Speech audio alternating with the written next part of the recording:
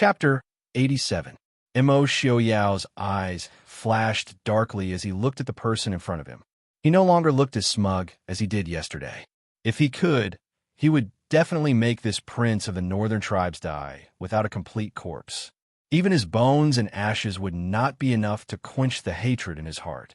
Unfortunately, this idiot was the prince of the northern tribes and could not die just yet. Just like those people outside, no matter how much he disliked them, no matter how much he hated them, he had to temporarily let them live. Too lazy to look at the person in front of him, Mo Xiaoyao turned and walked out of the prison. Feng Jiao was leaning against the wall and looking at him with a grin. You really intend to hand this idiot over to the prince of the northern tribes? Mo Xiaoyao raised an eyebrow and said, just this idiot is not enough. I don't care what method you use to make him spit out everything he knows in 10 days. See if there is anything useful to hand over to Yelu Hong. No matter what method. That's right, no matter what method. I just want an answer. No matter how stupid he is still Yelu Ye's younger brother. I don't believe that he doesn't know anything. Mo Xiaoyao said in a low voice, you know what to do after this. Feng Jiao nodded, the smile on his face widening. I understand. He is already pretty stupid. It wouldn't be a surprise if he became even more stupid. Isn't that right? Let Yelu Ping and Yelu Yi fight each other like dogs? I like this idea. Mo Xiaoyao nodded in satisfaction. I'll leave it to you. Take care, Your Highness. Enjoy your new marriage. Seeing Mo Xiaoyao and Jing's figures disappear through the prison door, Feng Jiao narrowed his eyes in satisfaction as he looked at the eerie prison in front of him. He could also hear faint pleas for mercy. The smile on his face became even more radiant.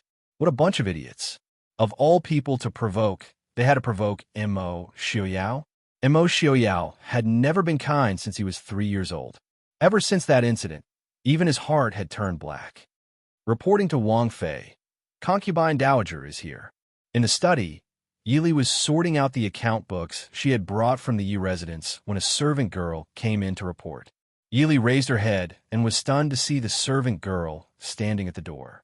Qing Shuang had already opened her mouth and said, Jingwen, why are you here? This servant girl was the one who was sent to the sewing room by Yi Li when she was in the Yi residence. Her original name was Han Qing, Jingwen. The maids in King Ding's residence were all dressed in a moon-white robe with a plain-colored belt. This kind of simple yet elegant robe made her look a little flirtatious. Jingwen looked with alarm at Yi Li and said in a low voice, the mama in charge said that the clothes made by Jingwen's embroidery skills are not suitable for Wang Fei to wear. There are 4 first-rate embroiderers in the sewing room, so Jingwen was sent outside to serve. Although she was very happy to be able to leave the sewing room, a trace of shame flashed across Jingwen's face when her embroidery skills were found to be worthless. Yili faintly scolded this girl in her heart. This girl had stayed in the sewing room for a month or 2 and still didn't learn to be smarter. Did she think that she didn't have to worry about anything just because she had a good appearance? All right, you can leave first. Ask concubine dowager to come in. Yili waved her hand. Yes, princess consort. Jingwen bowed and respectfully retreated. Qing Shuang complained in dissatisfaction.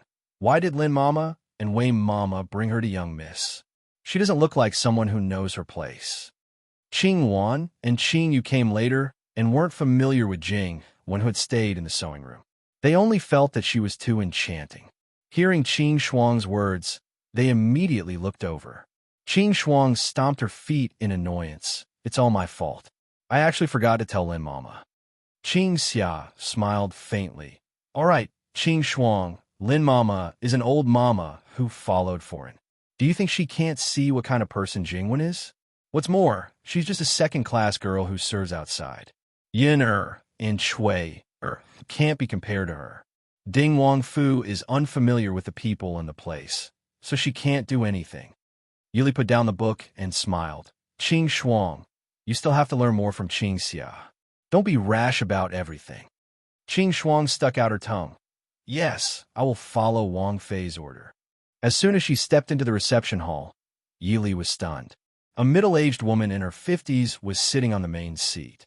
She was wearing a gorgeous brocade robe and a head ornament with gold and jade inlaid with gems. She looked very noble. If she didn't know her identity beforehand, Yili would have thought that she wasn't the old Prince Ding's Su Fei, but the Di Fei.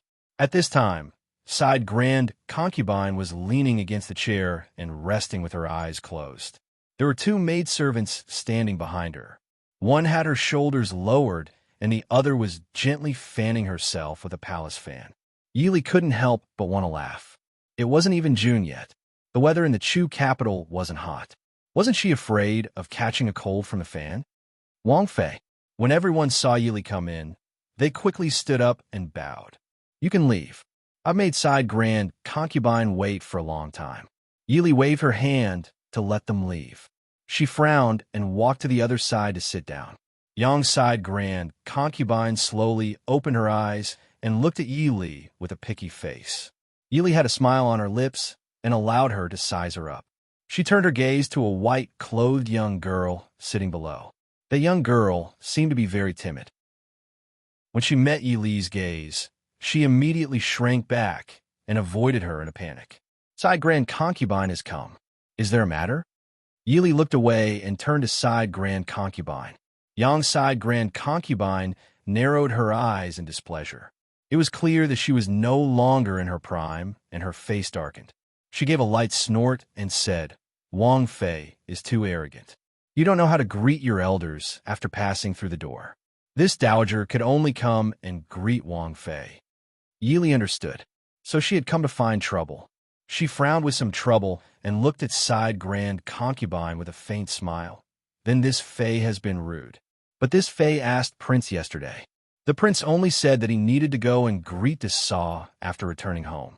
He didn't mention that there was anyone else in the Wang Fu that this Fei needs to personally greet.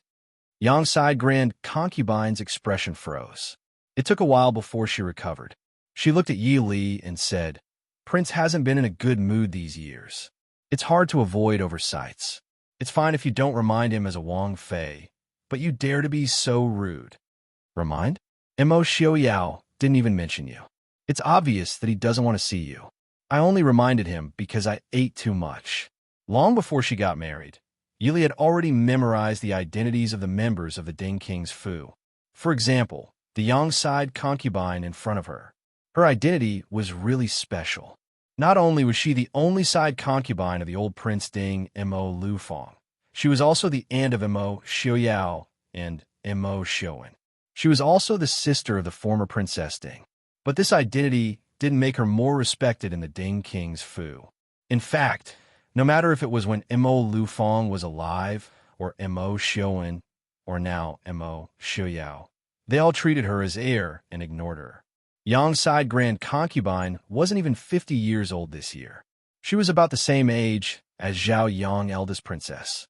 But for two women who were widowed at the same time, one would think that they were at least 10 years apart just by looking at their appearance. But Yili wouldn't sympathize with her because of this. She could only say that she asked for it. Yang Side Grand Concubine married into the Ding King's Fu when the former Princess Ding gave birth to Mo Xiuan. After giving birth to Mo Xiuan, Princess Ding's health became very poor. Her originally loving relationship with Prince Ding also became somewhat cold. Then, 7 years later, she passed away not long after giving birth to Mo Xiaoyao. And compared to Mo Xiaoyao's disregard for Side Grand Concubine, the usually gentle and refined Mo Xiuan's attitude towards her could be said to be one of disgust. Therefore, Yili had enough reason to think that Side Grand Concubine used some unconventional method to marry into the Ding King's Fu and directly cause a relationship between Mo Lufang and Wang Fei to break. Even if she didn't talk about all of this, even if Mo Xiaoyao would take in a concubine in the future, she would definitely not accept anyone from Yishan or Yulin. If it was said that she found it hard to accept sharing a husband with others, sharing a husband with her biological sister was simply challenging the limits of her tolerance. Chapter 88. I really don't know if there's a need for me to personally pay my respects to a secondary consort, Yili said faintly with her clear eyes half closed. You! How dare you! Secondary consort Yang was so angry that her face turned red, and she pointed at Yi Li without saying a word. The identity of a secondary consort was the pain of her life. When she married into the prince's residence, she was already a secondary consort, and she was not disappointed as she was born from a concubine. After her sister died, she thought that she had the chance to become the main consort because the prince only had her as his secondary consort. However, the prince did not even look at her until he died. Ever since Mo Lufeng passed away, she knew that she would never have the chance. Until she died, she could only be a secondary consort, and she could not even be buried with Mo Lufeng. The prince's residence's consort, Yang, should know who is the one who is being impudent. Yi Li raised her head and stared at her faintly. The Ding King's residence respected the prince on the outside and the princess consort on the inside. Not to mention a mere secondary consort. Even the proper consort Yang could not embarrass the princess consort. So after Mo Xiaowen passed away, the servants no longer addressed princess consort when as princess consort, but as eldest madam. This indicated that her identity was the eldest sister-in-law of the prince's princess consort and not the princess consort of the Ding King's residence. After suppressing secondary consort Yang's arrogance, Yi Li's expression eased and she smiled faintly. Secondary consort Yang, do you have something to say for coming over so early? Secondary consort Yang, who was stunned by her sudden change in expression, regained her senses and her expression changed. She wanted to fly into a rage, but the girl in white sitting by the side said uneasily, "Aunt." Secondary consort Yang looked at the girl in white and actually suppressed the anger in her heart. She turned to Yi Li and said, "This is my maternal family's niece, Qianru." The girl in white stood up and bowed towards Yi Li and said gently, "Qianru greets cousin-in-law." "Greets cousin-in-law." Yi Li frowned. The daughter of the Yang family was the niece of the senior concubine, which meant that she was Mo Xiaoyao's cousin. Yi Li was very unfamiliar with this cousin of hers. The main reason was that the Yang family was not a prestigious family. In fact, other than the first-generation Prince Ding, Mo Lanyun, who married a princess of the previous dynasty, the Mo family's several generations of princesses did not have prominent family backgrounds. Of course, this was because the men of the Mo family did not need nepotism. On the other hand, it was probably to avoid being feared by the royal family. As far as she knew, Princess Yang didn't have a legitimate brother in her mother's family, and the only concubine-born brother died a few years ago. Then Yang Qianru was the orphan of the concubine-born son of the Yang family. "Cousin, you don't have to be so courteous. Sit down." Prince must have forgotten that he hadn't heard him mention his cousin before, so he didn't have time to prepare a greeting gift. "Please don't blame me." While speaking, Yi Li took off the ice-type jade bracelet on her wrist and put it in Yang Qianru's hand. She smiled and asked senior concubine sitting on the side, "Cousin, do you live with senior concubine?" Senior concubine glanced at Yi Li and nodded. "Qianru is still young and has no other relatives, so I brought her here and can take care of her. After all, she is not a girl of the prince's mansion. It's okay to live with me." Yi Li didn't intend to arrange another courtyard. She nodded and smiled. "It's okay as long as cousin and senior concubine don't feel wronged. If you lack anything, just send someone to tell me. Don't be embarrassed." Senior concubine's eyes moved and said, "That's why I brought her to see you. Qianru is almost 17 years old this year. She should have considered marriage long ago. However, Prince usually doesn't see her, and I don't know much about it. Since you're Qianru's representative, then look carefully for her. Also, it's not proper for a girl to be so plain all day. She needs to wear more clothes." Senior concubine said to herself. Yang Qianru, who was sitting at the side, blushed. She lowered her head and refused to look at others. Yi Li leaned comfortably in the chair and listened to senior concubine speak of her demands. If there was a hint of discussion at the beginning, then it was a commanding tone towards the end. Yi Li looked at Yang Qianru's snow-white robes and couldn't help but frown. The Fu usually deducts cousins' expenses. Even if Mo Xiaoyao didn't like senior concubine, he wouldn't go so far as to deduct a girl's expenses, right? Looking at Yang Qianru's plain white robes, even her hair was decorated with white ribbons. People who didn't know would think that she was mourning for someone. The Yahuan who had some status in the Fu dressed more appropriately than her. Yang Qianru suddenly raised her head, her eyes filled with tears and panic. She hurriedly said, "No, the Wang Fu didn't mistreat Qianru. Cousin-in-law, please don't misunderstand Cousin Ji. It's Qianru's fault." Yili couldn't help rubbing her forehead. What was this? She rubbed her brow and said to Qing Wan, "Go see if Sun Mama is free. Ask her to come over." Sun Mama came quickly. Qing Wan had clearly told her about the matter, so she brought a steward who was in charge of the Fu's accounts and the expenses. Greetings to Wang Fei. Greetings to senior concubine. The three bowed in unison. Yili nodded and said, "Sun Mama, you don't have to be so courteous." Sun Mama stood up and said, "Many thanks, Wang Fei. I heard that Wang Fei summoned this old servant for the matter of the side dowager's courtyard's expenses. This old servant acted on my own initiative and called Steward Wang from the accounting room and Zhang Mama, who is in charge of expenses. Wang Fei, please forgive me."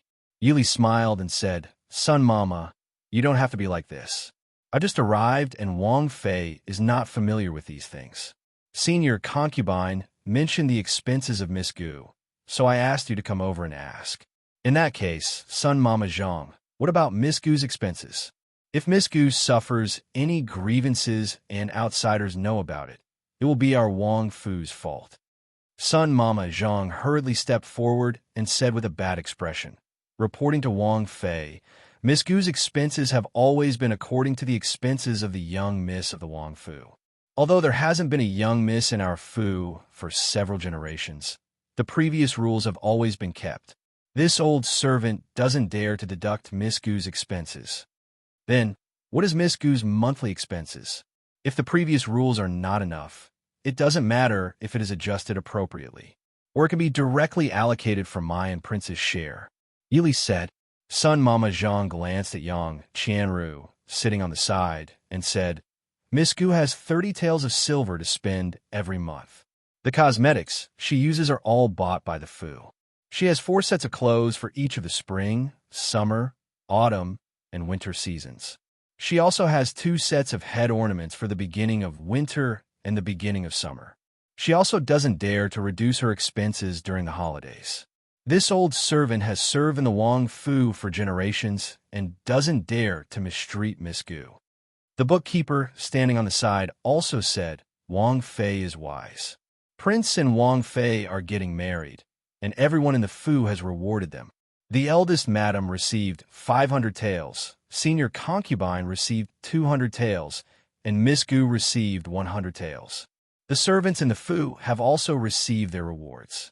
This subordinate doesn't dare to delay and can send the account books as proof." When these words were said, everyone's eyes fell on Yang Qianru. Looking at her white robes and her weak appearance, it was as if she would be blown away by the wind. It really didn't look like she had been mistreated. Sun Mama's upright and serious face flashed with displeasure. "Don't say that the Wang Fu didn't mistreat her. Even if you have mistreated her for so many years, isn't it still the Wang Fu that raised you? The prince and princess just got married. What do you mean by wearing white?" Chapter 89. The maidservants who followed Yi Li from the Yi family also had opinions about this delicate cousin. Fourth Miss was already delicate and moving, but this one was even more fragile than her. Furthermore, the treatment of this cousin was not much different from the treatment of the Yi family's D Miss. When their young miss was in the Yi family, she only received 30 taels of silver a month. Furthermore, this Miss Yang did not have any reputation in the capital.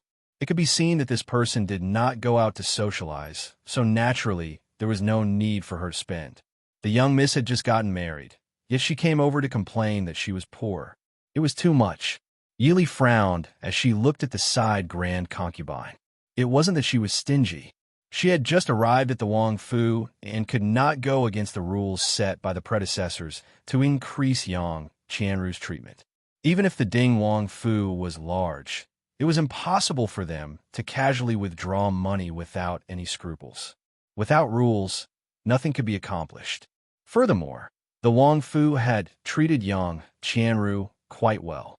Unfortunately, the side grand concubine obviously did not think so.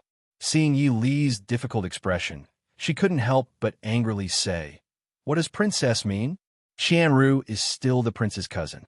Can it be that a few taels of silver can't be spent? If outsiders know that our Ding Wang Fu mistreats an orphan girl whose parents are dead, the prince's face will not look good." In short, the side grand concubine wanted to put the reputation of mistreatment on Mo Xiuyao's head. Then, how much does side grand concubine think is reasonable? The side grand concubine frowned and said with an unwilling expression, "It should be 80 taels of silver a month. There are also head ornaments and accessories. How can 2 sets be enough? Qianru can't go out to meet people these few years, and even her marriage has been delayed. In the future, there will be many times when she goes out with you. Let Fenghua Building send over 4 sets." Seeing the side grand concubine's matter-of-fact expression, Yili couldn't help but roll her eyes in her heart. When did she agree for Yang Qianru to follow her? Even if she did not go out these few years, she could still link it to the Wang Fu. If it wasn't for the Prince Ding mansion, with the Yang family's background, they might not even remember the concubine daughter of the Prince Ding mansion. Side imperial concubine, please be careful with your words. Wang Fei is the mistress of the Ding Palace. It was impossible for him to bring an unmarried girl with him when he was walking around outside. Even if there is, it should be a girl from the prince's mansion or a D-sister from the princess family. Sun Mama said with a serious face. Yili couldn't help but praise him in her heart. She didn't want to go on blind dates with a weak girl who would shed tears at the sight of flowers and rain. Hearing Granny Sun's words, Yang Qianru's face turned red. She let out a low cry and clutched her chest. Tears welled up in her eyes and were about to fall. Without waiting for side grand concubine to get angry, Yili frowned and said to the 3 people, "Since you've asked clearly, Steward Wang and Mammy Zhang should go back first. In addition, I will allocate 10 taels of silver for my monthly allowance to Miss Biao. Since she's a guest, we can't let Miss Biao suffer." "Yes, we will follow Princess's orders." Steward Wang and Mama Zhang responded and retreated. Yili continued, "Side grand concubine and Miss Biao should also go back first. As for Miss Biao's marriage, I will discuss it with the prince before giving a reply to side grand concubine." Side grand concubine was unwilling, but when she saw Yi Li's expression of wanting to see them off, she didn't dare to go against Yi Li's intentions. She could only angrily leave with the aggrieved Yang Qianru. After sending the 2 off, Yili looked at Sun Mama and said, "Sun Mama, Steward Wang and Mammy Zhang's salaries will be increased by 10 taels this month. Just take it from me." Sun Mama complied and looked at Yi Li, saying, "Actually, Princess doesn't need to pay attention to side grand concubine and Miss Biao. Our Wang Fu has never treated Miss Biao unfairly. We haven't touched a single cent of the inheritance that the Yang family left to Miss Biao." Yili helplessly said, "Look at what she's wearing today. What would others think if they saw her like this?" Sun Momo pursed her lips and said, "Princess Consort, you may not know this, but this Miss Biao is very strange. It's said that she likes white very much. The clothes we sent for the 4 seasons were all colors that girls like, but Miss Biao said that they were tacky. She was only willing to wear white clothes. If the clothes we sent didn't have white, she would rather wear her old clothes. She ruined a lot of clothes for no reason. The steward of the Fu had no choice but to send white clothes.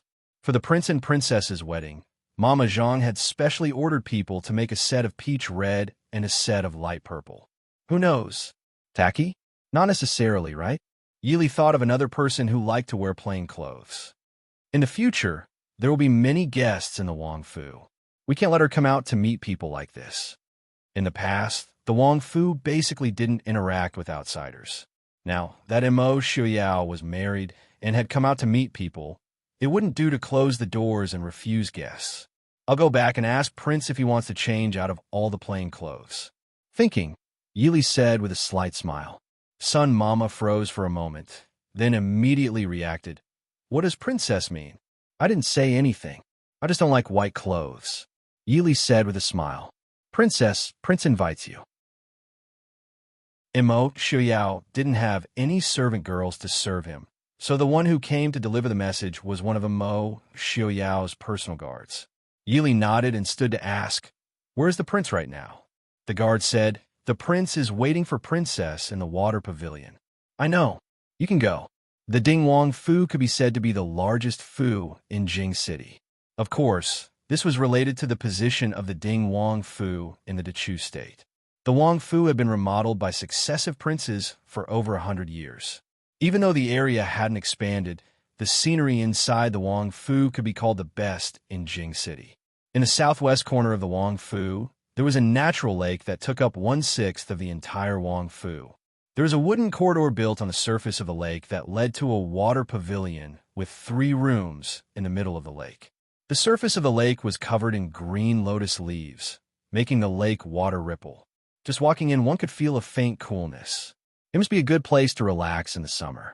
Waving her hand to stop the servant girls, Yili walked alone along the corridor on the surface of the lake towards the pavilion in the middle of the lake. As expected, she saw Imo Xiaoyao sitting in front of the open window, lost in thought. Hearing her footsteps, Imo Xiaoyao came back to his senses and said with a smile, "Li." Yili walked in. "What are you thinking about?" Imo Xiaoyao shook his head and said with a smile, "I've been busy with some trivial matters these past 2 days. I didn't have time to ask if you're used to it." Yili shrugged and found a place to sit across from him. She said with a smile, "My ability to adapt has always been very good. The people in Wang Fu are also very good. I'm very used to it." Seeing Imo Xiaoyao looking at her with a strange expression, Yili blinked her eyes and said with a smile, "It can't be that you're not used to it, right?" She didn't expect Imo Xiaoyao to actually nod his head and said with a smile in a low voice, "I'm indeed not used to it. It seems it's been many years since I was the only one in this Wang Fu." "And do you need me to leave?" Yili was a little apologetic. She didn't think that her existence would cause trouble for Imo Xiaoyao. Imo Xiaoyao laughed involuntarily and shook his head. "How could that be? Li, I thought that we were husband and wife." "So? I feel that we need to spend more time together," Imo Xiaoyao said. Yili understood. Some people would habitually avoid things that they were not used to, but others would choose to face them head-on. Imo Xiaoyao clearly belonged to the latter. For a couple like them, who clearly had no feelings before marriage, they needed to cultivate feelings after marriage. "Do you have any good suggestions?" Imo Xiaoyao said. "If you have time, you can accompany me to talk or read a book. Or, if you don't feel ashamed, I can accompany you for a walk." Chapter 90. Go out? Yili was a bit tempted. She seemed to have forgotten that there was another benefit after getting married. It was more convenient to go out than before. "No problem." Yili nodded, agreeing with Imo Xiaoyao's suggestion. Imo Xiaoyao was startled when he saw that she didn't hesitate at all. A faint smile appeared on his lips. "You said you wanted to draw a portrait for Ali yesterday. Ali, come over and take a look. What do you think of this?" Yili walked over in surprise. "You're done so quickly." There was an open painting on the table in front of Imo Xiaoyao.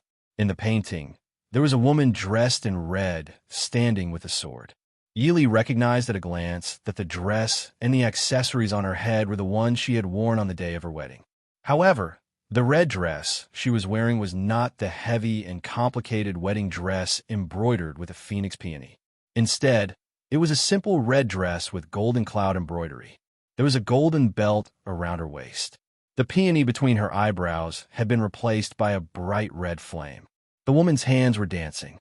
Her expression was bright and dignified, but there was also a trace of arrogance and sharpness. "This is me." Yili looked at the woman in the painting in a daze and softly said. The woman in the painting had a familiar face, but it also seemed a bit unfamiliar. However, that unfamiliar feeling seemed to be the one she was truly familiar with. For some reason, Yili felt that the woman in the painting was very beautiful. She was 100 times more beautiful than her usual self in the mirror. Imo Xiaoyao smiled and said, "The beauty dance of the past. One sword moves the 4 directions." Li has the style of Princess Qing Yun of the past. I have it. Yili shook her head. She had never wielded a sword in front of anyone before. More accurately, she did not know how to wield a sword at all. Yili was lost in thought as she looked at the cloud-embracing sword in the hand of the woman in the painting. Mo Xiaoyao faintly smiled and said, I feel that this is the real Li Li. Yili was silent. However, her eyes could not move away from the woman in the painting. Indeed, she had seen such an expression on another familiar face before. He came and went freely in the rain of bullets, and killed enemies with his bare hands in the rain of blood. That was a completely different life from now. Ever since she accepted reality, she had been trying her best to conform to the standards of women in this era. She also thought that she had gradually forgotten the woman who laughed wantonly in the mud and sweat. But if she had really forgotten about it, if she had really accepted it, how could she have hidden her skills like this? That day, when Li held the cloud-embracing sword, I felt that Li Li was more beautiful than I've ever seen her. Mo Xiaoyao seemed to sigh. The image of Yi Li unsheathing her cloud-embracing sword appeared in his mind. Although it was only for a short moment, it was completely different from any other woman's biting cold aura and the free and unrestrained heroic spirit of brandishing her sword. In that instant, Mo Xiaoyao thought he was looking at a famous general who had dominated the battlefield. Can you give me this painting? Yi Li asked hesitantly. Mo Xiaoyao smiled and said, This was originally meant for you. Ever since the topic of painting had been brought up yesterday, Mo Xiaoyao knew that Li Li was just joking. But in his mind, from time to time, Yi Li's beautiful appearance on their wedding night, and the scene of her unsheathing her sword that day in the main hall of the Yi residence. So even though there were many things to do in the palace these past 2 days, he still worked through the night to finish this painting. But you haven't written it yet? What does Li think is appropriate? Yi Li shook her head. She hesitated and said, No need. I don't need to take it out for others to admire. She really liked this painting. If she wrote it, what would she do if it was ruined? Mo Xiaoyao raised an eyebrow and then nodded and said, All right, since you want to write it, you still need to sign it off. He picked up a brush from the brush holder on the table and ordered, Help me grind the ink. Yi Li was also curious about Mo Xiaoyao's handwriting. Just from the painting, when Mo Xiaoyao said that his painting was not worse than Han Mingyue's, he was not boasting. But how was his handwriting? Mo Xiaoyao looked at her and smiled. Li Li's calligraphy is unique. I might have to disappoint you. Yi Li smiled as she watched him dip the brush in the ink and leave a line of words on the side of the painting. Prince Ding Xiaoyao presents his wife Li Li. Mo Xiaoyao's handwriting was tall and elegant. It looked imposing, but it did not make people feel that it was showing off. Yi Li was very satisfied. She carefully took the painting to the side to dry it and put it away. When she saw the words presents his wife Li Li on the painting, she suddenly had a strange feeling. She looked up at Mo Xiaoyao and saw that he was looking at her. If she just looked away, wouldn't she seem guilty? Yi Li could only open her eyes wide and look back. Mo Xiaoyao smiled faintly and was the first to look away. The strange atmosphere made Yi Li want to leave, but the painting on the table made her reluctant to leave. And if she left like this, wouldn't it mean that she admitted defeat? She had just promised to spend more time with him. Her mind quickly turned. Yi Li quickly changed the topic. Right, I wanted to discuss something with you. Can you change out of all the white clothes? Seeing Mo Xiaoyao raise his eyebrows in confusion, Yi Li asked, Or do you just happen to like white clothes? Mo Xiaoyao shook his head. I don't have a preference for colors. I'm just used to it. But why did you think of this? Based on his understanding of Yi Li, she definitely wouldn't be interested in what color he wore. Yi Li smiled and told him what happened in the courtyard.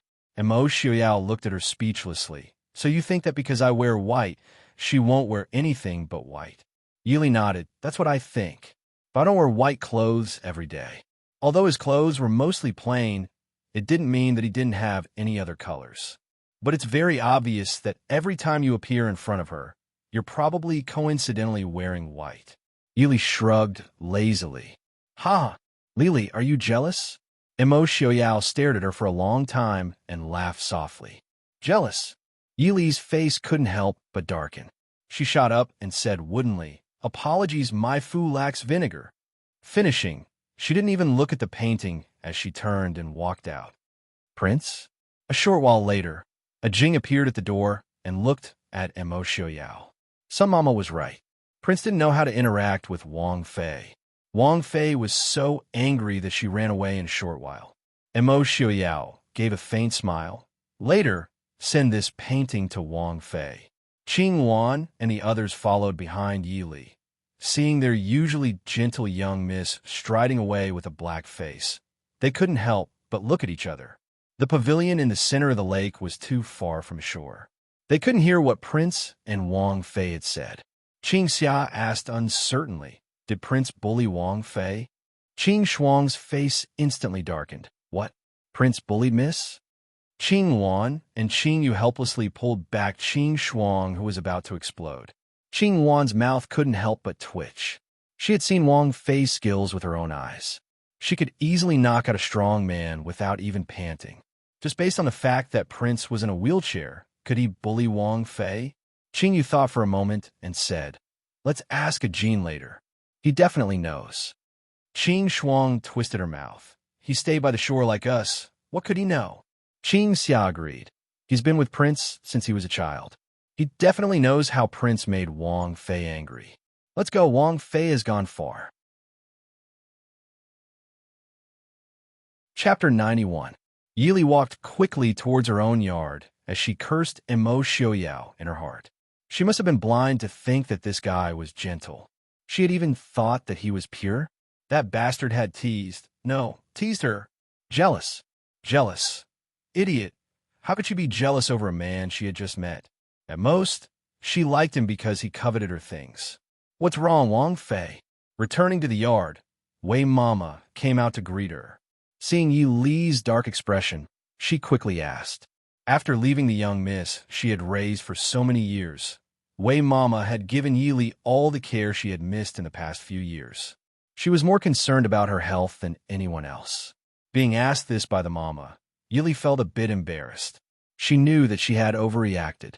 She didn't have the face to say that she had left in a fit of pique after being teased by Xiaoyao. She quickly pulled Wei Mama and said, "Nanny, didn't I tell you to rest? Be careful that your little grandson won't recognize you if you keep circling around me like this."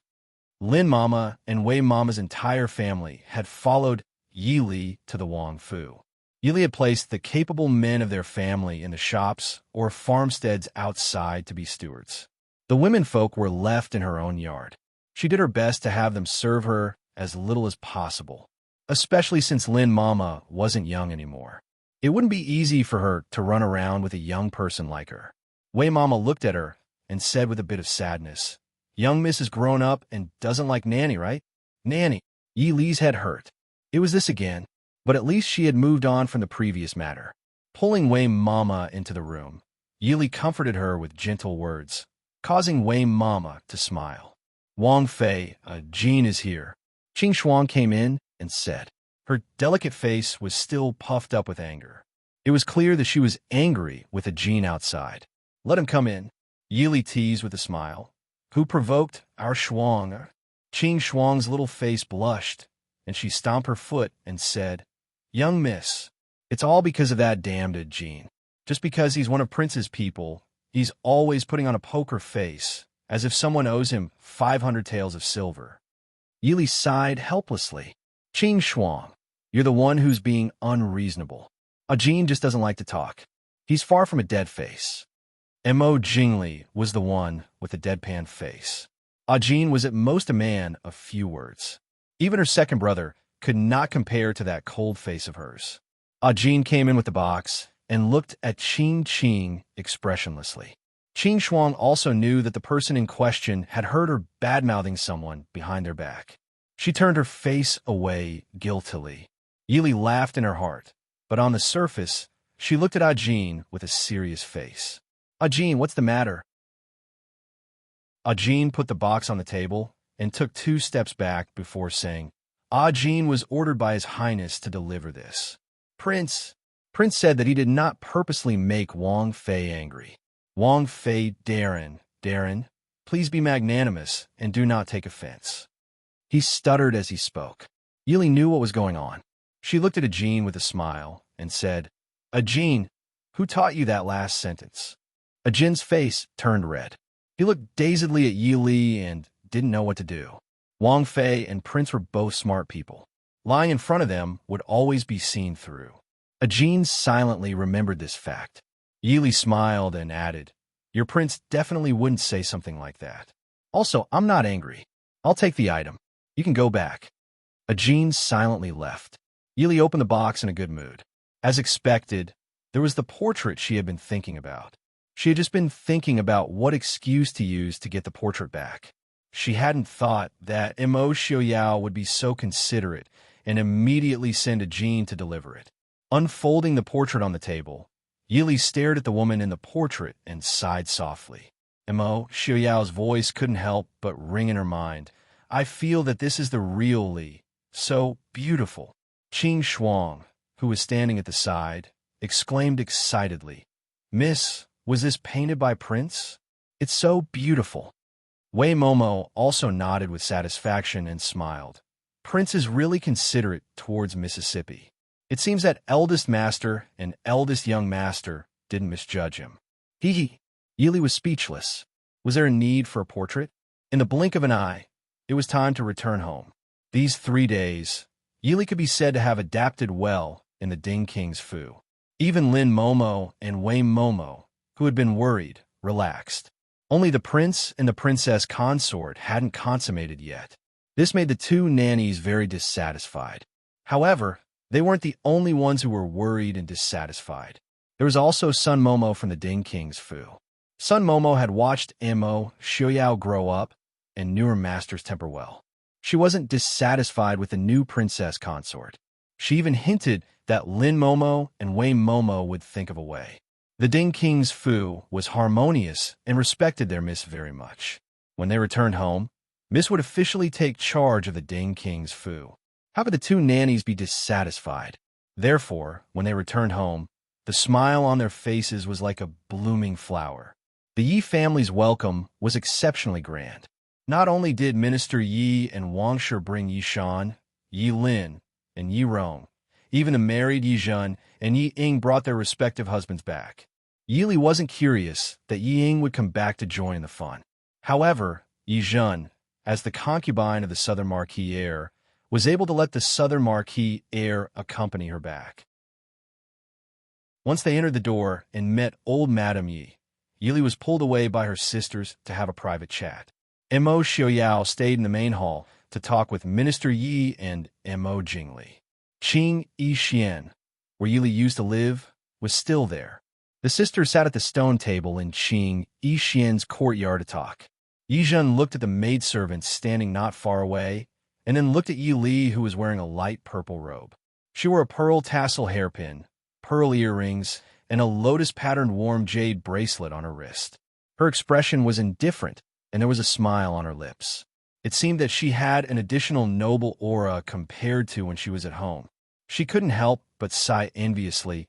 It seems that third sister is having a good time in the Ding King's residence. Yili smiled. Thank you for your concern. Everything is fine.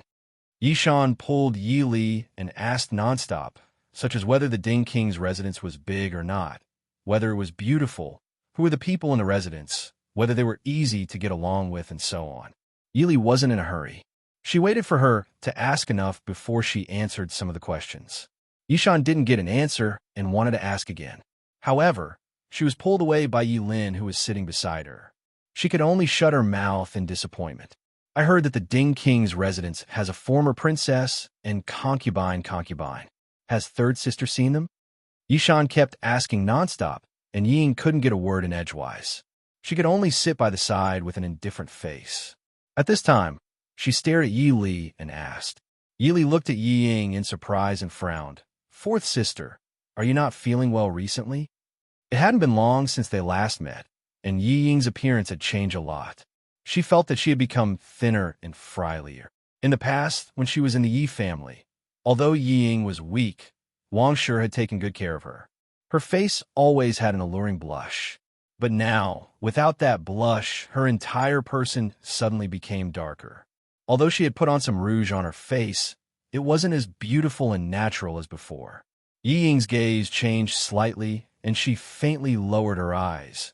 "Thank you for your concern, third sister. I'm just a little tired."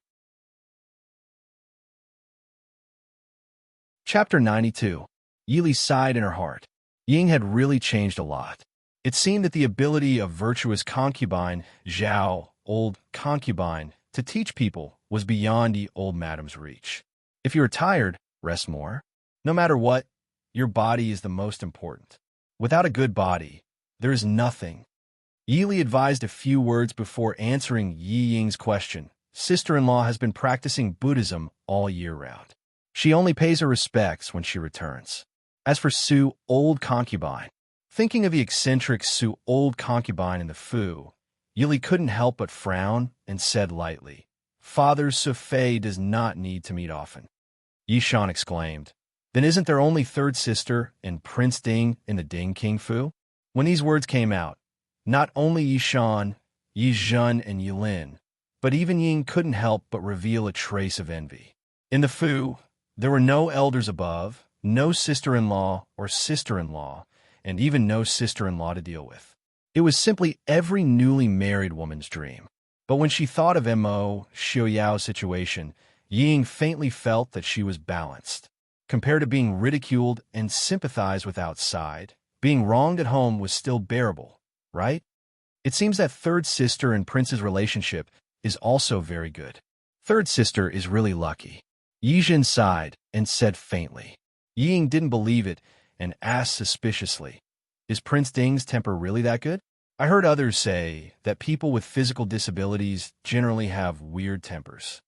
Yili frowned and said, "Prince is not difficult to get along with."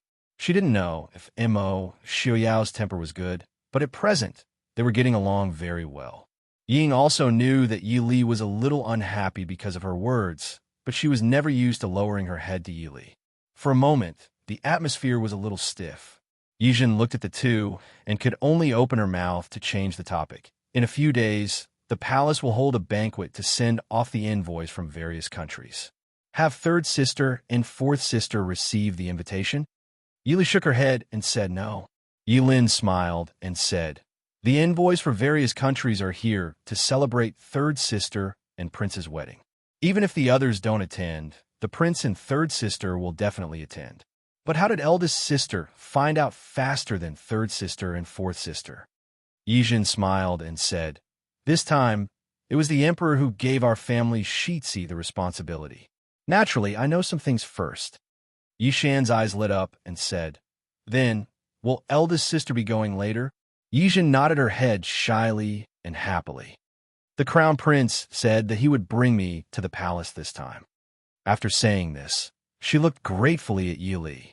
Clearly, Marquine and Shitzi had decided to bring a side consort like her to the palace banquet because she had just become Princess Ding's younger sister. Although she was only a secondary consort, Yizhen now felt that she could stand firm in the Marquis Fu. After all, even the princess consort didn't have a younger sister who was a Jiaoyi and two younger sisters who were Wang Fei. Based on this point, if she could give birth to an heir, she would have a chance to compete with the princess consort in the future.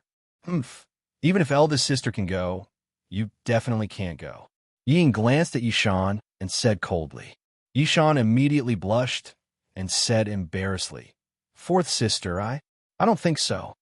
Ying didn't even look at her and said, "Who has the time to care about what you think? It's just that some people can't see their own status clearly." Yishan's eyes were red and tears welled up in her eyes. In the end, she could only get up and run out. Ying's words were too harsh. Although they were directed at Yishan, Yilin still felt uncomfortable. Seeing Yishan run away, she also got up and chased after her.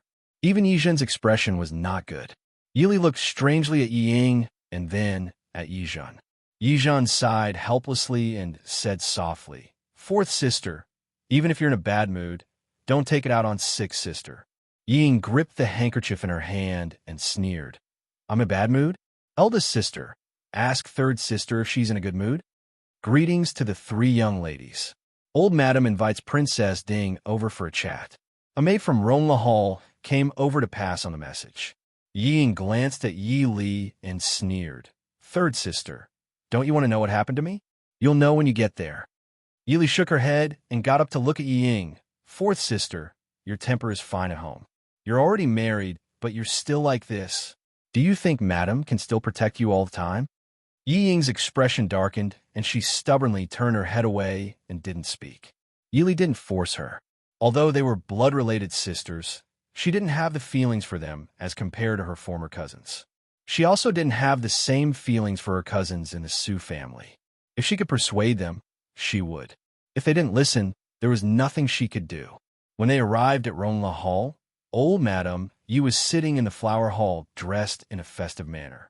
When she saw Yi Li coming in, she smiled like a flower. Lyra, come and let grandmother take a look. Yi Li walked over and sat beside old Madam Yi. Old Madam Yi sized up Yi Li and nodded her head in satisfaction. Are you used to living in the Ding Palace these few days? Are the servants in the palace easy to order around? Did anyone make things difficult for you? Yi Li smiled. I've made grandmother worry. Lyra is well. The servants in the palace are also very respectful. Old Madam Yi nodded her head repeatedly. That's good, that's good. Then you and Prince. Yi Li said, Prince is also easy to get along with. Old Madam Yi was in a difficult position. She looked at Yi Li and said, Grandmother is talking about you and Prince. You and Prince, when do you plan to have a child? Prince is not young anymore. Yi Li was slightly embarrassed. Old Madam Yi pondered for a long time and wanted to ask if they had consummated their marriage. Old Madam Yi stared at her and said, Don't lie to grandmother. If grandmother can't tell, then she has lived for so many years in vain. You and Prince haven't consummated your marriage yet, right? Old Madam Yi obviously understood that this granddaughter was different from the others. She quickly gave up beating around the bush and asked directly. She could also tell. Yi Li thought for a while and said calmly, Grandmother, you don't have to worry. Prince and I don't feel that we are familiar with each other. It's not too late to get along with each other for a while. Moreover, we are getting along very well now, so there's no hurry. Old Madam Yi looked at Yi Li's calm face and secretly shook her head in her heart. Then, who will take care of the affairs of the prince's mansion? The external affairs will naturally be taken care of by Prince. The affairs of the prince's mansion will be handed over to me after we return. Yi Li replied. Old Madam Yi's expression became slightly better. At least this granddaughter knew how to grasp the power of the prince's mansion. Old Madam Yi was really helpless towards Yi Li and Yi Ying, these two granddaughters. Yi Ying looked smart, but in fact, she was brainless. After marrying into the prince's mansion, she didn't know how to grasp the power of the prince's mansion. Every day, she was jealous of her concubines and made herself look like a resentful wife. In contrast, Yi Li, who didn't reveal her talents, was obviously much smarter. Just by looking at the attitude of the servants who followed Yi Li from the prince's mansion, one could tell that she had a good life in the Prince Ding mansion. But she didn't care about Prince Ding too much.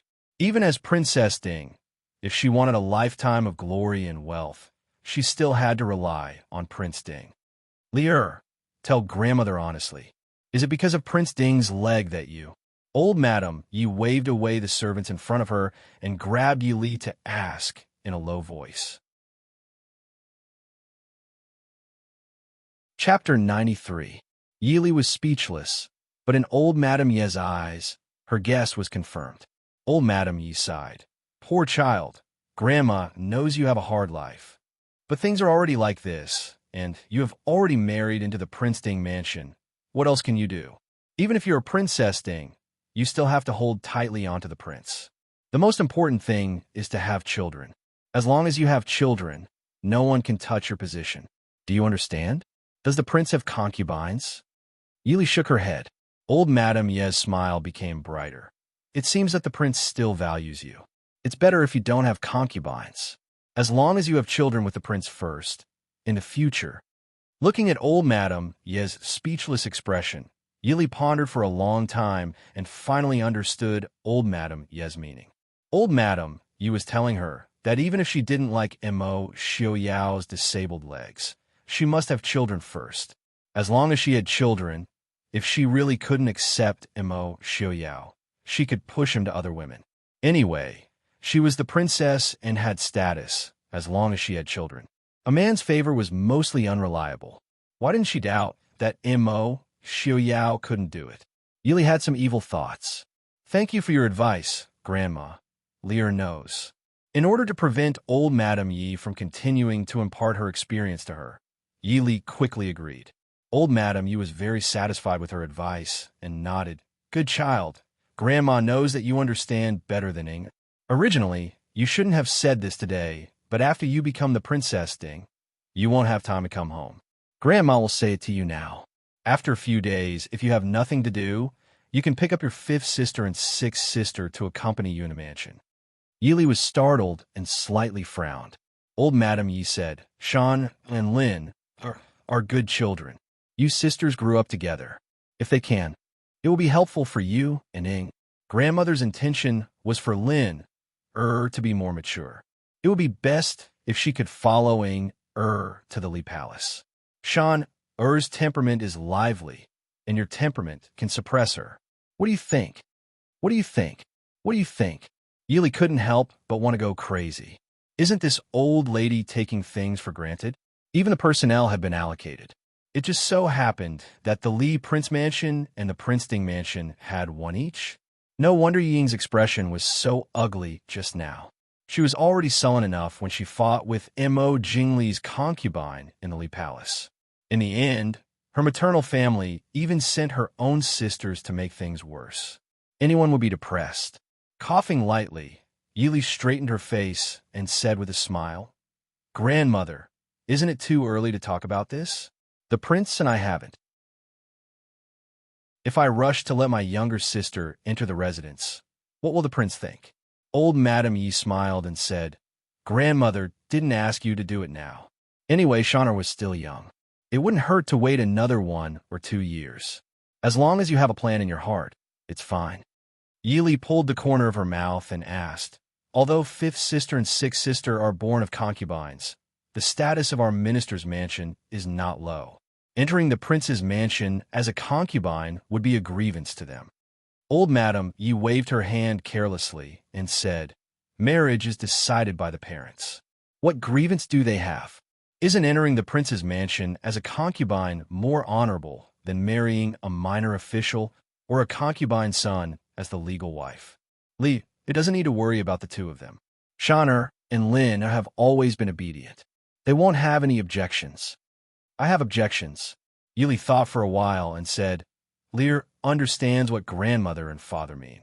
But our family's daughters, except for second sister who entered the palace, have all joined the prince's mansion. This is not good for second sister. This matter, has grandmother discussed it with father? In fact, after thinking about it seriously, Yili understood why old Madame Yi was so worried. Wasn't it because of the unborn child in the palace who was still unknown whether it was a boy or a girl? Not to mention now that she had joined the Prince Ding mansion. Even if she was still unmarried, Yili had never planned to cooperate with old Madame Ye's wild and imaginative plan. She really didn't understand why Minister Yi, who was considered an official for a long time, would agree with the plan of an old man who sat at home and didn't go out. Old Madame Yi was stunned. She squinted her old eyes and looked at Yi Li for a while before saying, What do you mean? Yi Li smiled and said, Lear is also a daughter of the Yi family. If second sister is good, then naturally Lear is good. But grandmother can't only care about two princes' mansion. You have to know, Prince always doesn't care about the facts. And the support of the officials in the court is also very important. This, Yili smiled faintly and said, Lear, it doesn't know about fourth sister. But if it's the Prince Ding mansion, grandmother should rest assured that Lear doesn't need any help. Old Madame Yi was silent for a moment. She also knew that Yi Li's words made sense. Not to mention that Yi Li was confident that she could control the Prince Ding mansion. Then, she really didn't need the Yi family to compensate another daughter. But if Yili wasn't willing and they forced one to go over, it wouldn't look good if the sisters fought against each other. And from old Madame Ye's point of view, whether it was Yi Shan or Yi Lin, they obviously couldn't win against Yili. After thinking through this, old Madame Yi didn't insist anymore. She smiled and said, Li Er's words make sense. It's grandmother who didn't think it through. Just treat it as if grandmother didn't mention it. Although the Princeton mansion had a prominent reputation, but in the past generations, Princeton had never participated in the royal family's affairs. From this point of view, the Princeton mansion's role wasn't as big as the princely mansion. Yes, grandmother didn't say anything. Li also didn't hear anything. Yili softly replied, Of course, it would be best to dispel old Madame Ye's thoughts. In the future, the Princeton mansion would be her home. She didn't want to see any existence that would make her feel uncomfortable there. After chatting with old Madame Yi for a while, the servants came to invite them to eat. Because it was a family banquet, there weren't any outsiders present. Only old Madame Yi brought Minister Yi and Wang Shi, Imo Jingli and Ying, Imo Xiaoyao and Yili, as well as Nanho's heir, Fu Zhao. At the dining table, Yili could clearly feel a cold gaze sweeping over her body from time to time. Without even looking up, Yili could guess who that person was. Ying attentively served Imo Jingli dishes. Imo Jingli was still staring at Yili from time to time with an expression as if someone owed him a few thousand taels. Imo Xiaoyao and Yili ate leisurely and calmly, occasionally serving each other's favorite dishes. Fu Zhao looked thoughtfully at this side and then at the other side, drinking and eating as if nothing had happened. On the other hand, Minister Ye's expression was slightly awkward and comical. It could be seen that he was trying to make the atmosphere at the banquet more harmonious and natural. But he couldn't afford to offend any of the three sons-in-law. Other than Nanho Shitsi, who gave him some face, Imo Xiaoyao wasn't hard to get along with. Imo Jingli's face clearly showed that he wasn't happy. Cough. Speaking of Prince, we haven't seen each other in a few years. Let me give you a toast. In the end, it was Fu Zhao who broke the strange atmosphere. He stood and gave a toast to Imo Xiaoyao, also to Wang Fei. May Prince and Wang Fei have a long and happy life together. Imo Xiaoyao raised his wine cup and said with a warm smile, Thank you for your auspicious words. I wasn't able to go and congratulate you on your wedding. Don't blame me. He raised his head and drank Fu Zhao's toast. The smile on Fu Zhao's face became more genuine. He said with a smile, No matter. We've known each other since childhood. Now we are relatives. Before we came, my mother told me to invite Wang Fei to visit the Marquis Fu when she has the time. This Nanho Shitsi clearly knew how to conduct himself. Everyone in Jing knew that while Nanho Shitsi hadn't inherited the title, the Shitsi Fei was in charge of the Marquis Fu. At this time, he didn't mention the Shitsi Fei and only spoke of the Nanho foreign. Chapter 94. Yili raised her cup to return the toast and said with a smile, Shitsi has written Nanho foreign for me. Yili raised her cup to return the toast and said with a smile, Shitsi has written Nanho foreign for me. Imo Jingli looked at the people talking and laughing in front of him. He lightly snorted and stood, saying, Since Fu Zhao has made a toast, then Imo Xiaoyao, I will also make a toast to you. Imo Xiaoyao raised an eyebrow and smiled faintly, saying, I also haven't drunk with Jingli in a long time. Will I also make a toast to you, and Li Wang Fei? Imo Jingli lightly snorted and waved away the servant girl who came forward to pour wine. He personally poured a cup for Imo Xiaoyao and himself. He raised his head and drank it all. Then he looked provocatively at the wine cup in front of Imo Xiaoyao. Imo Xiaoyao smiled and did not speak. He raised the cup and drank it all. Again, Imo Jingli raised the wine pot and filled it again. The two actually started to drink at the table. Yili frowned as she looked at the two men drinking without a word. Minister Ye's eyes were about to fly out, but no one paid attention. Old Madame Yi tried to persuade him, but was ignored by Imo Jingli. Imo Xiaoyao nodded at old Madame Yi with a smile but did not refuse Mo Jingli's urging to drink. Yili glanced at Ajin, who was standing not far away. Ajin detected Yili's gaze and showed an anxious expression as she looked at Mo Xiaoyao, who was silently drinking. Mo Jingli once again reached out to pour wine, a jade-like hand covering the wine cup. Mo Jingli's face darkened. He raised an eyebrow at Mo Xiaoyao and said, Mo Xiaoyao, what is the meaning of this? Yili's expression was indifferent. She placed a wine cup in front of her. Is Li Wang drunk? The one who stopped the wine was me. Why are you asking about my family's prince? Mo Jingli sneered and said disdainfully, what business does a woman have when a man drinks? I won't lower myself to a woman's level. Yili smiled coldly. Women also won't lower themselves to Prince Li's level. It's just that this consort and prince still need to visit the Su family in the afternoon. Does Prince Li want our prince to visit the Su family while reeking of alcohol? One had to know that not everyone could be as carefree as King Li, especially since the Su family is a scholarly family. They have a long history of etiquette. Does Prince Li want this consort and prince to be kicked out by uncle? Mo Xiaoyao, it can't be that you've developed the problem of being afraid of women after getting married, right? Mo Jingli glared at Yili with a dark expression for a while before speaking to Mo Xiaoyao with a cold smile. Mo Xiaoyao looked at him calmly. There was even a trace of a smile on his face. Jingli, it's not a bad thing to respect your wife's opinion. Li is right. We still need to visit Sir Su and Imperial Censor Su in the afternoon.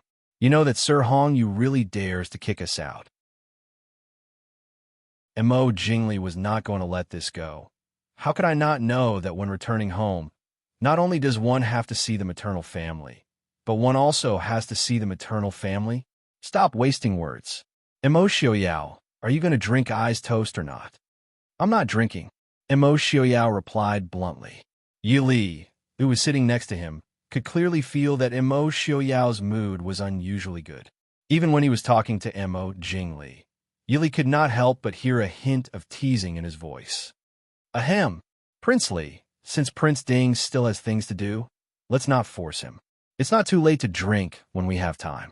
Fu Zhao helplessly tried to mediate the situation. They had all grown up in the capital and had known each other since they were young. Mo Xiaoyao and Mo Jingli had not been on good terms since they were young. Who would have thought that after not seeing each other for so many years, they would become even worse?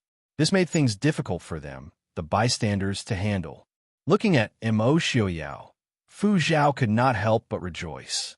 Mo Xiaoyao's temper was much better now, and he could even listen to Wang Fei's advice. If it was in the past, the two of them would have either fought to the death or come to blows. Jingli, Yi Ying coaxed. Don't we still have to go out in the afternoon? Let's treat Prince Ding to a drink next time. Mo Jingli narrowed his eyes at her. He snorted softly and did not speak anymore. Everyone else also sighed in relief. Minister Yi rubbed his aching temples and swore in his heart that he would never let these two sons-in-law drink at the same table again. After lunch, Yili and Mo Xiaoyao held hands and bid farewell to the Su Fu.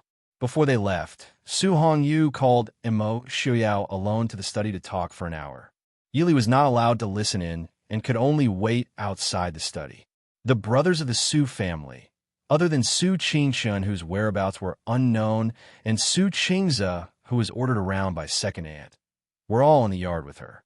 Su Qingyan leaned on the table and looked at Yi Li with a grin as he said, Li Jiejie, my father won't eat brother-in-law. You don't have to worry about him. Yi Li rolled her eyes at him in exasperation. Which eye of yours saw me worry about him? Su Qingyan pointed at his eyes and said with a smile, both of my eyes saw it. The usually careless Su Qingfeng felt a rare emotion. He looked at Yi Li and said sadly, I didn't think that in just a few days, Lyra would become someone else's. If Prince Ding bullies you, come back and tell Senji. Senji will definitely stand up for you. Yi Li nodded and said seriously, I will remember. Senji, don't worry. Su Qingfeng sighed and said, in a few days, I will be leaving the capital. Sanji will tell second brother that when second brother gets married, second sister-in-law will often go to the Prince Ding mansion to see you. Su Qingyin smiled and said, Sanji, you don't have to be so exaggerated. The Prince Ding mansion is not a mountain of swords or a sea of flames. With us here, how could Prince Ding dare to bully Li Jiejie? Su Qingbai, who was by the side, rolled his eyes and said, who was the one who retreated the moment they saw Prince Ding? How did the Su family produce such a timid lad that they even hoped that he would stand up for Liu? Su Qingyin's face turned red. Thinking of someone's methods, he couldn't help but tremble and said, CG, you can't blame me for being timid. It's really someone too cruel. Thinking of the two unlucky bandits in the courtyard that night, Su Qingyin went back and had nightmares for a few nights. Now that he saw Mo Xiaoyao, he reflexively wanted to hide behind Su Qingbai. Yili looked at Su Qingyin's guilty expression. Although he didn't finish his words, she could guess the gist of it. It was probably someone who did something frightening that scared Su Qingyin. Yili didn't intend to delve into this. Mo Xiaoyao was a famous general who had killed his way out of the battlefield when he was young. She didn't expect him to be a spotless and elegant gentleman. After returning to the prince's mansion, Yili began to busy herself with taking over the various affairs of the prince's mansion. Just the various account books made Yili look at them for 2 days before she was able to figure them out. At the same time, she was secretly amazed that the Ding prince's mansion was indeed rich. Several generations of princes' accumulated family property made Yili amazed. When she was almost done, she received an invitation from the palace for a banquet. With the reason of sending envoys from various countries to bid farewell, whether it was Mo Xiao or Yi Li, they obviously couldn't find a reason to refuse. Entering the palace once again, Yi Li's mood wasn't very good because of the unpleasant experience from the last time. The Ding Prince's mansion's horse carriage didn't alight at the palace gates like ordinary nobles. Instead, it directly entered the palace gates. Mo Xiaoyao was wearing a moon-white robe with a silver dragon embroidered with auspicious clouds and eagles. His hair was tied up with a white jade crown inlaid with sapphires. He looked cultured and elegant. Is Li in a bad mood? Yili lazily leaned against the horse carriage and said, It's nothing. The palace always makes people feel a little depressed. Chapter 95. Mo Xiaoyao couldn't help but smile. I don't know how many people think of ways to enter the palace. Li's way of thinking is very special. Yili faintly glanced at him and said, stepping on the bones of countless people to climb up, or being stepped on by others to climb up, is it really that interesting? Mo Xiaoyao thought, and then said with a smile, the process is definitely boring, but the majority of people can't see the process. They only need to imagine that they have climbed to the top. The pleasure of standing above tens of thousands of people is enough for them to forget everything. Yili raised an eyebrow and stared at him for a while before asking, Xiaoyao also thinks this way? Mo Xiaoyao stilled. He looked down at his hand on the armrest of the wheelchair. A long time later, he said in a deep voice, It's not just that I don't want to be stepped on by others to climb up.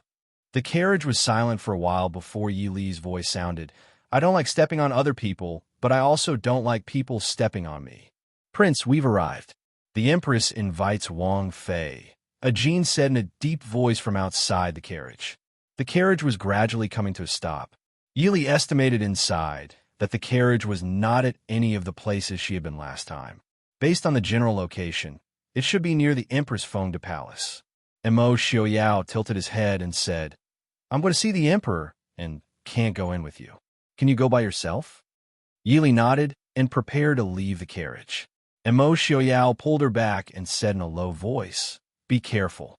If anything happens, immediately have Qing Wan come out and find Ajin. He's near Fengde Palace. Yi Li frowned and said, But you... Ajin was Mo Xiaoyao's personal guard and the person he trusted the most. If Ajin wasn't by his side, Mo Xiaoyao laughed and said, You don't think that Ajin is the only person I can trust, right? Don't worry, go. All right, see you later. Hearing him say this, Yi Li didn't insist and got off the carriage. There were already people from Fengde Palace waiting outside the carriage. Seeing Yi Li come down, They hurriedly came forward to greet. This servant greets Princess Ding. This servant is here on the orders of the Empress to welcome Wang Fei. Yili nodded. Thank you for your trouble. I don't dare. Princess, please follow this servant. When they entered Feng de Palace, there were already quite a few upper-class women present. Feng de Palace was decorated with a noble atmosphere, but it wasn't overly extravagant. The finer details had a special kind of elegance. Yili couldn't help but feel a little curious about this Empress who wasn't famous among the common people. Greetings to the Empress. Long live the Empress. Yili walked into the hall and respectfully bowed to the graceful woman in the hall. Imperial concubine, please dispense with the formalities. Sit. The Empress's voice was elegant and peaceful, without any of the high and mighty aura of the Empress as imagined. Many thanks, Empress. Yili got up and was led by a palace made to an empty seat at the front. Although Yili was considered the youngest of the upper-class women present, Yili's status wasn't high. But in terms of status, the imperial household was above all the princes, marquises, and dukes in the capital. The status of the imperial concubine was naturally above all the other women. Even though Yili came late, there was still a seat at the front left for her. Yili casually looked around and saw many familiar faces. The first madam of the Duke Hua Fu was with Hua Tianxiang. Beside Zhao Yang, eldest princess, and Zhao Ren, eldest princess, were Princess Shi Xia and Princess Ronghua, who she hadn't seen in a long time. There was also the beautiful Li Wangfei Yiying. At this time, sitting in Feng de Palace, it was clear that they all had some kind of relationship with the imperial household or had titles. Ordinary titled madams weren't among them. After sitting down, Yili looked at the Empress sitting on the phoenix throne. The Empress was wearing a bright yellow phoenix robe, graceful and noble, showing that she was the only queen of the country. When Yili looked over, she happened to see the Empress looking at her with a smile. She couldn't help but be startled. The Empress wasn't particularly beautiful. She was also from the Duke Hua Fu, but Hua Tianxiang's appearance was better than the Empress's. But that kind of peaceful and graceful posture was something that Hua Tianxiang and all the other upper-class women present didn't have. Empress, is this the imperial concubine? A clear voice came from the opposite side, immediately attracting everyone's attention. Yili looked in the direction of the voice and saw a young girl in colorful clothes sitting on the right side of Zhao Yang, eldest princess. Obviously, her status was extraordinary. The Empress smiled and said, "Yes, this is the imperial concubine. Speaking of which, Princess Lingyun has been ill since she came to the Chu capital. She hasn't seen the imperial concubine yet. Princess Ding, this is Princess Lingyun of the Shilin Kingdom." Yili nodded and said, "Princess Lingyun greets you." With Yi Li's status, even if Lingyun was a princess, she couldn't be disrespectful. But this princess who had been smiling prettily just now acted as if she didn't hear Yi Li's words. She impudently looked at Yi Li before saying, "I heard Brother Wang say that you pulled out the cloud embracing sword?" Yi Li nodded slightly and said with a faint smile, "I have indeed seen the cloud embracing sword." Princess Lingyun wasn't satisfied with this answer. She stood up and raised her chin, saying, "This princess doesn't believe it. This princess wants to compete with you." "I don't know how to use a sword," Yi Li calmly said. "How is that possible? How did you pull out the cloud embracing sword if you don't know how to use a sword?" Princess Lingyun stared at her and said aggressively. Yi Li raised her eyebrows and said with a faint smile, "Princess, pulling out a sword and using a sword are two different things. Who said that people who don't know how to use a sword can't pull out a sword?" She really didn't understand why these princesses and young misses were so insistent on forcing others to compete with this and that. They didn't care if the other party knew what they wanted to compete with. This princess doesn't care. This princess wants to compete with you. Could it be that you don't dare to accept the challenge? Yi Li stood up. "Princess, you are asking this in front of the Empress and all the madams and young misses in the capital. How can I not dare?" Princess Lingyun said with satisfaction, "Since it's like this, where is your sword?" In reality, I haven't touched any other sword besides the cloud embracing sword. The sword that Jinnum of Gojoseon sent me that day was the first time I encountered such a weapon. So I don't have a sword and I don't know how to hold one. Puffed. Forcing someone who hasn't even touched a sword to compete with you. Empress, can Tianxiang compete with the general in embroidery tomorrow and claim that my embroidery skills are the best in the world? Hua Tianxiang leaned against Madame Hua and asked. Her voice wasn't loud, but it spread throughout the entire palace. Many people couldn't help but cover their mouths and chuckle. The Empress glared at Hua Tianxiang, but there was a faint smile in her eyes. You have the nerve to talk about your little embroidery. Hua Tianxiang covered her face and laughed. Aunt Empress, how can you say that? I just want to have a good reputation. The title of being the best in the world is so impressive. Yili looked at Hua Tianxiang gratefully. Hua Tianxiang winked at her and leaned against Madame Hua, covering her face shyly. The Empress held back her laughter and said to Princess Lingyun, Princess Ding isn't good at swordsmanship, so let's not compete. Princess Lingyun's face was already red from Hua Tianxiang's words. She gritted her teeth and said, she clearly pulled out the cloud embracing sword. How can she not know swordsmanship? She's clearly toying with this princess. Chapter 96. The cloud-embracing sword belongs to the Ding Palace. Princess Ding can pull it out however she likes. What does it have to do with you whether her swordsmanship is better or not? Princess Ronghua glanced at Princess Lingyun and sneered. Are all foreign princesses so strange? Do they all like to force others to compete with each other? You know that she can't do it, but you still won't give up. Why don't you just ask Princess Ding to admit defeat and admit that your swordsmanship is better than hers? You, hearing in Fana Ronghua's words, not only Princess Lingyun, but also Princess Xixia, who was beside her, felt a little embarrassed. Many people present couldn't help but remember that Princess Xixia asked Princess Ding to compete with her in dancing during the flower festival. The Empress saw that it was going to be awkward, so she quickly said, well, let's forget about it. Ronghua, don't talk nonsense in front of the two princesses. Princess Ronghua snorted and sat next to Princess Zhaoren and stopped talking. Compared with Yili, she hated Zhaoyang Princess and Princess Xixia, who were as aggressive and deep as her. She also hated the new and arrogant Princess Lingyun. Noble Consort Lu is here. With a sharp announcement, Noble Consort Lu, dressed in a yellow dress, stepped into the hall with a cold look. Greetings, Empress. Noble Consort Lu was still as indifferent and arrogant as last time. She just bowed slightly to the Empress.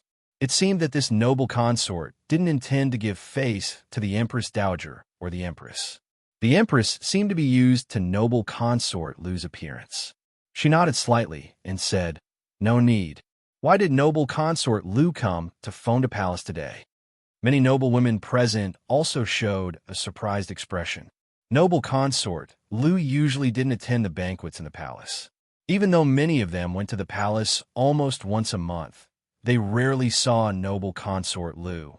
Noble Consort Lu said coldly, I have nothing to do.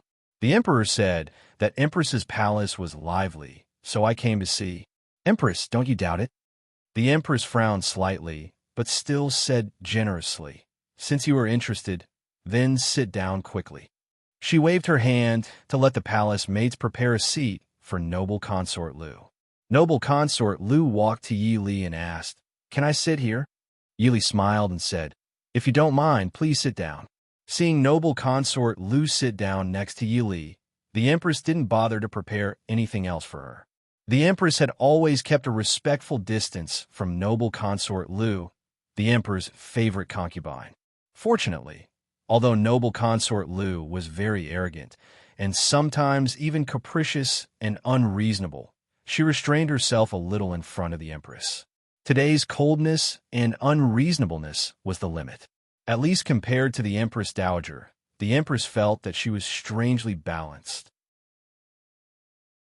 Noble Consort Lu sat next to Yi Li with a cold and serious face. The women who wanted to talk to Yi Li, the new Princess Ding, gave up for the time being. They didn't know that Noble Consort Lu never gave face to others. If they got close to her and annoyed her, they would only be embarrassed. With no one to talk to, Yili had to sit in her seat and listen to others. Fortunately, she was also a person who could sit still. I heard what happened in the hall just now. Yili thought that noble consort Lu wouldn't talk to her.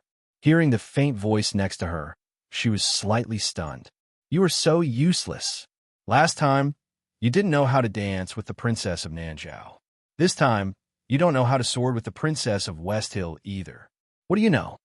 Noble consort Lu's voice was full of dissatisfaction and disdain. Fortunately, her voice was very low.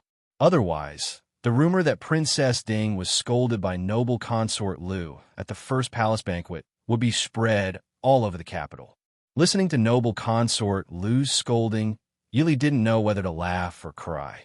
If she remembered correctly, this noble consort Lu only admired Imo Xiaoyao and not his mother.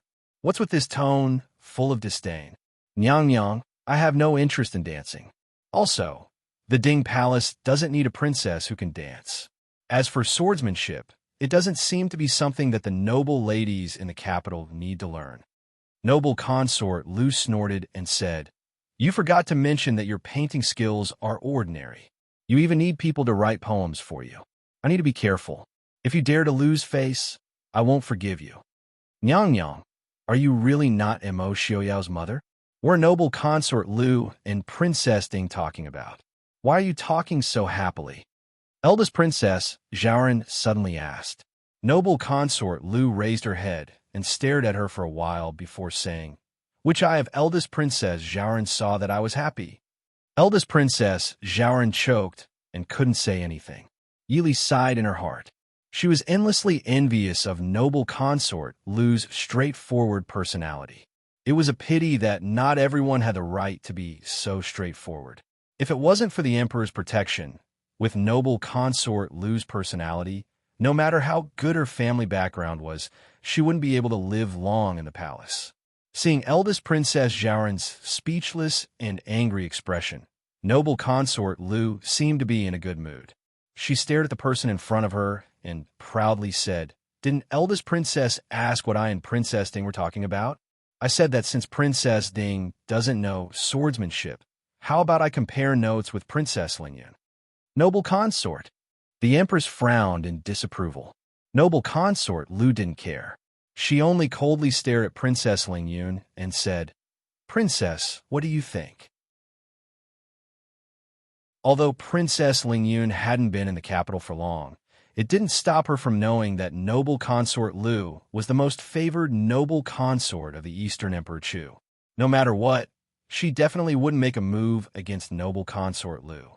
Regardless of whether she won or lost, if she accidentally hurt noble consort Lu, the Eastern Emperor Chu would investigate and she would be the passive party. After all, they were still on Eastern Chu soil.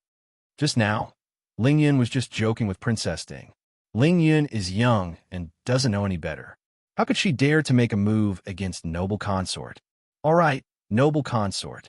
Princess Lingyun is just being childish. Moreover, she doesn't know that Princess Ding doesn't know swordsmanship. She isn't deliberately trying to humiliate our Chu state. The Empress lightly said. Her face had a rare, resolute expression that couldn't be disobeyed. As a noble consort Lu standing up for Princess Ding was both good and bad. Moreover, the matter of noble consort Lu admiring Prince Ding before entering the palace wasn't a secret among the nobles. What she needed to do was find a suitable excuse for noble consort Lu to stand up for him. She chatted with the Empress for a while. Because it was still early for the banquet, the Empress invited the noble women to the imperial garden to enjoy themselves. Thus, everyone thanked the Empress and left for the imperial garden. Before leaving, noble consort Lu was asked to stay by the Empress. Once they left Fengde Palace, Hua Tianxiang immediately approached Yi Li and said with a smile, Greetings to Princess Ding. Yi Li glanced at her and said, Do you have too much time on your hands? Hua Tianxiang waved her hand and said, How can you say this? According to the rules, I should at least greet the imperial consort. So, noble consort Lu didn't make things difficult for you just now, did she? Yi Li didn't understand. Why would she make things difficult for me? Hua Tianxiang silently looked at her with a compassionate expression. Li, I've long told you to go out more often, but you didn't listen. Don't tell me you don't know noble consort Lu. Hua Tianxiang finally realized that it wasn't a good thing to gossip about a noble consort in the palace. She moved closer to Yi Li and whispered in her ear. Before noble consort Lu entered the palace, she was very admiring of Prince Ding. Yi Li was speechless. Even Hua Tianxiang knew this. It seemed that it wasn't just admiring. She nodded, I know. She didn't make things difficult for me.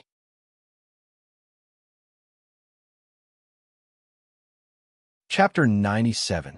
Hua Tianxiang walked beside Yi Li and shrugged. To be honest, I was shocked that she would stand up for you. Judging from her expression, it doesn't seem like she has other intentions towards you. Noble consort Lu's swordsmanship is very good. Yi Li decided not to tell Hua Tianxiang that she was despised by noble consort Lu. Hua Tianxiang sighed, her face full of envy and jealousy. Speaking of which, every year in the capital, there has been a selection of the most talented woman or the most beautiful woman. But noble consort Lu was definitely a real beauty and talent. It is said that the 100-Flower Feast that year was the most exciting year since the founding of the Dechu state. At that time, the two women who participated in the competition were Han Mingyue's top two beauties of the Chu capital. You can imagine the scene. Yi Li agreed. Even if she didn't see it, she could imagine the ferocity of the competition. In the end, noble consort Lu won? No, she lost. Hua Tianxiang said regretfully. At that time, noble consort Lu was only 13 years old, and Su Zuidi was already 16. Even if noble consort Lu is now a peerless beauty, she was only a beauty at 13 years old. So the top beauty of the Chu capital was Su Zuidi. The second beauty of noble consort Lu was painted by Han Mingyue when noble consort Lu was 15 years old. Of course, in terms of appearance, I have never seen a woman better than Su Zuidi in this world. Noble consort Lu lost without complaint. Yes, and then the two of them faced each other. That year's 100-Flower Feast basically had nothing to do with other people. Su Zuidi took first place in dance, painting, poetry, and zither. Noble consort Lu took first place in chess and calligraphy. Their opponent took second place. After Su Zuidi got engaged, she didn't participate in the 100-Flower Feast anymore. Noble consort Lu, on the other hand, took first place in dance, painting, poetry, zither, and so on. As long as there was a 100-Flower Feast, she took first place. Yi Li was completely convinced. No wonder noble consort Lu looked down on her. She was indeed very capable. Seeing that Yi Li didn't care, Hua Tianxiang said angrily, "Can't you work harder? Don't you have any sense of crisis?" Yi Li sighed. You think too much. She and noble consort Lu were not on the same path. Okay? If she really had to learn to be a peerless genius, she would rather play a month-long wilderness survival game. She had no problem drawing topographical maps or gun blueprints, but when it came to drawing, she was only good at drawing embroidery. She had already outperformed herself during the 100-Flower Festival. Forget it. Waving her hand, Hua Tianxiang glanced at Princess Ling Yun, who was staring at the two of them, and asked, "How did you provoke Princess Ling Yun this time?" Yi Li helplessly replied, "I'm sure this is the first time I've seen Princess Ling Yun. I've only seen the Crown Prince of Jinan and Xiling before." Hua Tianxiang was puzzled. Why didn't she look like she wanted to eat you? Cloud-grasping sword. This was the only thing she could think of that had anything to do with Princess Ling Yun. Cloud-grasping sword? That belongs to the Ding Palace. What does it have to do with Princess Ling Yun? Everyone knows that it was sent back from the Western Tomb. Princess Ling Yun probably couldn't bear to part with it. Let's go somewhere else. Yi Li suggested as she stared at Princess Ling Yun, who was walking towards them. Hua Tianxiang curled her lips. If it's a blessing, it's not a curse. If it's a curse, it can't be avoided. Don't tell me you want to run around the Imperial Garden? Ding Palace's consort. While they were talking, Princess Ling Yun had already arrived in front of them. The noble ladies who were not too far away also inadvertently glanced over. "Princess, is there anything else?" Princess Ling Yun said. "This princess wants to talk to the princess alone." Yili frowned and said, I don't know what I need to talk to the princess about. Princess Ling Yun's beautiful face slightly sunk as she said, This princess has traveled 1,000 miles to come here. Could it be that Ding Wang Fei isn't even willing to compensate this princess for a walk in the imperial garden? Yili helplessly nodded and said, Since it's like this, princess, please. Princess Ling Yun gave a soft snort and raised her head as she walked forward. Yili gave a comforting look to the worried Hua Tianxiang and followed with a sigh. Young people nowadays really need to be taught a lesson. Princess Ling Yun dismissed her maid, and Yili was naturally embarrassed to let Qing Wan and the others follow. The two walked side by side along the path of the imperial garden. Yili asked, Princess, is there anything you want to say to me?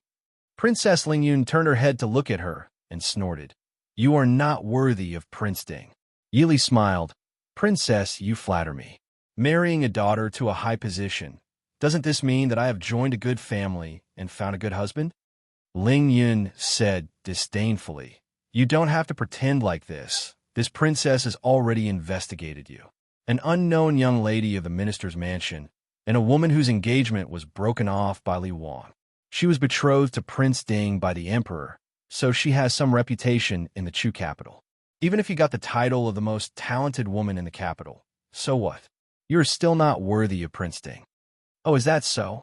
Yili's expression did not change, and she asked lightly, Even if I am not worthy of Prince Ding, what does it have to do with you, princess? Princess Ling Yun raised her eyebrows and said with a slightly proud smile, You will soon know what this princess and this princess have to do with each other. Prince Ding is this princess's, Yili. If you know what's good for you, then obediently scram. Yili frowned and stared seriously at Princess Ling Yun in front of her for a long time before asking, Princess, I have a question to ask. Speak.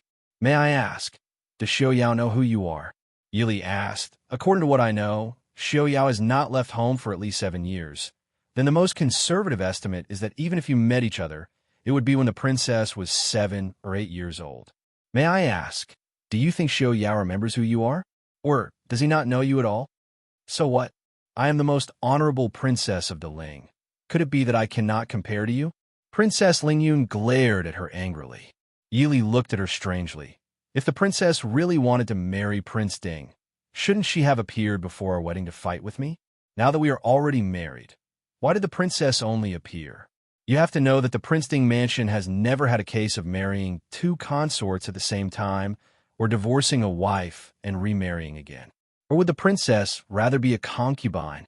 If not, even if I die and the princess successfully marries into the Prince Ding mansion, she will only be a stepwife and will still have to come to my coffin to kowtow and burn incense on the 1st and 15th of every month. You wish. This princess will definitely become Prince Ding's official consort. Princess Ling Yun said angrily, You can think whatever you want. Yili looked at her pitifully. However, I feel that heir apparent Genom of Gojoseon's intentions seem to be different from yours. Don't you think so? A trace of hatred flashed through Princess Ling Yun's eyes. If Lei Tingfeng hadn't put her under house arrest in the embassy the moment they arrived in the Chu capital and announced to the public that she was not in good health and only released her after Prince Ding's wedding, why did she only come to find Yili now? Yili smiled as she looked at Princess Ling Yun, whose expression kept changing, and continued, Speaking of which, there aren't many who bring a young princess on a diplomatic mission to a neighboring country. Usually, it's for political marriage. I heard that Xi Ling suffered a snowstorm last winter. Could it be? There were many things that she just didn't want to think about, but it wasn't that she couldn't understand. She wasn't worried about this Princess Ling Yun at all. No matter how capable she was, the emperor would definitely not let Mo Shuyao marry a Xi Ling princess to make things difficult for him. Not to mention the Xi Ling princess. Even the princess of the northern tribes and the princess of the southern Zhao had nothing to do with Mo Shuyao. Only the little princess in front of her couldn't see the situation clearly and thought that she could get what she wanted if she directly came to her and asked her to back down. She really didn't want to look down on the intelligence of these princesses, but Were there any normal princesses among the younger generation? Or were they really too young?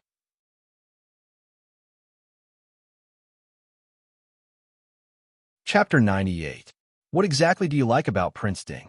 Yili asked curiously as she looked at the determined Princess Ling Yun in front of her. Princess Ling Yun gave a soft snort and said, "What do you know? Prince Ding is the most outstanding man in the world, the youngest and most powerful general, as well as the most talented man in the world. This princess wants to marry the most outstanding man in the world." "He doesn't seem to be as outstanding as you say," Yili reminded her. You're really unbearably unscrupulous.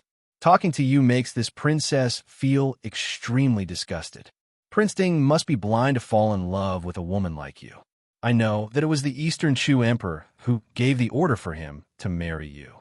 How could a woman like you understand just how outstanding he is?" Looking at the righteous woman in front of her, Yili reflected on whether or not she should be ashamed. Compared to this princess in front of her, Yang Qianru was so normal and Ying was so cute. "I will definitely become Princess Ding."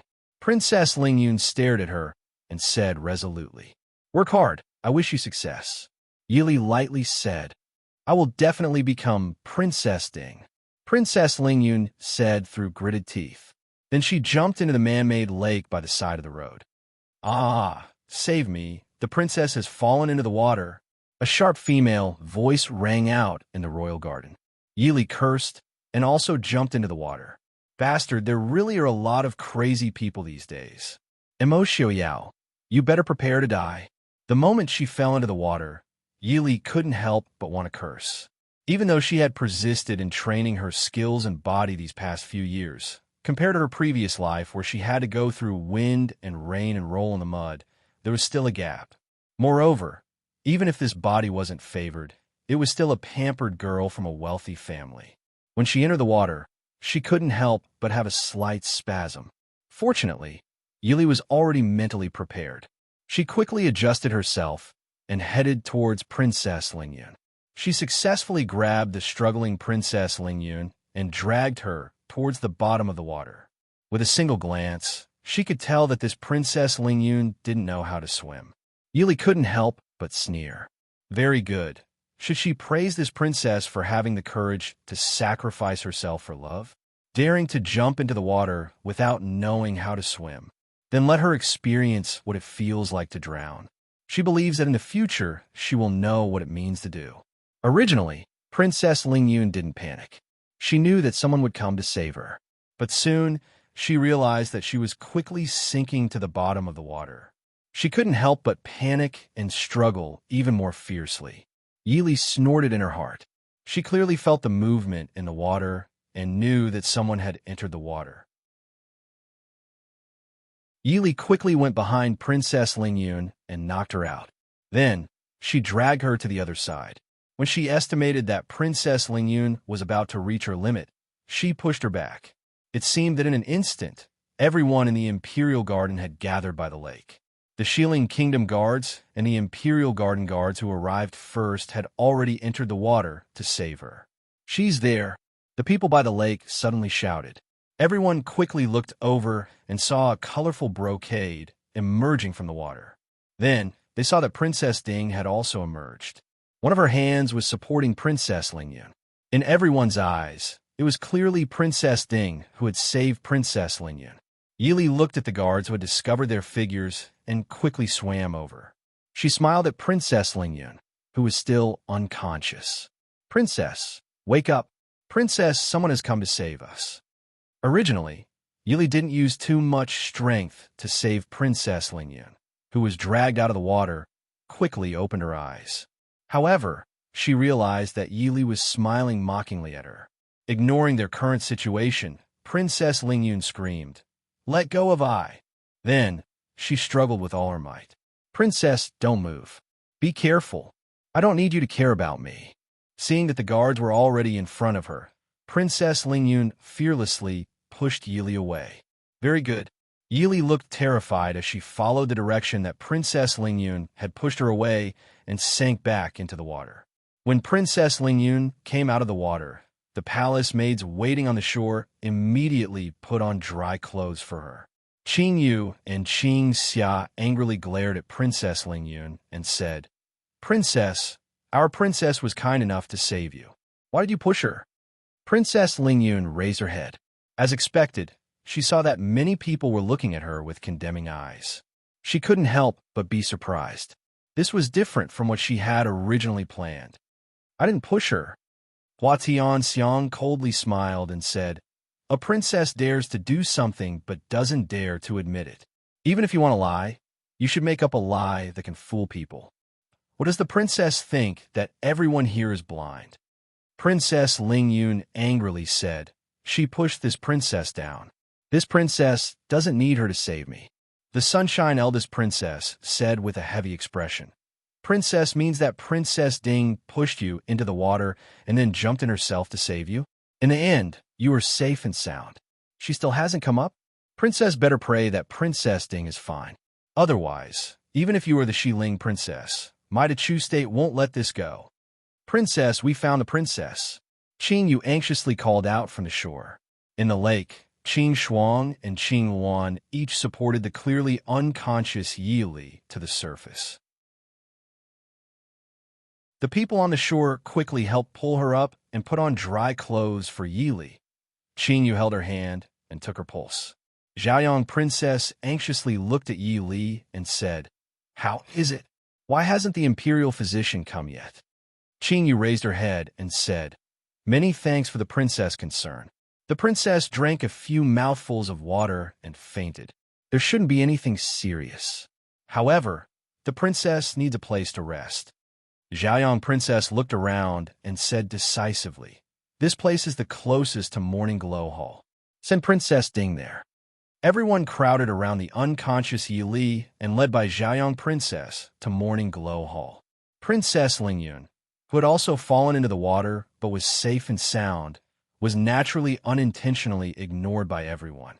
Looking at the crowd hurriedly leaving, Princess Ling Yun's face alternated between green and white. "Princess," the palace maid of the Xiling kingdom, following her carefully called out. "Get out," Princess Ling Yun said angrily. The atmosphere in Morning Glow Hall was heavy. In the inner hall, Imo Xiuyao sat by the bed with a grave expression and looked at the unconscious woman on the bed. The imperial physician carefully went forward to take her pulse. The eldest princess sat at the side and asked with a frown, "How is Princess Ding?" The imperial physician thought for a moment and glanced at Imo Xiuyao before replying, "Your Highness, Princess, the princess consort is fine. It's just she was frightened. This subject will prescribe some calming medicine and medicine to expel the cold." The eldest princess said, "Since she's fine, why hasn't the princess woken up yet?" The imperial physician said, the princess is a woman. She probably choked on water in a hurry and fainted. But it's not serious. She'll wake up after resting for a while." The eldest princess couldn't help but think of how Yi Li had carried Princess Ling Yun to the surface of the water and had been suddenly pushed by Princess Ling Yun. Her expression became even heavier. She nodded and said, "Go and boil the medicine."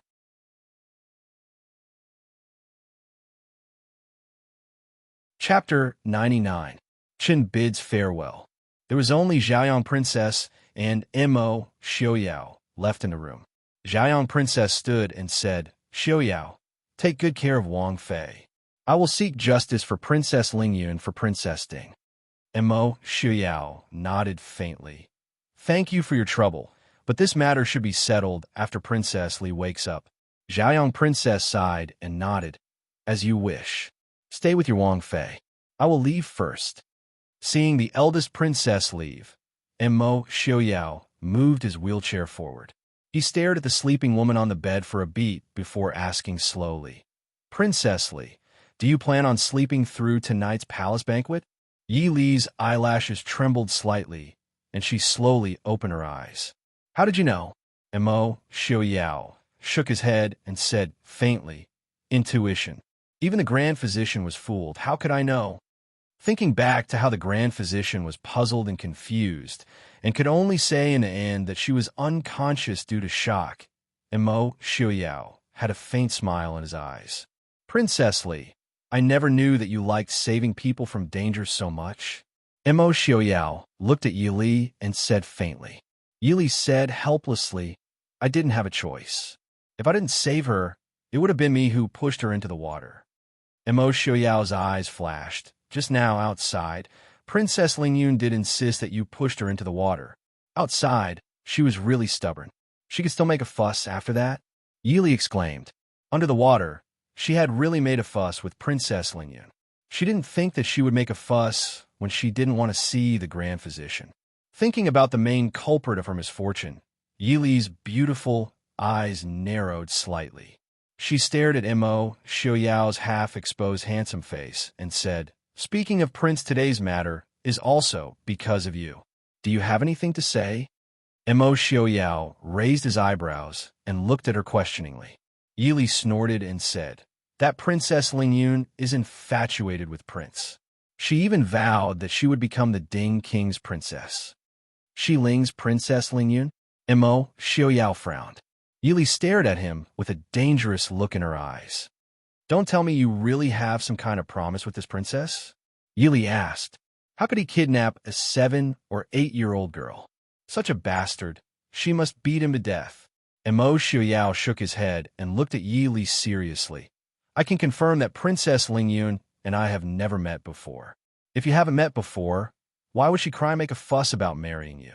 She even jumped into the lake herself. Could it be because of the Ding King's position? Yi Li didn't understand. She didn't suspect that Mo Xiaoyao would lie to her on this matter. In fact, the probability of Mo Xiaoyao and Princess Lingyun knowing each other wasn't high. Logically speaking, marrying into the Ding King's residence doesn't seem to be in the interest of Shi Ling Princess. If Shi Ling wants a marriage alliance, the best choice is to marry Princess Lingyun to the Emperor. Mo Xiaoyao glanced at her and seemed to be surprised. How do you know that Shi Ling wants a marriage alliance? Otherwise, why would they bring a princess over from so far away? To visit? Mo Xiaoyao said. Shi Ling and our Chu state have always been at odds. Even if these few years are considered peaceful, everyone knows that sooner or later they will fight. Normally, Shi Ling wouldn't really let a princess come to the Chu state for a political marriage alliance. In this kind of situation, a political marriage alliance was equivalent to a hostage. Once the two countries fought, no matter if you were a princess or a commandery princess, you could only be a pitiful sacrifice. Yi Li frowned. What he said was true. In this kind of situation where both sides knew what was going on, even if the Emperor of Xiling had no place to put his daughters, there was no need to send them to his enemy. Mo Xiaoyao watched as she leaned against the headboard and frowned, deep in thought. His eyes warmed. Don't think too much. Whether they want a marriage alliance or not, we will know at the palace banquet tonight. When Yi Li and Mo Xiaoyao walked out, the people who were whispering in the hall immediately fell silent. Clearly, the incident in the Imperial Garden had alarmed many people. Not only the Empress, but even the Emperor had come. Other than the northern tribes, envoys from other countries also came. Seeing the two of them come out, Mo Xiaoyao's gaze first fell on Yi Li. After a moment, he asked, Prince Ding, how is Princess Ding? Mo Xiaoyao calmly said, Thank you for your concern, Your Majesty. Princess Li is fine. The Empress nodded in relief. It's good that Princess Ding is fine. Princess Ding, please sit. The two of them thanked the Empress, and Yi Li sat down. Opposite them, the Crown Prince of Xiling Genom of Gojoseon, Lei Tongfeng, stood up and said in a clear voice, Princess Ding. Lingyun was frightened just now and accidentally frightened the princess consort. Please forgive her. Before he finished speaking, Princess Lingyun, who was beside him, stood up in pain and shouted, Royal brother, I already said that she pushed me down. Princess Zhaoyang frowned and looked at Princess Lingyun. Princess, everyone here saw that Princess Ding wanted to save you. Instead, you pushed the exhausted Princess Ding into the water, causing her to faint. Princess Lingyun was so angry that her face turned red. I have a witness. Princess Zhaoyang frowned and said faintly, I know. Princess just said that your maid saw Princess Ding push you into the water with her own eyes. But To save your performance in front of Ding Wang Fei in Feng de Palace and the situation in the water, it would be hard for people to believe your maid's words. Princess Ling Yun shrieked. You are saying that this princess is lying. Princess Zhaoyang looked at her calmly. Even though she did not answer, her expression was enough to say, Ling Yun, don't make trouble. Lei Tingfeng scolded in a deep voice. Princess Ling Yun was so angry that she started crying. She said hatefully, Fine, if you don't believe this princess, then this princess will use my death to prove it. Finishing, she pulled out a golden hairpin from her head and was about to stab it into her heart. Princess, you can't. Ling Yun. Lei Tingfeng quickly grabbed Princess Ling Yun's arm and snatched the hairpin away. He looked at this willful cousin of his with a headache. At the same time, he looked at Yi Li with some suspicion. Even though this cousin of his loved to make trouble, she had never had such an intense reaction before. Could it be that he had really wronged her? Princess Ding, can you tell me what happened at that time? Lei Tingfeng stared into Yi Li's eyes and asked. Yi Li calmly looked at him and softly said, I also don't know what happened. Princess Ling Yun was talking to me when she suddenly fell into the lake. Then I fell down as well. Lei Tingfeng's brows furrowed even tighter. He looked at Yi Li with some vigilance and said, You also fell in? Then do you know how you fell in? Yi Li shook her head. Princess Ling Yun suddenly fell down.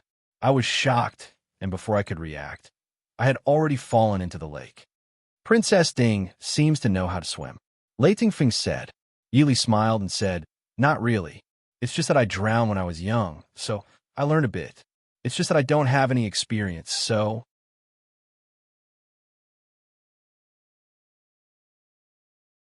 Chapter 100. Yi Li didn't seem to have said anything, but in the ears of everyone present, she had said everything. They even smoothly outlined the entire situation in their minds. Everyone had seen with their own eyes that it was Princess Ling Yun who had forcefully pulled Princess Ding to talk to her. The two must have been talking about something unpleasant, and Princess Ling Yun had accidentally fallen into the lake in her excitement, bringing Princess Ding down with her. If that was all, it would be fine to treat it as an accident. However, Princess Ding had clearly saved Princess Ling Yun. Who would have thought that Princess Ling Yun would repay kindness with enmity and push Princess Ding into the water, causing Princess Ding to faint? Furthermore, while the victim was unconscious, she claimed that the other party had pushed her into the water. Instantly, everyone in the hall looked at Princess Ling Yun and the envoy of West Hill differently. The nobles of Dechu State already didn't have a good impression of the people of West Hill. Now, they were even more displeased. What kind of conduct did the people of West Hill have? Actually, Princess Ling Yun doesn't have to seek death like this. After all, this is the palace of Dechu State. If something happens to the princess of West Hill, wouldn't it hurt the friendship between West Hill and Dechu State? Although I am a woman, I definitely won't do something that will harm the peace between the two countries. Yi Li looked at Princess Ling Yun and said calmly, But I'm a little confused. Princess Ling Yun and I came from the Imperial Garden. We both left our maids behind. Logically speaking, in that position, no matter if the princess fell or I push her down, your maids wouldn't be able to see it unless they were standing by the lake. How would they see me push the princess down with their own eyes? Your Majesty, could you please summon my maid and Princess Ling Yun's maids in? The emperor glanced at Mo Jingqi. Seeing that he didn't object, he nodded and said, We'll do as you say. Qing Wan and the others soon came in, along with the maids that Princess Ling Yun brought from the West Hill. In the end, it was Zhaoyang Princess who asked, Were you with the princess and the princess at that time? Qing Yu took a step forward and said, Reporting to the princess, at that time, Princess Ling Yun said that she wanted to speak with our princess consort alone and took the initiative to dismiss her own palace maids. Thus, Princess Consort ordered us, servants, not to follow. The Sunshine eldest princess raised her eyebrows and continued to ask, Then, did you see what happened by the lake? Qing Yu shook her head and said, There is a rockery between the lakeside and the Imperial Garden. We were a little further away and were blocked by the rockery, so we didn't see what happened. Princess Ling Yun's maid stepped forward and said, We saw it. It was Princess Ding who pushed our princess down. Xiaoyang Princess said, I also know about the rockery by the lake. I used to play in it when I was young. If you were standing behind the rockery, you definitely wouldn't have seen what happened by the lake. We weren't behind the rockery. The maid blurted out. Xiaoyang Princess raised her eyebrows and looked at Princess Lingyun with a faint smile, asking, Oh, then where were you at that time? We were by the peach forest by the lake. The maid seemed to feel that she had said something wrong. She glanced at the West Hill in a panic and reluctantly answered. Xiaoyang Princess nodded. If you were there, you could have seen it. But I want to know, why did you, who should have been waiting behind, walk around almost half of the Imperial Garden and appear by the peach forest? I remember that there is a small river between the peach forest and the rockery by the lake. The bridge seems to be a bit far. This, in front of so many people and the Emperor and Empress of the Chu state. The maid didn't dare to not answer the eldest princess. She could only say yes. Princess wants us to go there. Go there. Xiaoyang Princess smiled and said, Go there for what? If it was in March, it would make sense to pick a few peach blossoms. But it's almost June now. Normal people wouldn't go there. We. The maid wanted to ask Princess Lingyun for help in a panic. However, at this time, Princess Lingyun couldn't think of any reason to justify herself. She could only argue, no matter how Eyes May got there, at least it proves that they saw it being pushed into the lake. The eldest princess was born in the palace and wasn't easy to fool. Her phoenix eyes stared at the maid and said, Since you said that Princess Ding pushed Princess Lingyun, then how did Princess Ding push her? At the time, was Princess Lingyun facing Princess Ding from the front, back, or side? Did Princess Ding use her left hand or right hand to push her? Did Princess Lingyun call out when Princess Ding pushed her into the water? If she did, what did she call out? The maid's face froze. After a while, she said, We remember. The princess back was facing Princess Ding. Princess Ding. Princess Ding used her left and right hand to push the princess. After the princess was pushed in, she was still screaming for help. On the side, Lei Tingfeng's face sunk. He cursed in his heart for being an idiot. The eldest princess' expression changed, and she said in a stern voice, Impudent. You dare to lie in front of the Emperor and Empress. The guards that were patrolling the lake said that they didn't hear any cries for help. They only rushed over because they heard your cries. When they saw the ripples on the water, they knew someone had fallen into the water. Why did you hear Princess Lingyun's cries for help? Or is it because your martial arts are better than the guards in the palace? The maid forced herself to make up a long string of answers. She was already an arrow at the end of its flight. Being scolded by the eldest princess, her body turned soft, and she immediately fell to the ground. Princess, have mercy, have mercy. This servant is... Shut up, Lei Tengfeng suddenly said.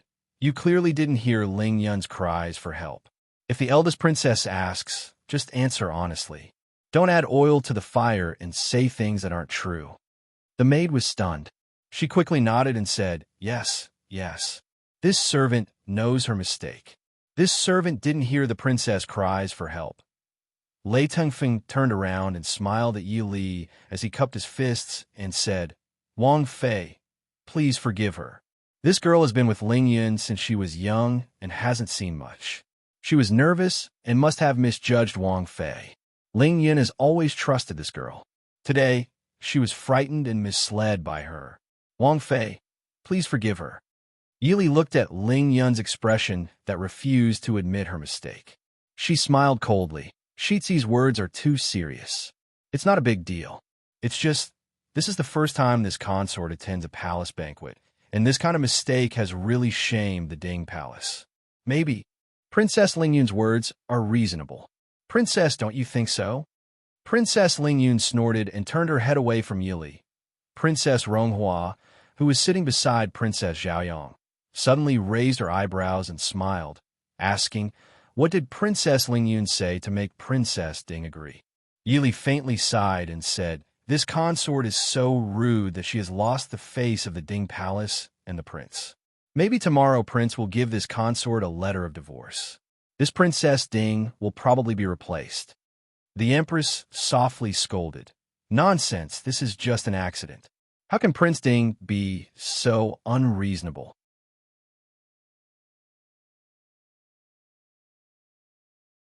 Chapter 101. Mo Xiaoyao, who had been sitting idly and watching the show, nodded with a solemn expression. What the Empress said is right. He tilted his head and smiled at Yi Li. Rest assured, Princess Li, no matter what happens, you will always be my Ding royal household's legitimate Fei. Whoever dares to question Princess Li is questioning my Ding royal household. Xiaoyang Princess also smiled. Xiaoyao's words are right. Whoever dares to question Princess Ding is going against I. Princess Ding, you just need to be at ease. Everyone knows that you have been wrong today. Prince Wang Fei, imperial sister, is insensible and has misunderstood Wang Fei. This humble one will apologize on her behalf. Please forgive her, Wang Fei. Yi Li lowered her eyes and did not speak. She had a respectful expression as if she was waiting for the prince to make the decision. Mo Xiaoyao faintly said, things like apologizing should be done by the person involved to show more sincerity. Don't you think so? Lei Tingfeng was stunned. Mo Xiaoyao, wanting Ling Yun to apologize personally, was completely slapping Ling Yun's face. He was not willing to leave her any face. Looking thoughtfully at Yi Li, Lei Tingfeng said, Ling Yun is still young. As her elder brother, I have not taught her well. I should apologize personally. Mo Xiaoyao raised his eyebrows and the corners of his lips slightly lifted. Perhaps should teach the princess what it means to be responsible for one's own actions and how to be responsible for one's own actions. Today's matter, can I see it as she Ling's provocation towards my Ding royal household? Princess Ling Yun was reprimanded by the person she had admired for a long time. Her eyes had long turned red from being wronged. Lei Tingfeng's heart jumped. If he knew that Mo Xiaoyao's attitude would be so unyielding, he would have directly dragged Princess Ling Yun to apologize from the start. Losing face was better than losing his life. Ling Yun would definitely stay in East Chu. If she offended Mo Xiaoyao, he could still protect her while she was in East Chu. If he left, she wouldn't even know how she died. Today's matter, Lei Tingfeng believed that it was Ling Yun who wanted to target Ding Wang Fei. But if it was said that this Ding Wang Fei was innocent, Lei Tingfeng would never believe it. What was worse was that Mo Xiaoyao directly raised the issue of Xiling Kingdom's attitude towards King Ding's residence.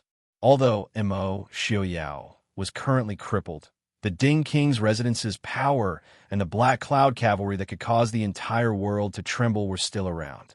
It would be fine if Mo Xiaoyao was a bit weaker, but Mo Xiaoyao's unyielding attitude made him even more fearful. Xiling Nation did not need war at the moment. Ling Yun apologized to Princess Ding. Almost immediately, Lei Tingfeng made a prompt decision to Princess Ling Yun. What? You want me to apologize to her? Princess Ling Yun screamed. Everyone present could not help but frown. Even Princess Ronghua disdainfully curled her lips. Even if she was known as the most arrogant princess in the capital, she would absolutely disdain to be so rude in this kind of situation. The upbringing of Xiling Kingdom's princess really made people have a whole new level of respect for her. Princess Ling Yun bitterly glared at Yi Li and said, Why should this princess apologize to her? I am the most honorable princess of Xiling. Can she accept this princess apology? Yi Li frowned. Princess is not willing to apologize because you look down on this consort? What do you have that makes this princess look down on you? Princess Ling Yun arrogantly raised her chin and squinted at Yi Li. These days, she had already inquired about Yi Li. She was the daughter of the minister's mansion who had been neglected for many years. She was also the famous daughter of the third generation in the capital. She had no talent, no virtue, and no appearance. Even Prince Li could not bear her reputation and abandoned her. She was just lucky that the emperor appointed her to Prince Ding. As for the matter of being the champion of the 100-Flower Festival, in Princess Ling Yun's eyes, it was not worth the slightest attention. Yi Li was just lucky. Yi Li's eyes flashed with a trace of cold light. She kept comforting herself in her heart. She is still young. I don't need to lower myself to her level. Damn it, she is still young. This girl needs to be taught a lesson. If she was still in the army, she would have already been peeled off a layer of skin. Then, is Princess looking down on Ben Fei or looking down on the status of Ding Wang Fei? Yili asked. You are not worthy of Princess Ding's status at all. Princess Lingyun shouted. Yili pursed her lips and looked at Princess Lingyun with a smile. Everyone present couldn't help but praise her good temper and self-restraint in their hearts. Then, who does Princess think is worthy of the status of Princess Ding? If you have the nerve to say that you are this lady, then this princess will submit to you. Princess Lingyun choked and quickly looked at Mo Xiaoyao. It was a pity that the falling flowers intended to fall, but the flowing water did not. Mo Xiaoyao only had a faint smile as he looked at the Wang Fei beside him. He did not detect Princess Lingyun's resentful gaze at all. Even if Princess Lingyun could announce her intentions for Princess Ding's position in front of Yili, she did not have the face to say that only she was worthy of Prince Ding in front of so many people. It was Yili who clicked her tongue in wonder at her resentful expression. This girl had never seen Mo Xiaoyao before, but the first time she saw him, she could show such deep affection. If it was 8 years ago, Mo Xiaoyao could say that it was love at first sight, but the current Mo Xiaoyao lacked the conditions to make people fall in love at first sight. Could hero worship really make a young girl this infatuated? Even if it was like this, shouldn't she worship the heroes of her own country? Or was this princess a person without borders? If it was in the past, it wouldn't matter if Princess looked down on me. But now, this Fei cannot let the Ding Palace's ancestors be shamed because of this Fei. Yili stared at Princess Lingyun as she spoke. Princess Lingyun arrogantly said, This princess will definitely apologize to a person who is not as good as this princess. Yili raised an eyebrow. Previously, the princess invited this Fei to a duel, but this Fei declined. Why don't we duel again? If this Fei loses today's matter, it will be this Fei pushing down the official and will be dealt with by the princess. If the princess loses, impossible, Princess Lingyun said. This princess will definitely not lose to you. Yili ignored her and continued. I want the princess to kneel and apologize in front of all the officials and women at the palace banquet. You. All right, this princess agrees. Before Lei Tingfeng could stop her, Lingyun had already raised her voice. If you lose, this princess wants you to bow 3 times and kowtow 9 times from the palace entrance to the most bustling place in the capital, and then admit to everyone that you are not worthy to be Princess Ding. Yili indifferently nodded her head. It's a promise. Wait. Xiaoyang Princess stood up and said, I remember that Princess Ding does not know how to use the sword. Yili smiled and said, Princess is right, so we will not duel with the sword. We will duel with the arrow. I believe that Princess Lingyun will also know how to do it, right? Huh. You want to duel with this princess in archery? Princess Lingyun acted as if she heard a joke as she looked at Yili with disdain and laughed out loud. This princess learned archery at the age of 7 and could shoot without missing at the age of 10. Can you even draw the bow? Yili lowered her brows and smiled faintly. Does the princess mean that we will not compete? This princess is afraid that you will lose too badly. Since you overestimate yourself, this princess will fulfill your wish. Tell me, how do you want to compete? Yili smiled in satisfaction and stood up to say to Mo Jingqi and the Empress, Then I will have to trouble the Emperor and the Empress to be witnesses. Mo Jingqi looked at her and asked, Princess Ding, have you made up your mind? You must consider it carefully. Yili smiled. Please, Your Majesty, grant my wish. The dignity of the Ding Palace cannot be trampled on.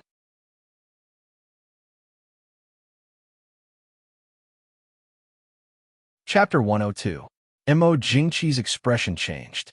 He stared at Yili for a long time before he said in a low voice, Okay, I approve. Yili respectfully bowed. Yili thanks Your Majesty for granting my wish.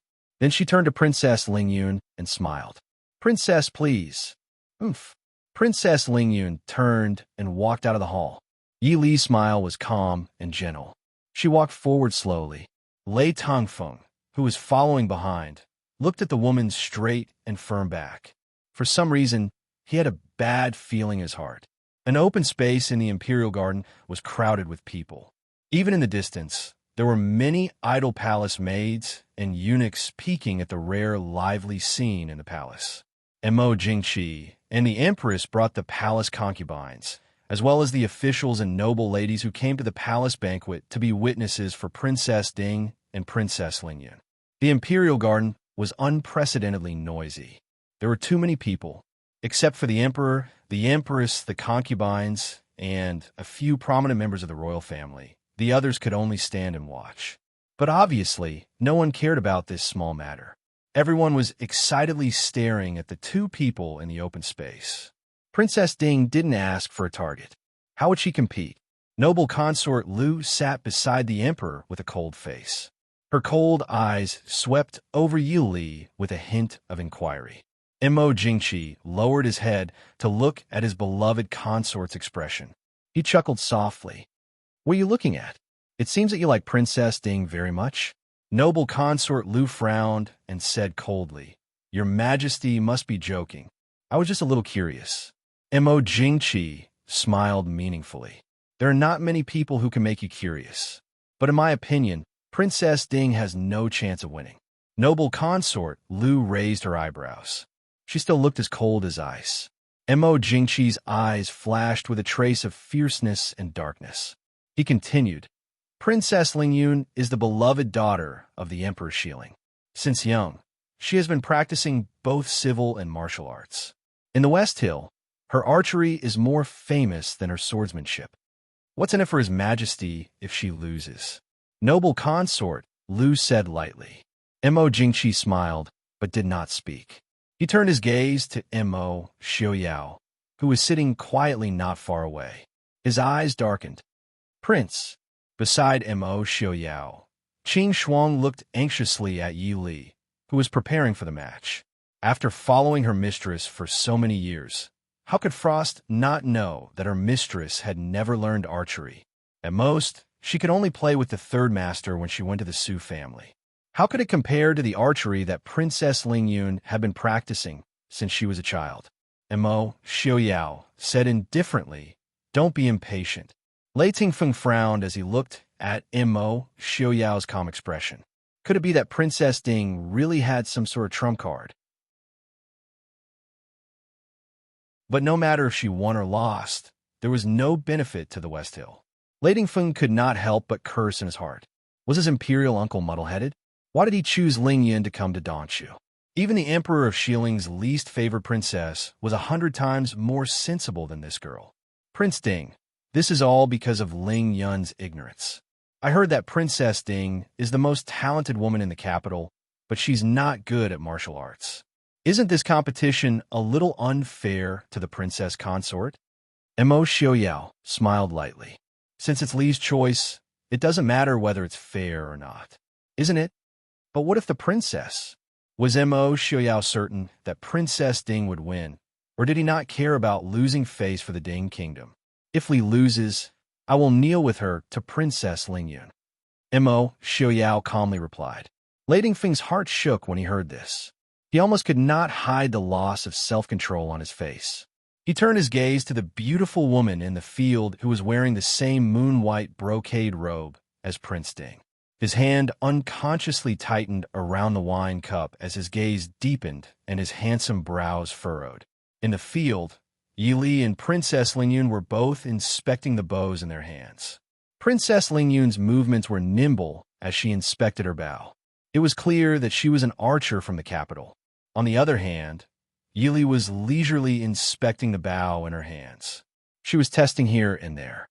The surrounding people could not help but feel anxious for her. Princess Ding's slender figure and her slow and jerky movements made people wonder if Princess Ding could even draw the bow. Don't mention shooting an arrow. It was another matter if Princess Ding could even draw the bow. "Say it. How do you want to compete?" Princess Lingyun was already prepared. She raised her chin and looked at Yi Li arrogantly. Yi Li quickly put down her bow and looked up at Princess Lingyun with a smile. "One arrow for each person. One arrow to determine the winner." Whatever. Princess Ling Yun held her bow and said, "Say it. Where should I shoot? Do you want to shoot a willow leaf from 100 paces away or a bird in the sky?" Hearing Princess Ling Yun's words, everyone was even more shocked. They had a deeper understanding of the princess's archery skills. To be able to say that she could shoot a willow leaf from 100 paces away so confidently, this princess was indeed an expert. Hua Tianxiang stood behind Madame Hua and tightly clutched her sleeves. She was worried for Yi Li. Yi Li slowly drew her bow and said indifferently, "Bows and arrows are weapons. They're not used to shoot leaves and birds. So let's compete in shooting." After she finished speaking, she raised her bow and pointed an arrow at Princess Ling Yun. What? Everyone was shocked. They watched as the girl used a standard but not practiced posture to point her bow and arrow at Princess Ling Yun. Are you crazy? Are you kidding me?" Princess Ling Yun cried out involuntarily. They were standing less than 50 paces away from each other. Ling Yun was an expert archer. She could naturally see that Yi Li's posture was unfamiliar, but she had definitely learned it before. At this distance, whether it was her or Yi Li, the chances of them missing were not high. So, Yi Li didn't want to compete in archery. Instead, she wanted to compete in courage. Yi Li said with a faint smile, "Whether it is a sword or an arrow, they're all weapons.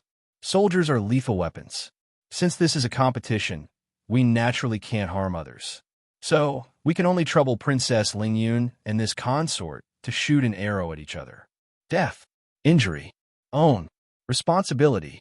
No, she didn't want to marry the emperor and become one of the concubines in the imperial harem. She wanted to marry Prince Ding and become Princess Ding. However, she didn't want to die, nor did she want to experience the feeling of being shot by an arrow. Princess Ding, isn't this a bit too serious? If something happens..." Lei Tingfeng stood up to stop her. Yi Li turned her head to look at him and said with a smile, "Didn't this consort say that she would be responsible for her own injuries? Moreover, the emperor has already agreed to this consort's competition with Princess Ling Yun. Could it be that the heir wants this consort to go back on her words in front of the emperor, empress, and all the officials of the Chu state? How will my Ding King's manor have the face to stand in the capital?" Lei Tingfeng felt bitter in his heart. "You didn't say that you wanted to bet your life first." Of course, if Princess Ling Yun is afraid, she can admit defeat at any time.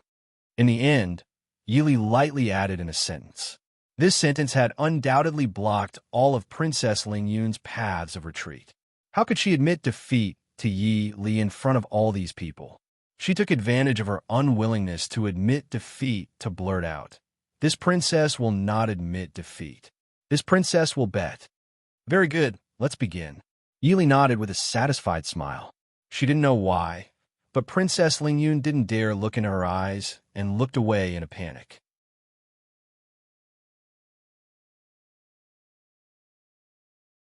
Chapter 103.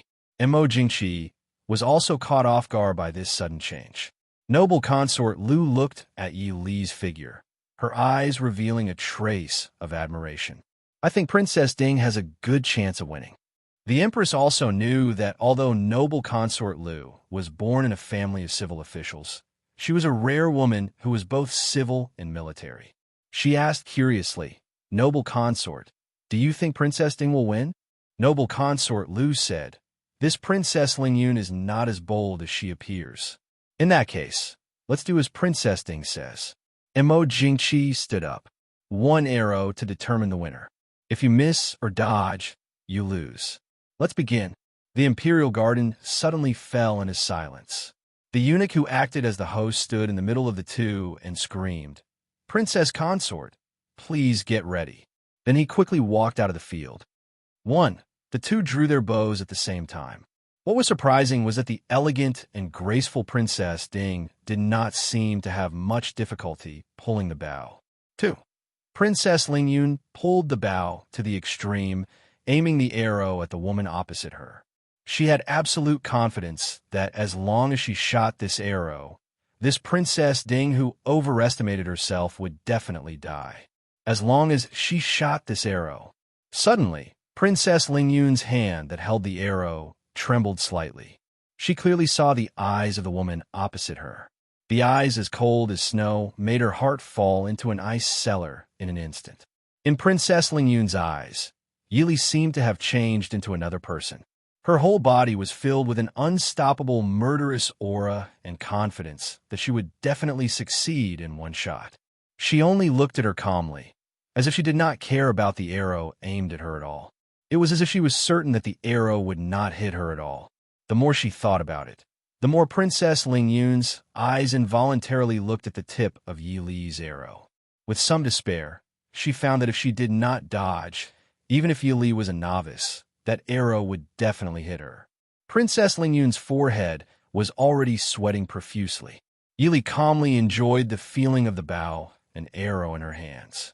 Although it still wasn't as smooth as the sniper rifle she had been using for so many years, this was her first time in this world having a shooting duel. Even if it was just teasing a little girl, she still couldn't help but feel a little happier and happier. Looking in the direction of the arrow, he could clearly see the unconcealable fear in Princess Lingyun's eyes. His lips curled into a faint smile. Almost everyone held their breaths as they waited for the final moment to arrive. Lei Tingfeng stared intently at Princess Lingyun. Because of the direction, he couldn't see Yi Li's face, but from her posture, he could tell that Yi Li wasn't familiar with this kind of bow. With Lingyun's ability, she should have a 90% chance of winning. Why was she so nervous? Mo Xiaoyao calmly sat in his wheelchair. His hands rested on the armrests, but if someone looked closely, they would discover that there was something hidden under his right hand. His gaze also fell on Princess Lingyun, but it wasn't on Princess Lingyun's face. It was on the tip of her arrow. I won't lose. Princess Lingyun tried her best not to look at Yi Li's arrow. She secretly swallowed a mouthful of saliva and kept encouraging herself in her heart. But her eyes kept unconsciously drifting to Yi Li's arrow. 3. A sharp sound rang in her ears. Lingyun could clearly see Yi Li's smile deepen. Her hand pulled back on the bow, preparing to release the arrow. She had already pulled the bowstring to the maximum and released it out of reflex. Whoosh! The arrow brushed past Yi Li's shoulder and landed not far behind her. How could this be? Princess Lingyun was stunned.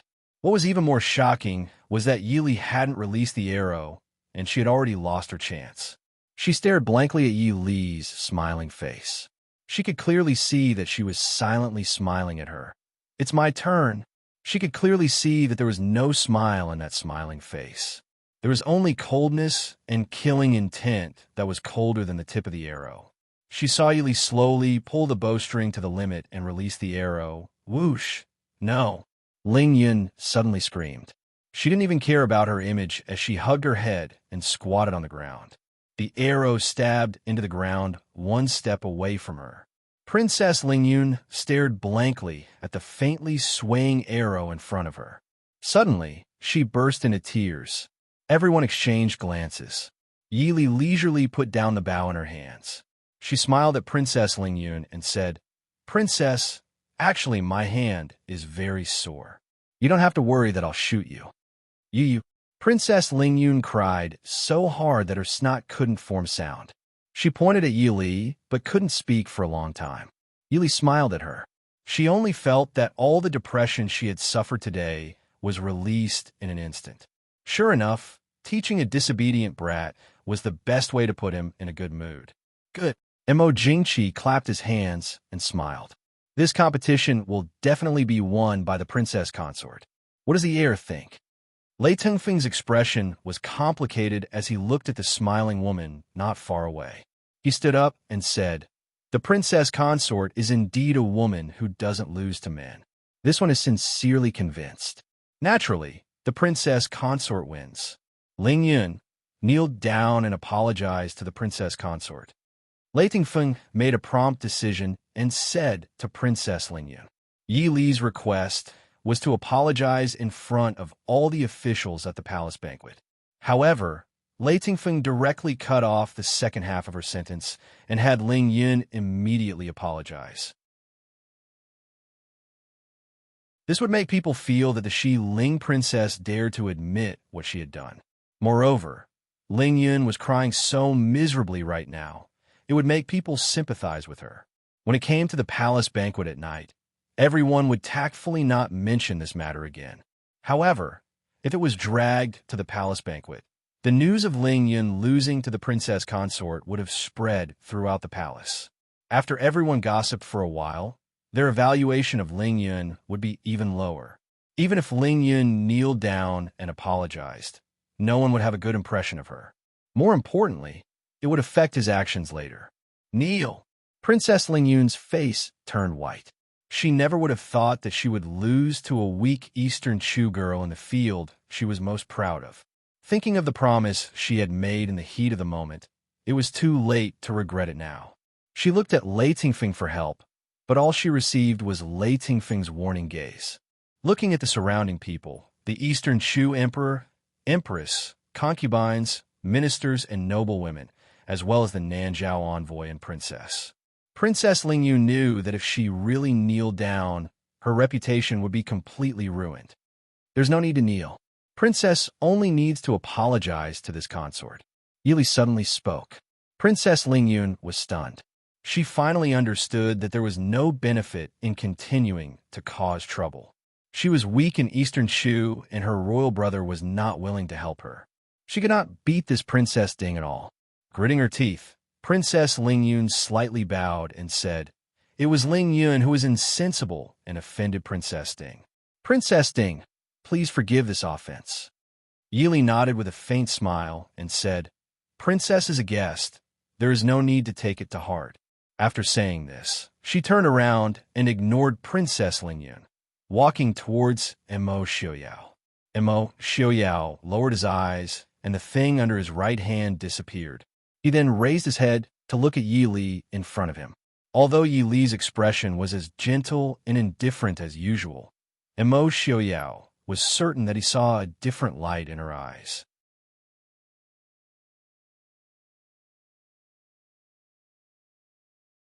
Chapter 104. Lei Tingfeng cupped his hands towards Yi Li, silently expressing his thanks. Yi Li nodded slightly, sitting down beside Emo Xiaoyao. She tried her best to ignore the gazes from all around her. Princess Ling Yun returned to Lei Tingfeng's side in a daze, no longer in the mood to find trouble with Yi Li. Feeling Emo Xiaoyao's gaze on her, Yi Li raised her head, asking in confusion, "What's wrong?" Emo Xiaoyao calmly said, "It was very dangerous just now.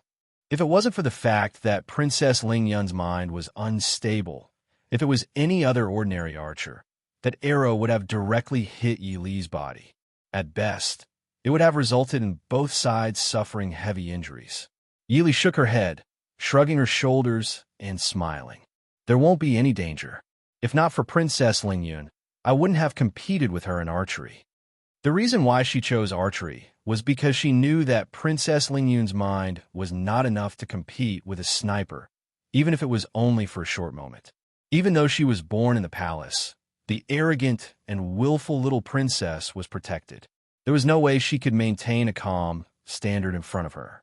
Of course, if Princess Ling Yun's hand really did not tremble and directly shot the arrow at her, she had other ways to deal with it. Besides, Prince won't let anything happen to me, right? Seeing Emo Xiaoyao's disapproving gaze, Yi Li smiled faintly. Emo Xiaoyao was startled, nodding lightly. "You're right. If Princess Ling Yun's arrow had not missed, he would not have let that arrow land on Li's body." "Princess Ding, have you learned archery before?" Emo Jingqi asked in a clear voice from the main seat. Yi Li stood up, replying respectfully, "Reporting to your majesty, I haven't. It's just that when I went to Uncle's house, brother taught me for fun. I've never studied it seriously." Emo Jingqi smiled meaningfully. Yi Li was able to win against Princess Ling Yun, who had studied for many years, even though she had never studied seriously. Her talent and intelligence were both very good. Emo Jingqi held noble consort Lu in his arms and said with a smile, "It seems that Princess Ding and my beloved consort are both extraordinary women skilled in both pen and sword." Noble consort Lu replied lightly, "You're right, your majesty." After sending off the emperor, empress, and Gue Fei, Yili was too lazy to pay attention to the people who came up to compliment or test her. Together with Mo Xiaoyao, she found a quiet place to rest in the Imperial Garden. Most people were tactful enough to not disturb the couple, but there were always one or two exceptions. After rejecting the palace maid sent by Yi Jiaoi to invite her to the small gathering, Yili looked at Mo Xiaoyao, who had been staring at her. She smiled and said, "Prince, what's wrong?" Mo Xiaoyao held the teacup in one hand, casually playing with it.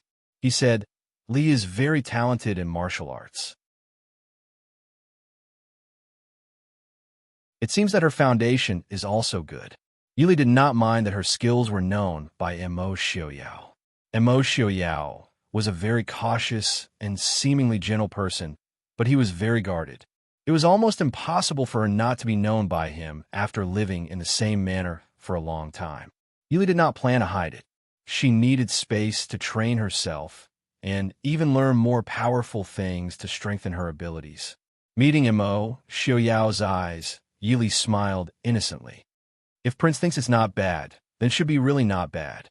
Mo Xiaoyao clearly did not intend to get to the bottom of the matter. He smiled and shook his head. If Lily likes, there are some martial arts manuals in the study. You can take them to read. Seeing Yili's eyes light up at his words, Mo Xiaoyao continued with a smile.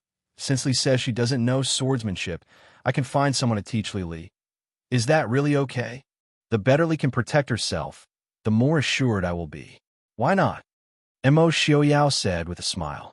Yili instantly felt that marrying a wealthy, understanding, and open-minded husband was too fortunate. Great, thank you, Yili said with a smile. Mo Xiaoyao shook his head lightly. We are family. If you need anything, you can tell me directly. There is no need to thank me. Seeing the sincere smile on Yili's face that he had never seen before, Mo Xiaoyao couldn't help but feel that finding someone to teach Li's swordsmanship was not a bad idea. The palace banquet in the evening proceeded in a strange atmosphere. When Yi Li and Mo Xiaoyao entered the hall together, all eyes in the hall immediately focused on her. Clearly, the competition in the Imperial Garden in the afternoon had caused Yi Li to be in the limelight. In just one short afternoon, not only had the officials in the Imperial Garden appeared, but everyone at the banquet had heard of what had happened in the afternoon. Seeing Murong Ting winking at her, while sitting with Qin Zheng and Su Qingfeng's undisguised praise, Yili had no doubt that this matter had spread throughout the capital. But she didn't know how it would spread. Would they say that Princess Ding was skilled in both the pen and the sword, or that Princess Ding was so valiant that she scared the arrogant princess of Shieling to tears? Thinking of the latter possibility, Yili couldn't help but lower her head and laugh. The so-called palace banquet was nothing more than good wine and food, singing and dancing to celebrate peace. Yili listlessly listened to the polite exchanges between the emperor and the foreign envoys, or the whispers of the officials at the side. She saw some dishes that she liked to eat. In any case, she could not expect to be full from the food at this banquet. She could just wait until she returned to the Fu to eat a midnight snack. Until a bright red dress appeared in the middle of the singing and dancing in the hall, Yili looked at the beautiful dancing in the hall with some surprise. She tilted her head and asked, "Why is Yaoji here?" Mo Xiaoyao chuckled softly and said, "They must have specially invited her to perform in the palace. Yaoji was born in the musical house, and her dancing skills are the best in the capital. Last year at the Empress Dowager's birthday, she was specially invited to perform in the palace." Yili raised her eyebrows and asked, "Prince, what do you think?" Mo Xiaoyao said, "Of course it's good. What do you think, Li?" Yili looked back for a long time and nodded. It's indeed good. She had heard of Yaoji's reputation. It could be said that she was a wonderful woman in the capital. She was born in the musical house and amazed the capital with her zither skills and dancing skills. She became the owner of the #1 brothel in the capital before the age of 25. She had contacts with many dignitaries in the capital. It was said that Mu Yang, the heir of Marquis Mu Yang, was her guest. Young Master Feng Sen also called her a friend. Since ancient times, only such a woman could live in such a carefree and unrestrained manner in such an era. The dance of the #1 prostitute in the capital was naturally amazing. At a glance, at least 70% of the men present showed a covetous look, and the women also showed a look of jealousy and resentment. Naturally, there were also people who looked at him with pure admiration, but only a very small number of people. After the dance, Yaoji quickly disappeared outside the hall, leaving only a touch of fragrance that made people reluctant to leave. Looking at the bustling people in the hall with different expressions, Yili only felt more bored. After telling Immerse Xiaoyao that she wanted to go out to get some fresh air, Yili quietly left the hall with Qing Wan and Qing Xuan. The night wind outside the hall blew gently, gradually dispersing the smell of rouge and wine from the hall. Yili took a deep breath. Ignoring the music in the hall, the imperial palace was exceptionally quiet at night. Walking slowly on the quiet path, Yili's restless mood gradually calmed down. When she was about to sit in the pavilion in front, a strange palace maid blocked their way. "Greetings, Princess Ding."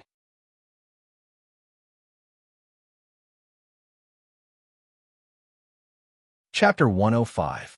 Qing Wan stood in front of Yili vigilantly and asked, "Who are you?" The palace maid bowed and said, "This servant is Yi Zhaoyi's palace maid. Yi Zhaoyi invites Ding Wang Fei to Yaohua Palace for a chat." Yi was pregnant, so she did not attend the banquet in the evening. In the afternoon, she sent a palace maid to invite, but Yili declined her invitation on the spot. Yili naturally knew Yi Yu's thoughts, but even if they were sisters, she did not intend to let Yi Yu and the Yi family use her. The main reason was that Yi Yu's plans and ideas were too unreliable. If she was careful and knew her place, she might be able to give birth to the child safely and have someone to rely on in the future. Even if she had only seen her a few times, Yili still felt that the pregnant Yi Yu was not as pampered as the Yi family thought. "This consort is a little tired today. Tell Yi Zhaoyi that if there is anything, this consort will go to the palace to pay respects in 2 days and then talk with her. Let's forget about it today." The palace maid looked a little anxious and said, "Forgive me, Wang Fei. Zhaoyi Nyang does have something urgent to discuss with Wang Fei." Yili said lightly, "Even if there is something urgent, I'm afraid it's useless to discuss it with this consort. By the way, Yi Zhaoyi's mother, Wang Foreign, is also in the hall at this time. Why don't this consort ask someone to help you invite her out? What do you think?" Wang Fei, Zhaoyi Nyang only asked Wang Fei to go and have an audience, the palace maid said. When she said the word "have an audience," there was a hint of coercion. Yi Li's face sank, and she sneered and said indifferently, "I don't know that a Zhaoyi needs I to go and have an audience with her in the middle of the night." The word "have an audience" was emphasized. The status of Ding Wang Fei was very honorable. Even in the palace, she only needed to bow to the Empress and Empress Dowager. The Gui Fei only received half a bow, not to mention a mere Zhaoyi. If they really met, Yi would have to bow to Yi Li to show respect to the Ding Wang Fu. "This," Nubi misspoke. "Wang Fei, please forgive me. Yi Zhaoyi does have an urgent matter. Please, Wang Fei, for the sake of Zhaoyi's sister, go there." Yi Li looked suspiciously at the palace maid and slowly said, "Speaking of which, this consort has been to Yaohua Palace before. You seem a little unfamiliar." The palace maid forced a smile and said, "This servant's appearance is average. Wang Fei might not remember me." Yili shook her head and said, "That's not right. This consort is sure that you are not one of Yi Zhaoyi's 6 senior palace maids and 8 palace maids in the inner palace. Is it possible that Yi Zhaoyi will send a sweeping maid to invite this consort?" The palace maid panicked and turned to leave. Yili winked at Qing Wan. Qing Wan stepped forward and effortlessly gave her a chop on the back of her neck. The palace maid's body went limp and fell to the ground. "Princess consort." Qing Yu frowned and looked up at Yi Li, waiting for instructions. Yi Li frowned slightly and suddenly turned to look at the flowers on the side of the road. "Who is it?" "Princess Ding." A slender figure came out. Under the moonlight, the enchanting face added a sense of calmness. "Miss Yaoji," Yi Li said, "why are you here?" Yaoji smiled sweetly and said, I don't dare to call myself Mississippi Princess Ding can call me Yaoji. Yaoji came forward and glanced at the palace maid who was unconscious on the ground. She raised her eyebrows and smiled. Princess Ding, this is? Yili smiled and said, Didn't Miss Yaoji hear it just now? It's nothing. There are always a few strange things in the palace. She waved her hand, and a black shadow appeared behind Yili like a ghost. Princess Consort. Yili pointed to the palace maid on the ground and said, Take her away. Don't scare her. The black shadow nimbly picked her up and disappeared into the night after a few leaps. I heard from Feng San that Princess Ding is straightforward. Seeing you today, you really live up to your reputation. Yaoji smiled and said, Young Master Feng San has mentioned me to Miss? She remembered that she wasn't familiar with the famous young Master Feng San. Yaoji covered her mouth and smiled, her eyes shining. Feng San has a high opinion of Princess Consort. Yaoji has always admired his taste. It is a blessing of 3 lifetimes to see Princess Consort today. Yili lowered her eyes and smiled. It is Yaoji's fortune to see Miss Yaoji dance. I will keep what happened just now a secret for Princess Consort. Yaoji blinked her eyes and asked with a bit of naughtiness on her enchanting face. Yili smiled and said, Thank you. Why is Miss still here so late? Yaoji sighed helplessly and said, Some people and things are too annoying. I just want to find a place to hide. I didn't think I would be fated to meet Princess Consort. Yili understood. Yaoji was beautiful and skilled. There must be many people present who were lustful. But those who dared to pester in the imperial palace weren't simple characters.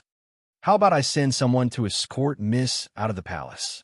Yaoji showed a grateful expression and said, Thank you, Princess Consort. It's nothing. Turning back to give some orders to Qingyu, Yili bid farewell to Yaoji and returned to the hall filled with singing and dancing. Mo Xiaoyao saw her return and gave her a questioning look. Yili shook her head to express her helplessness. Walking to Mo Xiaoyao's side, she sat down and told him about what happened in the Imperial Garden in a low voice. Mo Xiao nodded and said, I will send someone to investigate later. We should stay with me tonight. Yili nodded indifferently. Only then did she realize that the atmosphere in the hall seemed to be stranger than when she left. The original singing and dancing had long stopped. Everyone's eyes were faintly looking in the direction of the envoys from West Hill and Nanzhao. Even Yi Li's quiet entrance didn't attract much attention. Hua Tianxiang gave Yili a strange smile and pointed her chin in the direction of West Hill. Yili looked over and saw that Princess Lingyun of West Hill was crying with red eyes. Today was obviously not Princess Lingyun's lucky day. She was crying again after such a short time. What's wrong? Yili asked in a low voice. Mo Xiaoyao smiled coldly and said, The Crown Prince of Jinnam of Gojoseon said that West Hill and a Chu state wanted to marry. Before he finished, Princess Lingyun objected. In the end, the emperor agreed to marry West Hill, but Princess Lingyun wouldn't enter the palace. And then Nanzhao sent the king of Nanzhao's letter of credence, expressing his willingness to marry Princess Xixia into the Chu state. The emperor's meaning is for Princess Xixia to enter the palace and Princess Lingyun to princely. Yili quickly glanced at Yi Ying, who was sitting beside Mo Jingli. As expected, she was staring at Princess Lingyun with a dark expression. On Nanzhao's side, Princess Xixia's expression was also very ugly. Mo Jingli's expression was also clearly ugly. He gloomily stared at the aggrieved Princess Lingyun. Yili looked thoughtfully at Mo Jingqi, who was clearly very satisfied with her arrangements. For a moment, she didn't understand what the emperor was planning. Was it purely because Princess Lingyun had angered him that he was marrying her to Prince Li? But Princess Xixia had been in the Chu capital for several months. It was impossible that Mo Jingqi didn't know about the rumors about Princess Xixia and Mo Jingli.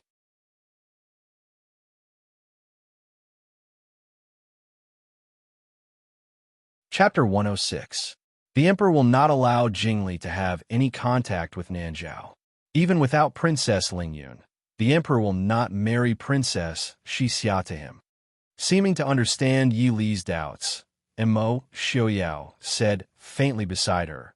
Nanzhao is mostly barbarians. It is said that the country is small and the people are weak, but their customs are extremely valiant. It is only because there are too few people that it is difficult for them to have any influence. Yili said softly. The emperor does not wish for Li Wang to have any relationship with Nanzhao, but Shi Ling seems to be more powerful than Nanzhao. Mo Xiaoyao laughed softly. Shi Ling and the Dechu state are enemies. Unless Mo Jingli commits treason, Shi Ling will not give him any benefits. Besides, the emperor does not wish for a prince with Shi Ling blood to appear among the imperial heirs. Yili suddenly understood and looked sympathetically at Mo Jingli.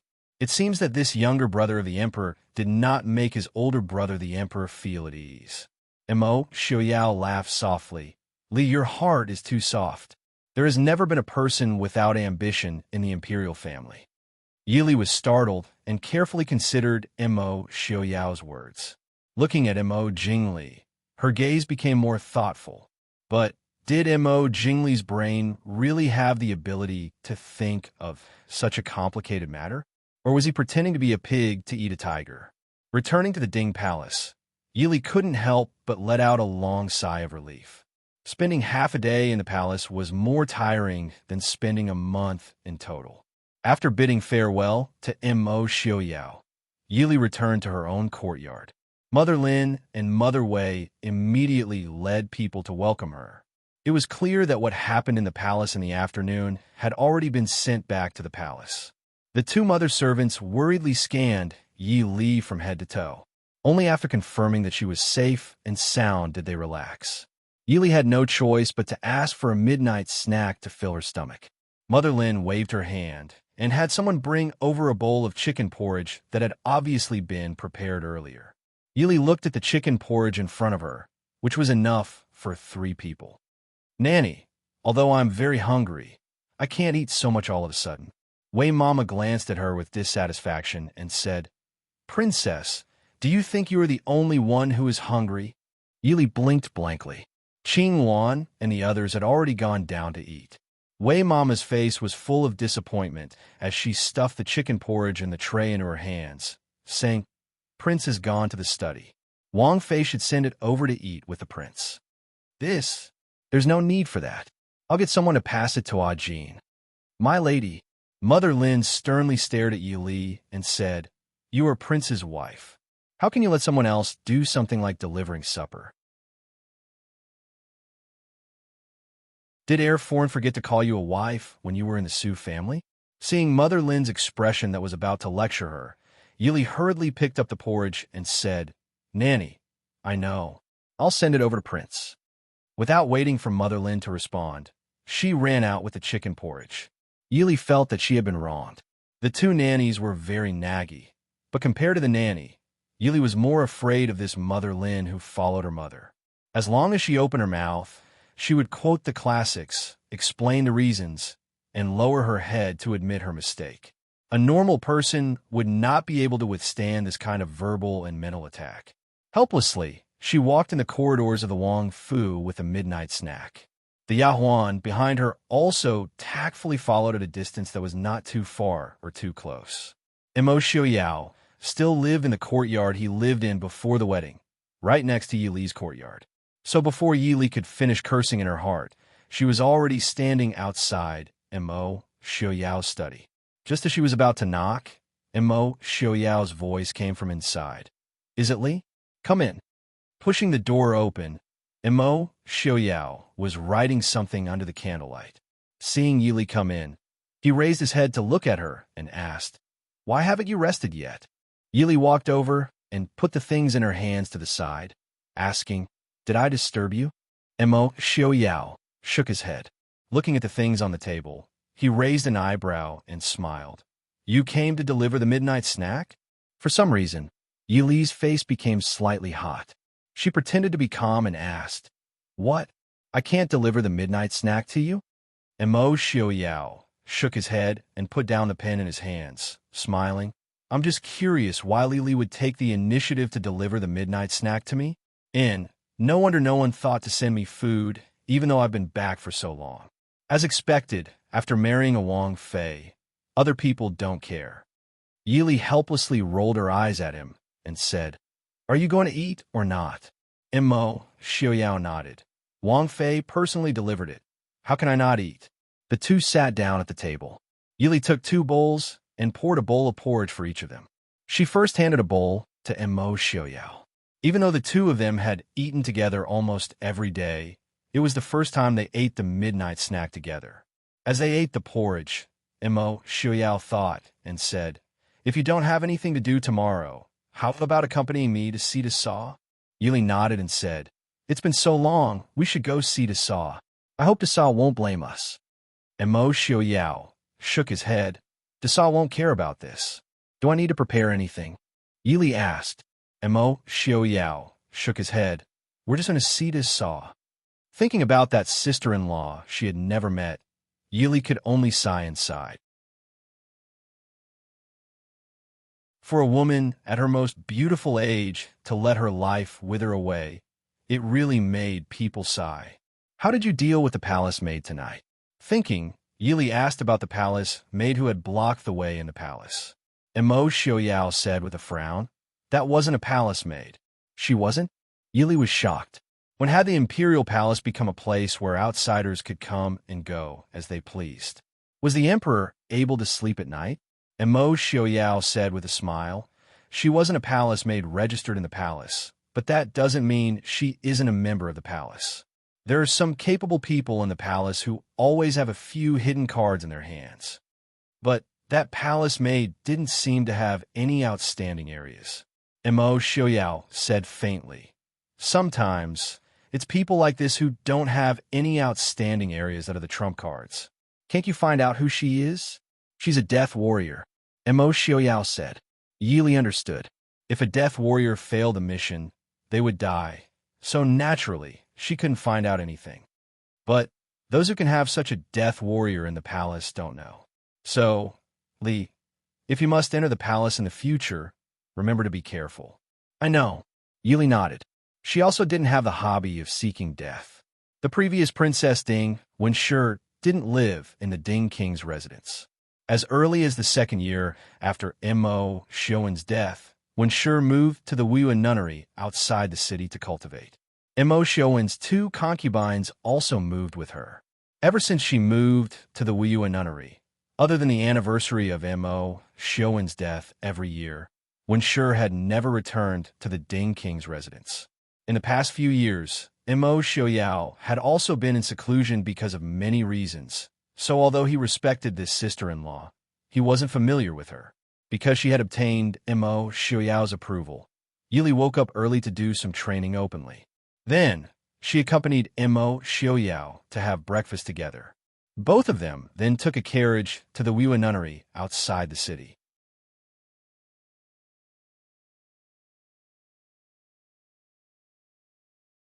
Chapter 107.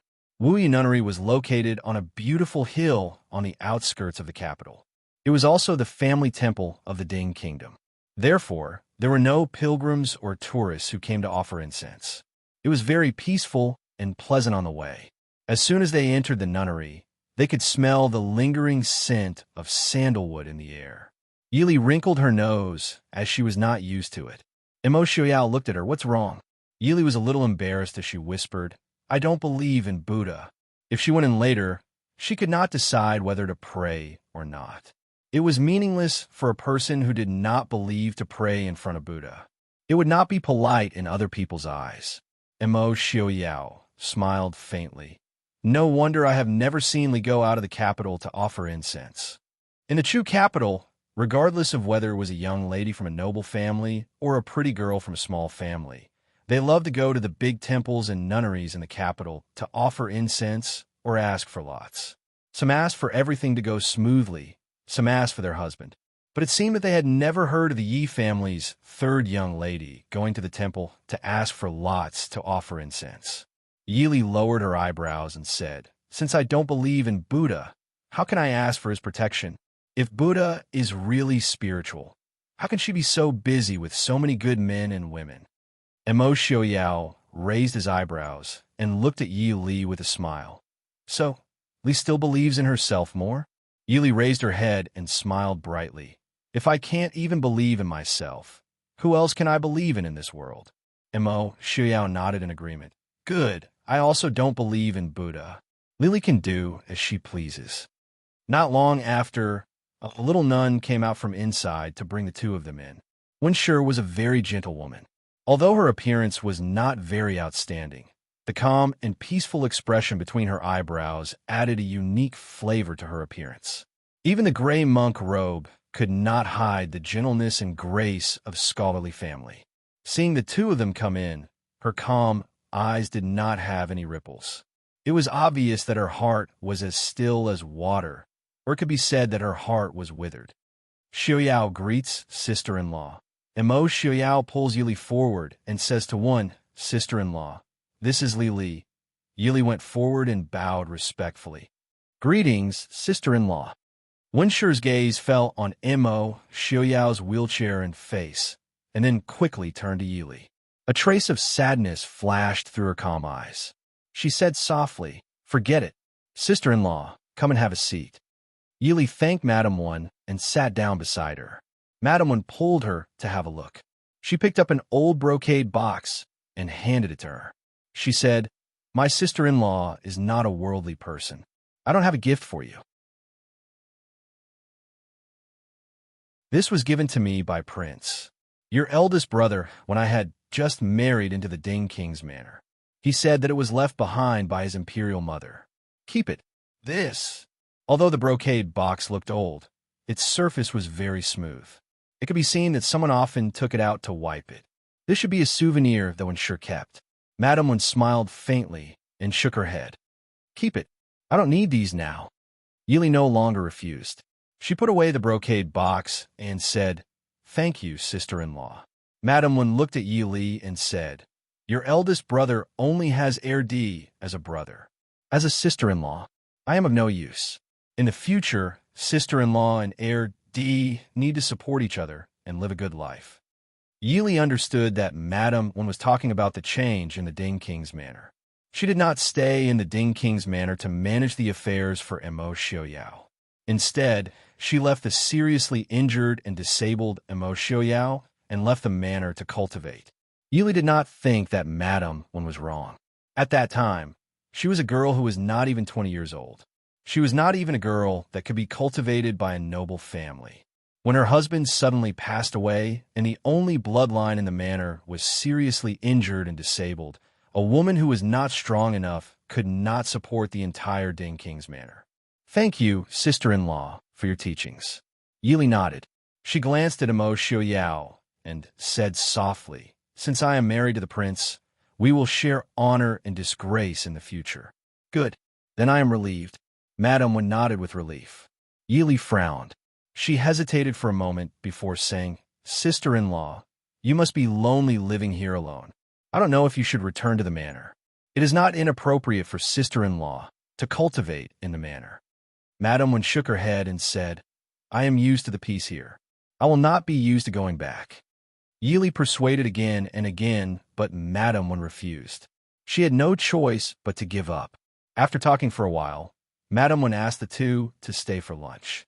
She said that she wanted to copy scriptures and asked Mo Xiaoyao to take Yi Li to walk around. Although Wu Nunnery was a family temple, it was not small. Yi Li pushed Mo Xiaoyao through the quiet bamboo forest behind the nunnery. Because of Madam Wan, her mood was inevitably heavy. "Li, if it were you, you would not be like sister-in-law, right?" After a long time, Mo Xiaoyao asked in a low voice. Yi Li nodded. She suddenly remembered that Mo Xiaoyao could not see her movements and said, "I won't. I will try my best to live a better life." Mo Xiaoyao smiled faintly and said, "That is good. Sister-in-law is actually not suitable to be the king's princess consort. Our Mo family has wronged her." If it were not for the fact that elder brother wanted to avoid Mo Jingqi's suspicion, perhaps he would not have chosen Madam Wan, who was born in an ordinary scholarly family. Yi Li thought for a moment and said, "Perhaps sister-in-law does not regret it." Every time Madame Wen mentioned her husband, Yili could see a faint gentleness and reminiscence in her calm eyes. Perhaps Imo had chosen her for the king's mansion, but Madame Wen might have feelings for Imo, or Imo might have feelings for Madame Wen. Imo Xiaoyao smiled faintly and said, "The king's mansion has never given her a chance to regret it. The Chu state did not forbid women who had lost their fathers from remarrying, but it was not so easy for widows in the king's mansion to remarry. Without enough courage to face the world, Madame Wen could not even think of making herself regret. But, Li, I allow you to regret it. Prince, tell me honestly, if you die, can I remarry?" Yili raised her brows and asked. Imo Xiaoyao did not object and nodded. That is what I meant." Yili looked at the sky and rolled her eyes at a place where Imo Xiaoyao could not see. A wave of anger that came out of nowhere made her laugh coldly. "Then, does Prince want to die early, or do you want to die early?" She raised her brows at her strange words. Imo Xiaoyao smiled. "I still want to die peacefully." "Really? That's not good news. Move aside." Before Yili could finish her sentence, Imo Xiaoyao suddenly turned and pushed Yili away. Swoosh, swoosh, swoosh.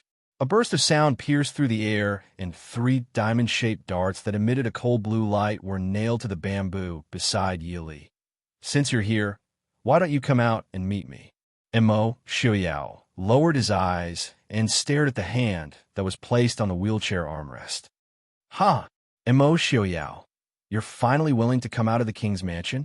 I thought you would hide inside for the rest of your life and not dare to come out to meet people." A presumptuous laugh sounded and a tall figure appeared in the bamboo forest. Soon, a group of black-clothed people surrounded the 3 people in the middle. Imo Xiaoyao raised his head and looked at the person who came. The smile on his lips was as cold as snow. "Do you dare to take off the veil on your face and say it again?"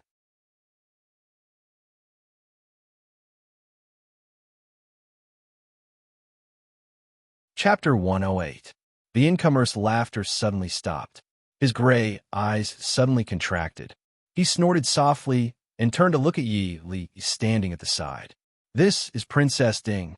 "Yes, sir. I have not asked for your guidance," Yi Li said with a nod. "Such courage," the man praised. He seemed to look regretfully at Yi Li and said, "Such a pity. Imo Xiaoyao, with such a woman buried with you, you should have no regrets, right?" The man clearly did not want to waste words. He waved his hand, and the frowning men in black immediately surrounded them. "Take Wang Fei away first," Imo Xiaoyao ordered coolly. Several figures quickly flashed into the crowd. A Jin landed in front of Imo Xiaoyao with a long sword and looked warily at the surrounding men in black. 2 of the shadow guards landed beside Yi Li, one on her left and one on her right, wanting to send her away. The remaining people were already fighting with the men in black. Yi Li swept a glance. A Jin had only brought 7 or 8 people. She had taken away 2, so there were only 5 left. There were at least 20 to 30 assassins in black. Without time to think, Yi Li waved away the shadow guard who was pulling her and said, "Stay and help." "Wang Fei." The shadow guard stilled and wanted to say something in disagreement. Yi Li had already lost her patience and walked past them. She casually took down an assassin who was trying to sneak up on her and said coldly, "What are you talking about? Take care of these people first." As she spoke, she nimbly kicked away an attack from another. When she landed, she stepped on the body of the assassin who had just been put on the ground and was about to jump up. The assassin on the ground wailed and then fainted. The 2 shadow guards exchanged a look. They would follow Wang Fei's orders and take care of these assassins first. Even though they were well-trained shadow guards, they did not understand what move Wang Fei had used. However, this did not stop them from seeing Wang Fei block an assassin in 2 moves and stomp on another assassin until he fainted. If he was lucky, he would be bedridden for 3 to 5 months. If he was unlucky, he would be paralyzed for life. Yi Li's attack was successful, and her heart was at ease. Although Yi Li had a certain level of confidence in her skills, she had never been able to determine the depth of ancient martial arts. After all, in this era, She had never really encountered a situation that required her to use her full strength. Judging from Mr. Feng Yu's light body technique, he would not be easy to deal with. After all, in modern times, no matter how powerful you are, you can't fly everywhere. But fortunately, not everyone had young Master Feng Yu's light body technique of flying around. If it was only close combat, Yili felt that she could deal with most of the experts. These assassins clearly did not think that this seemingly harmless princess Ding would be able to knock down one person in one move. By the time they regained their senses, the second person had been knocked down by Yi Li's elbow. Yili had learned many things in her previous life. She had learned martial arts, taekwondo, judo, and so on from a young age. Of course, she had many brothers and sisters at home, so she had plenty of fighting experience.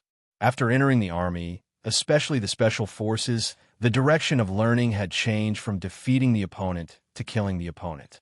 Women were not as strong as men, so Yili's focus had always been on technique and speed.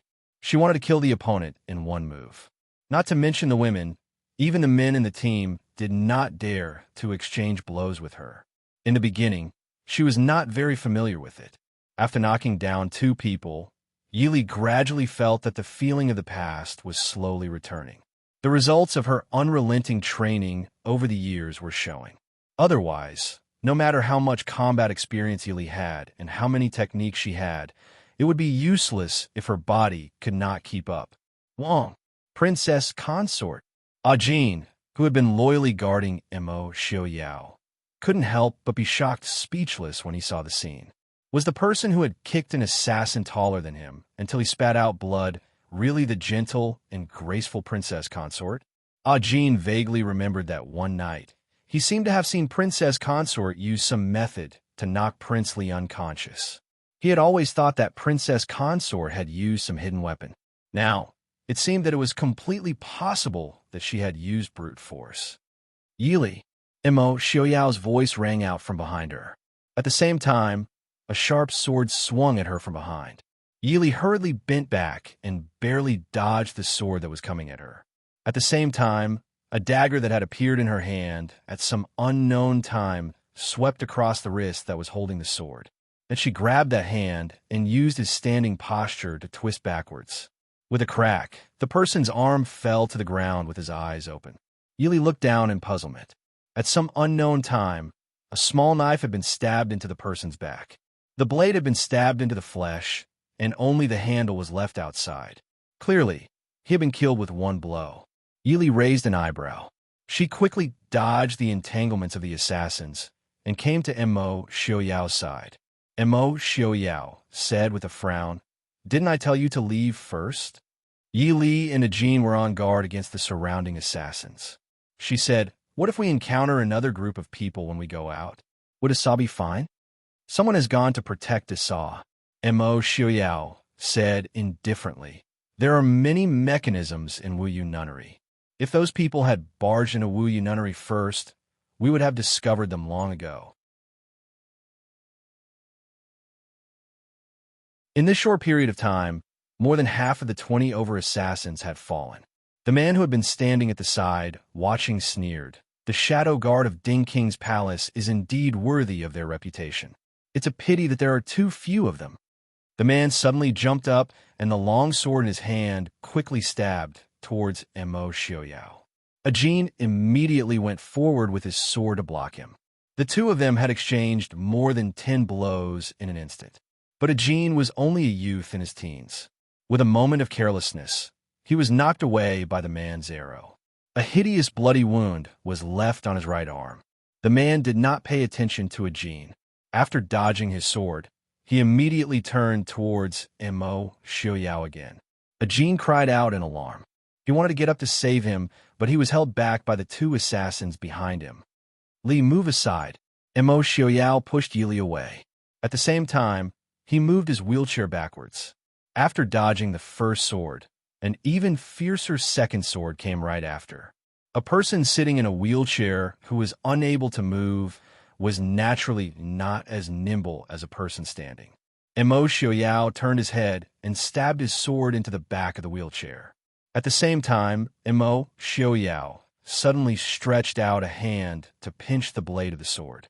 With a slight movement of his sleeve, a bunch of concealed weapons flew towards the man. The man was startled. He quickly withdrew his sword and quickly retreated a few feet away to avoid the concealed weapons that were flying towards him. The man sneered and once again rushed forward. He had clearly seen that Imo Xiaoyao's greatest weakness was that he was unable to move. No matter how great his ability was, no matter how many concealed weapons he had, there would be a time when he ran out of them. Imo Xiaoyao did not dodge anymore. With a schwa sound, a long whip flew out. The distance between the two of them was pulled apart. For a moment, neither of them could do anything to the other. Yili stood at the side and was not in a hurry. From time to time, she would help take care of someone who wanted to sneak attack Imo Xiaoyao. At the same time, she stared at that person, trying to figure out his weakness. Finally, when Imo Xiaoyao's long whip wrapped around the man's sword, Yili sneered. She pulled out the golden hairpin on her head and threw it at the man's wrist. The moment the man was forced to let go of his sword, she rushed forward and mercilessly attacked the man's vital points with her dagger. Yili's moves were definitely vicious, even if one looked at all the martial arts manuals. In just 3 to 5 moves, the man's right arm and left shoulder had been stabbed. Yili snorted in dissatisfaction. She ignored the man's right hand and stabbed the dagger into the man's chest. The man's expression changed. His right hand quickly and fiercely slapped towards Yili. At this time, it was too late for Yili to retreat. Suddenly, the slender tail of the whip wrapped around Yili's waist, and she was quickly pulled back by a force. Yili smoothly avoided the man's right hand and landed steadily in front of Imo Xiaoyao.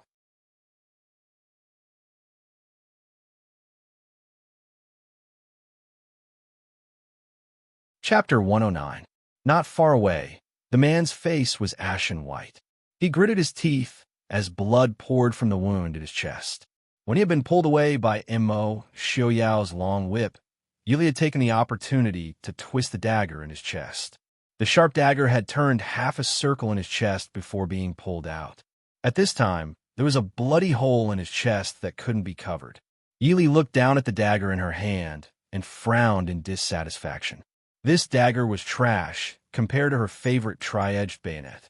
Cough, cough, such a good ding country Wong Fei. I didn't think that you had hidden your skills so well. The man pressed on the wound in his chest and coughed before speaking in a raspy voice. I won't attack if people don't attack me. Yili stared at him and said coldly, It's my loss today.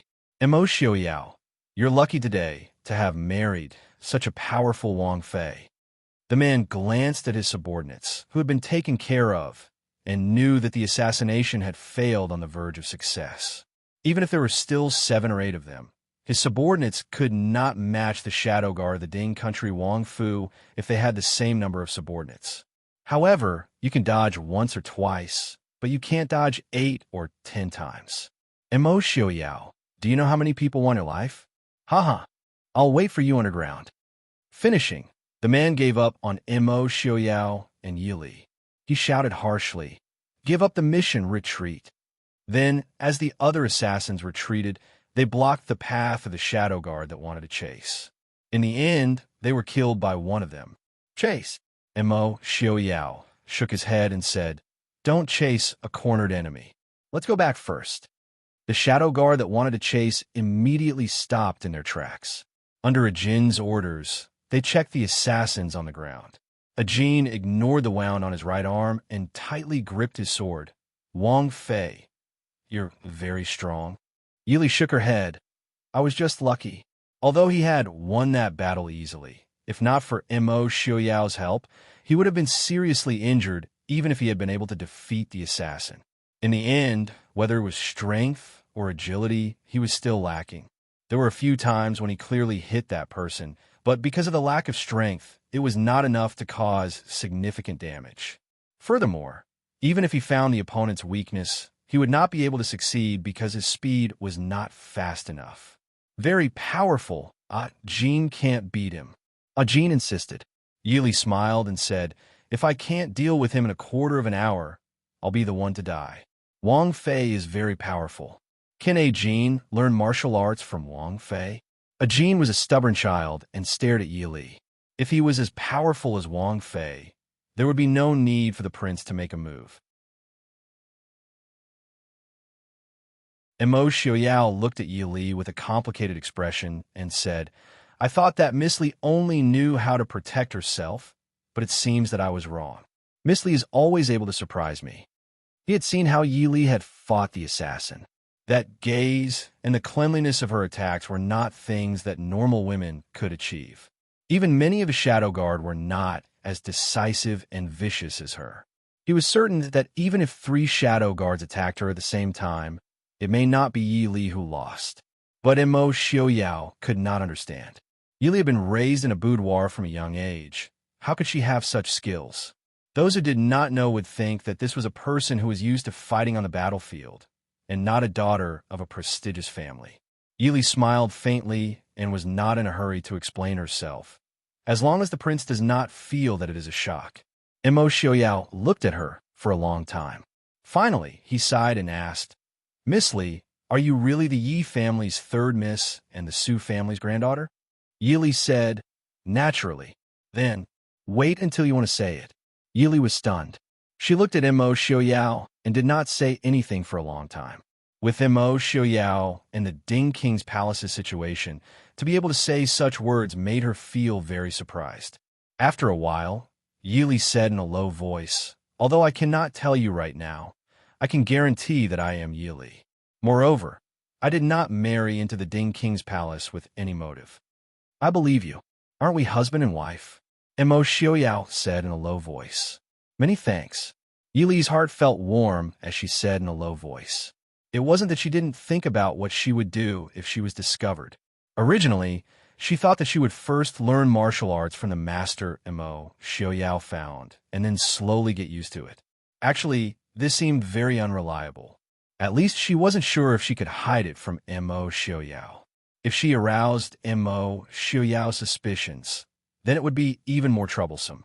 Now, it saved her a lot of trouble. No matter what, at least Mo Xiaoyao was willing to believe in her. No matter how much he believed, it was already much better than what she had originally expected. Miss Li, be careful. While she was lost in thought, she suddenly heard Mo Xiaoyao's voice. Yi Li suddenly turned around and a sleeve arrow shot towards her. The dagger in Yi Li's hand instantly flew out. A clear shadow moved in front of her and a figure pushed her to the ground. Mo Xiaoyao, Yi Li hesitantly called out. She raised her hand to support Mo Xiaoyao's back and instantly felt wet. Mo Xiaoyao powerlessly fell beside her and said with a faint smile, I'm fine. Prince. Jin rushed over to help Mo Xiaoyao up. Mo Xiaoyao's face was deathly pale as he frowned and said, I'm fine. See if there are any survivors. Yi Li sat up and looked in front of her. The person who had just shot the sleeve arrow had already fallen to the ground dead, and that person was the person she had knocked unconscious before. She didn't know when he had woken up. She couldn't help but bitterly laugh in her heart. After leaving the battlefield for so long, did she forget what it meant to be vigilant? She had actually left several survivors in this kind of battle. No, in reality, other than the last one, she hadn't killed a single one. If these people woke up at some unknown time, she couldn't help but shiver. A slightly warm hand covered her hand. Mo Xiaoyao looked at her and said with a faint smile, Miss Li, I'm fine. Yi Li lightly bit her lips and said hatefully, You're injured and you're fine?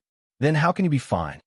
Letting Jin support Mo Xiaoyao, Yi Li got up and took back her dagger to wipe it clean. Then she tore the clothes on his back and checked that the blood flowing out was normal. There should be no poison on the arrow. She was slightly relieved. Mo Xiaoyao said in a low voice, I'm fine as long as I'm not dead. Yi Li gritted her teeth and waved her hand to let Jin and the people beside her take him back to the Wuyuan nunnery. Without her order, the shadow guard had already flown away. He must have gone to find a doctor. When they returned to the Wuyuan nunnery, as Mo Xiaoyao said, There were no assassins in the Wuyuan nunnery. One had been waiting for them at the door after receiving the news. Seeing a group of people coming back, they hurried to welcome them and led them to the prepared guest room. Although Mo Xiaoyao's injury didn't look serious now, Yili had just checked that the assassin's sleeve arrows were all barbed. She could imagine how bloody the arrows would be when they were taken out later. Worried that one would be frightened, Yili asked when to go back to the room to have a rest. One looked at her and still went to prepare food for them with a worried look.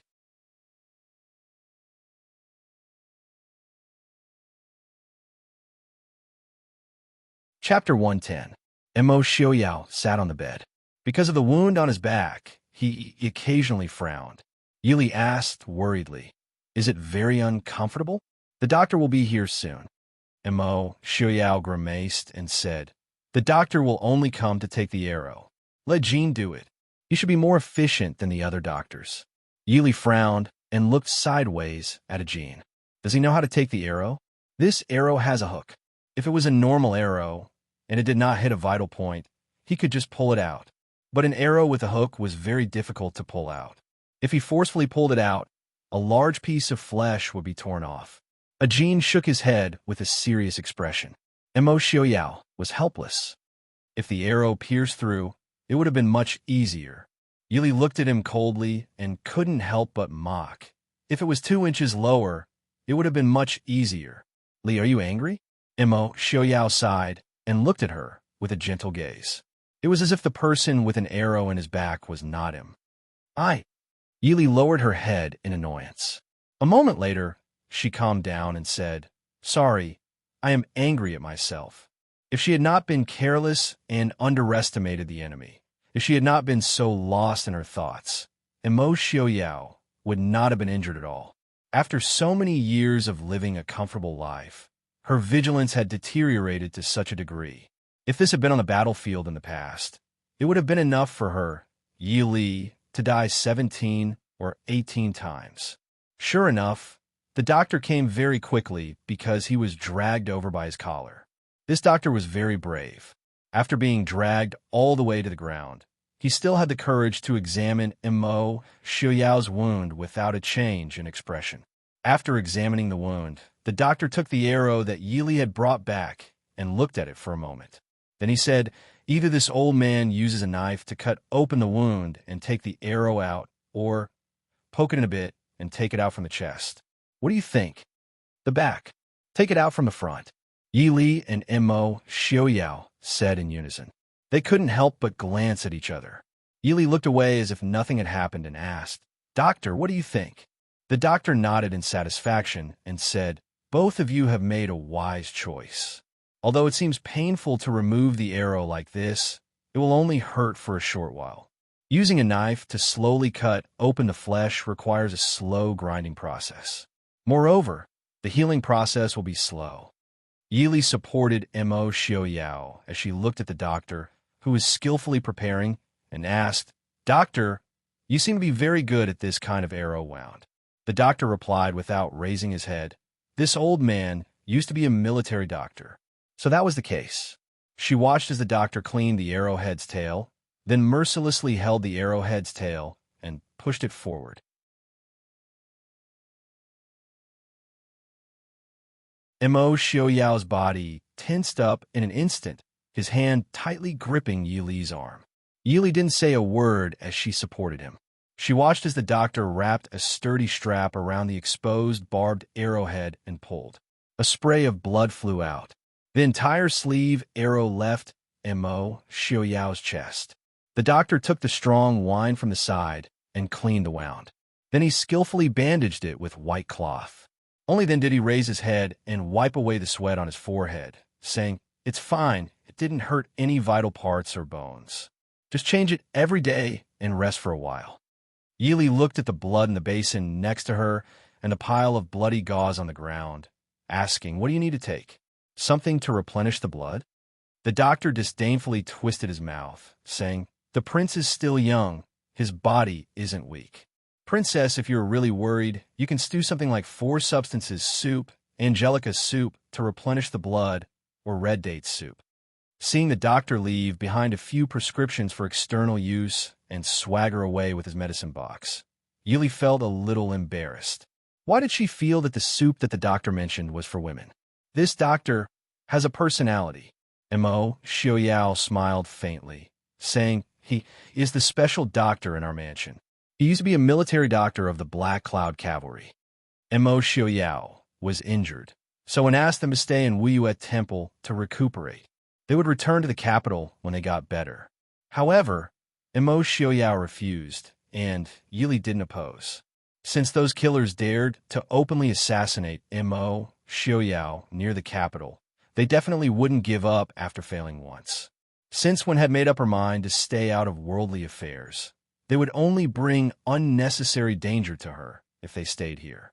When the shadow guard sent by the Prince Ding mansion arrived, Mo Xiaoyao left some shadow guard to protect one and returned to the capital with Yili. Prince Ding was seriously injured near the capital, which was naturally not a trivial matter. However, Mo Xiaoyao seemed to have ordered people to block the news. After they returned to the capital, the dignitaries in the capital didn't seem to know that Mo Xiaoyao was injured. Anyway, Mo Xiaoyao didn't need to go to court every day like ordinary people. He just recuperated at home when he had nothing to do. However, there was one thing that made them quite helpless. As soon as they returned to the mansion, Nanny Sun directly sent Mo Xiaoyao to Yi Li's courtyard on the grounds that Prince needed personal care because of his injury. Nanny Lin, Nanny Wei, and Director Mo were naturally happy to see this.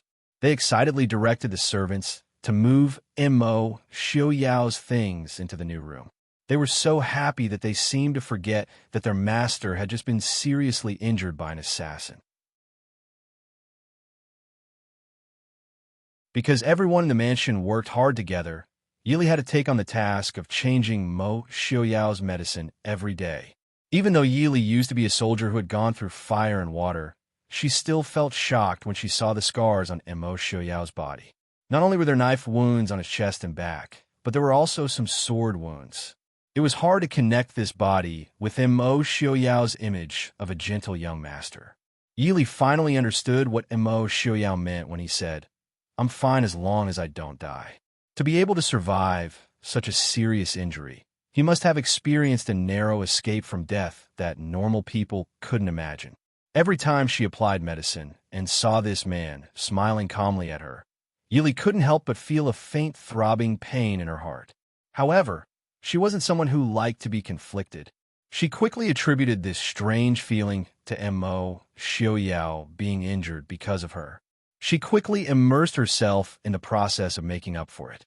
Yili rejected Mo Xiaoyao's previous suggestion of hiring a skilled swordsmanship master for her. Instead, apart from handling the mansion's affairs and taking care of Mo Xiaoyao, she spent the rest of her time in the mansion's secret training grounds. It was a very focused training of her strength and speed. At the same time, she also trained in a certain type of internal energy that Mo Xiaoyao recommended. However, Yili knew that internal energy wasn't something that could be achieved overnight. As for the rumors of internal energy being able to split rocks and mountains at its strongest, Yili didn't understand. Why would she want to use her own hands to split rocks and mountains? If she could recover to her peak state, she could break a person's bones with one punch, even without internal energy. What made Yili satisfied was that this body's potential wasn't bad. In Mo Xiaoyao's words, this body could be considered a good material for practicing martial arts. Thus, Yili spent most of her time in the training grounds every day. The original training grounds in the mansion had been changed by her quite a bit. Since only she and Mo Xiaoyao used it, Mo Xiaoyao didn't care how she changed it or how she practiced. He would only occasionally go to the training grounds to watch her practice when he had nothing to do. On the other hand, Ajin couldn't forget Yi Li's skills after seeing her fight.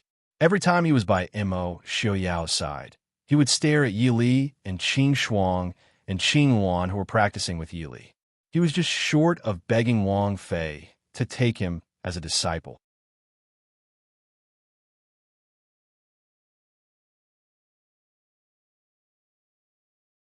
Chapter 111. Mo Xiaoyao also came from a military background. In the beginning, he didn't see the benefits of Yi Li's training, but as time passed, he began to see. Seeing Ajin looking pitifully at the three figures in the training field, Imo Xiaoyao couldn't help but speak up for him. Yili only smiled when she heard this. Right now, I'm only doing recovery training. The most important thing is to train my strength, speed, and endurance. There's no secret to it. It's just that Ajin doesn't have much time because he's with you every day. The word recovery made Imo Xiaoyao raise his eyebrows slightly. He smiled faintly. Does he think that after this kind of training, you can fight against martial arts experts? Yili shrugged helplessly. She took the handkerchief Imo Xiaoyao handed to her and wiped her sweat. Each has its own advantages and disadvantages. The most important thing about my method is that it doesn't take much time and it doesn't have high requirements for one's aptitude and comprehension. Using the Nigong technique you gave me as an example, without considering aptitude and comprehension, even if I train for 20 hours a day, how long would it take to succeed? Imo Xiaoyao was deep in thought.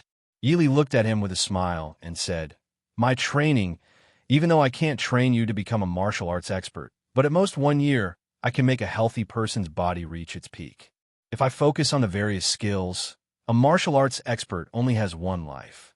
Imo Xiaoyao understood that there were many people with good bodies, but there weren't many martial arts experts. Therefore, not everyone with good bodies could become an expert. Yili clearly wanted to find another way, bypassing Nigong and martial arts. She wanted to make a person strong. Li's way of thinking is very special. I look forward to Li's results. Imo Xiaoyao smiled. Many thanks. Yili smiled.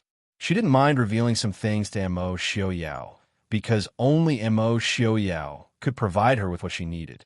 In the entire Fu, the only two people who were dissatisfied with Yi Li's obsession with martial arts were Mother Lin and Mother Wei. It was clear that the two mamas couldn't understand why the elegant and graceful young miss would like to play with swords and spears after marrying into the Ding King's Fu. They even tried to persuade Yi Li that women should be gentle and quiet, and that if she was too strong, the prince wouldn't like her. When the nagging Yi Li heard the two mamas, she wanted to turn around and run. Imo Xiaoyao looked like he was watching a joke and didn't say anything, allowing Yi Li to be bombarded by the two nannies. Prince Wang Fei. Li Wang Fu sent an invitation. Chief Steward Mo personally handed over a red and golden dragon and phoenix wedding invitation. Yili reached out to take it and raised her eyebrows. Li Wang is welcoming Princess Lingyun as his consort.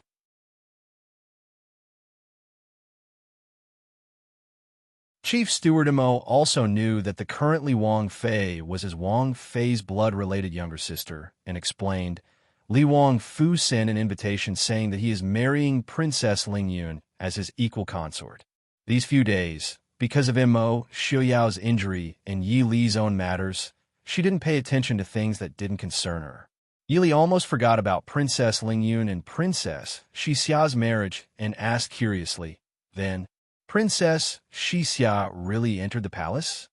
Chief Steward Mo reported. Princess Xixia is currently living in Zhaoyang Grand Princess Fu. The Emperor and Empress Dowager's intention seems to be to pick a good day to welcome Princess Xixia into the palace in August. But the title has already been announced. The Emperor has already conferred Princess Xixia as Consort Xia. As for Princess Lingyun, because Shitzi Jinim of Gojoseon is about to leave for Xiling, the wedding is a bit rushed. What Chief Steward Mo didn't say was that although Princess Lingyun was the equal consort was different from the wife consort. Naturally, she didn't need to spend so much time preparing like the wife consort. When is the wedding banquet? Mo Xiaoyao asked.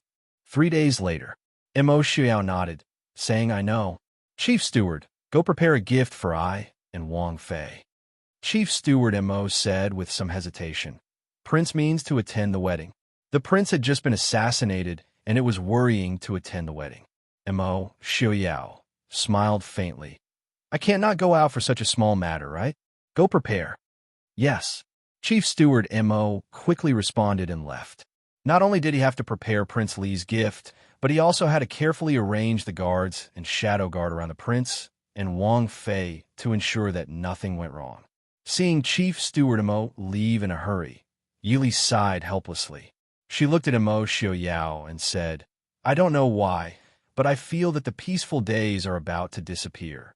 Imo Xiaoyao raised his eyebrows, asking, "You like peaceful days?" Yili nodded. "It's best to be peaceful and peaceful, to live a smooth life until old age, and then to die in bed without any regrets." Imo Xiaoyao shook his head. "Then why do you still practice martial arts?" Imo Xiaoyao always felt that Yi Li was an extremely contradictory person, although she appeared to be elegant and refined like a noble lady. But from the very beginning, she gave him an impression that she was different from an ordinary noble lady. Sometimes, she was even more like a general's daughter than Murong Ting. Occasionally, the sharpness that flashed across her brows was not something that an ordinary woman could show. Yi Li sighed. "Just take it that I like to be vigilant in times of peace." No matter how much she told herself that she wanted to live a peaceful life like a noble lady, but Yili was clear in her heart that it was impossible for her to be like one sure and completely hand over her life to others. She could give in to her father's differential treatment, she could give in to all the cumbersome rules that she was not used to, and she could even give in to her own marriage. But she could never give in to Yi Li's nature. She could not let herself become a weak woman who did not know how to rely on others and did not even have the strength to protect herself. There were many things that she had prepared that she might not need in her lifetime, but she would rather put them there for her entire life than to find that she did not have them when she needed them. If Li doesn't like those trivial matters outside, you don't have to care about them. Imo Xiaoyao said, "There will be people below to take care of those things. Moreover, Ding King's Fu does not need too much human relations." Yili understood. The Ding King's Fu had been quiet for so many years, which was exactly what that person in the palace wanted. These years, the Ding King's Fu's prestige in the Dechu state had been slowly suppressed. If she, the newly appointed Ding King's Fu, was too active now, it would make the emperor afraid. Thinking of this, Yili's mind suddenly flashed. She abruptly raised her head to look at Mo Xiaoyao and asked, "Why did Nanzhao and Xiling suddenly form a marriage alliance with the Dechu state?" The reason that she had told Princess Lingyun before was just to deceive a child. Xiling and the Dechu state seemed to be destined enemies. It was good enough that the Dechu state did not take advantage of Xiling's calamity to loot the burning house. How could it be solved by a mere princess who was engaged in a political marriage? Mo Xiaoyao's eyes flashed slightly, and he said lightly, "Nanzhao is just in passing. The one who really wants to form a marriage alliance with the Dechu state is Xiling." Yili lowered her eyes. She only felt that the thoughts in her mind were spinning very quickly, and she could not grasp any clues at the moment.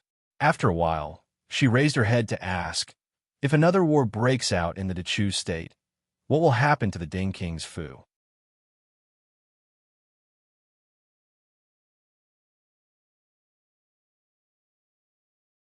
Chapter 112. Mo Xiaoyao was startled, and a trace of undetectable sorrow flashed past his eyes. After a long time, he said in a low voice, "The Ding King's household no longer has anyone who can fight. In less than 5 years, the Ding King's household's 100 years of fame will be annihilated." The common people were always forgetful. Even if the Ding King's household had once protected the Dechu state for hundreds of years, even if the Dechu state was like a god of war in their eyes, once the war broke out again and the Ding King's household was powerless, they would not remember their past glory and would only remember their incompetence. However, the Ding King's household could not blame them because they were not in the wrong. Northern militant. In the study room, after a long silence, Yi Li's voice faintly sounded. Looking at Mo Xiaoyao's expressionless face, she sighed softly. Wasn't it good for everyone to live peacefully in the world? Why did they have to drag the common people into the merciless flames of war for some completely unnecessary reasons? Yili felt that she would never be able to understand the thoughts of those in power. Yili suddenly felt that this man was very pitiful. He should have been high-spirited and vigorous like his ancestors, pointing out the country and living a carefree life. However, He could only use his youthful appearance to turn the tide when his elder brother suddenly passed away. As early as when he was 18 years old, he had already given up everything he could to protect the Ding King's household's 100 years of fame. After losing his healthy body and handsome appearance, he still had to carefully face the spying and scheming from all sides, as well as the assassination that would come at any time. As intelligent as he was, perhaps he had already seen the future of the Ding King's household. It was just that he was unwilling and could not admit defeat. "Can we retreat?" Yili asked. However, the moment the words left her mouth, she was annoyed at her own childishness. Since ancient times, how many of those who were powerful enough to shake their masters were able to retreat unscathed? Mo Xiaoyao lightly said, Mo Xiaoyao can retreat. Where can the 800,000 Mahist army and 50,000 Black Cloud cavalry retreat? Yili was silent. The people of the Mo family, such as the previous regent Mo Lufang, and even the previous masters of the Mo family, would not be more stupid than her. There weren't many masters in the Ding King's residence. Of course, they could just leave. The world was so big, what could they not go? However, the hundreds of thousands of soldiers who were loyal to the Mo family and the Ding Palace would not leave so easily. When the Dechu state was in trouble, it needed them. When the country was at peace, each of them became a thorn in the emperor's side. Once the master of the Ding King's residence left, the best outcome for them would be to be broken up and suppressed. No one dared to imagine an even worse outcome. Sometimes, in the eyes of an emperor, hundreds of thousands of soldiers might not even be comparable to a chess piece in his hand. If the northern tribes really reignites the flames of war, what do you plan to do? Yili asked. Mo Xiaoyao looked at her and said calmly, lead the troops into battle. Li, I will send you to Yunzhou when the time comes. With Mr. Qingyan here, no one would dare to do anything to you. If it were me, the imperial family would not dare to touch you. Yili frowned. She suddenly felt that it was a bit ridiculous. They were originally discussing Mo Jingli's marriage. Why did they suddenly run to this kind of thing? Clearly, there wasn't even a shadow of it. But the faint uneasiness in her heart told her that the conversation just now was not her imagination. Even if her brain was damaged, Mo Xiaoyao would not be damaged with her. Turning her face to ignore Mo Xiaoyao's words, Yili nonchalantly changed the topic. Li Wang is going to marry an equal consort. Should I make a trip back to the Yi family? Without needing Yi Li to think, a steward came to report to the Yi family before noon. Old Madam invited Wang Fei to return to the Yi family to discuss something. Returning to the Yi Fu, Yili was directly invited into Old Madam Ye's courtyard. The moment she stepped into Rongla Hall, she saw Yi Li's red and swollen eyes from crying and Wang Shi's angry screams. Old Madam Yi and Minister Yi were also sitting with a gloomy expression. Yili curled her lips and understood what was going on. Grandmother, father, Leah, Old Madam Yi saw Yili come in and her eyes lit up. She hurriedly beckoned for Yi Li to come forward. Yi Li's mouth twitched. She was silent inside. Old Madam didn't think that she could control the emperor's marriage, right? She was just a princess Ding. Don't talk about Li Wang marrying a princess. Even if he wanted to take a concubine, she couldn't control it. Li you're finally back. Look at your sister. Ying really has a hard life. Yili walked forward and glanced at Ying, who was crying in Wang Shi's arms. She sat down next to Old Madam Yi and asked, Fourth sister, what's wrong? Old Madam Yi said anxiously, Ying was married for less than a month, and Li Wang is going to marry an equal concubine. Where will our minister's manor's face go? How will your sister live in the future? Yili nodded and said, Our prince also received the invitation from Li Wang Manor just now. At this time, fourth sister isn't in the manor taking care of matters. Why did she come back? Wang Shi glared and said angrily, What did you say? Ying is already like this, and you still blame her for coming home? Yili, are you still human? Old master, you see. Shut up. Old Madam Yi glared at Wang Shi and said angrily, Lear is right. Just now, this old woman has been talking to you for a long time. Did you turn a deaf ear to it? Li Wang Manor is now taking care of the marriage. If the princess, doesn't come out to take care of it, how will others see it? Wang Shi said with dissatisfaction. Li Wang letting her down and still wanting her to take care of the marriage for him? Is there any justice in this? Old Madame Yi sneered and said, the emperor's words are justice. You were also present on the night of the marriage decree. Why didn't you come out to take a look? Don't come up with those bad ideas beside her. Yi Ying's mind was still thinking about the conversation with Immerse Xiaoyao in the morning. How could she be in the mood to listen to them at this time? She patiently persuaded Yi Ying, but Yi Ying didn't appreciate it. With tears in her eyes, she hugged Wang Shi and cried, sob, sob. Father, it's all your fault. Why did you insist on marrying me to Li Wang?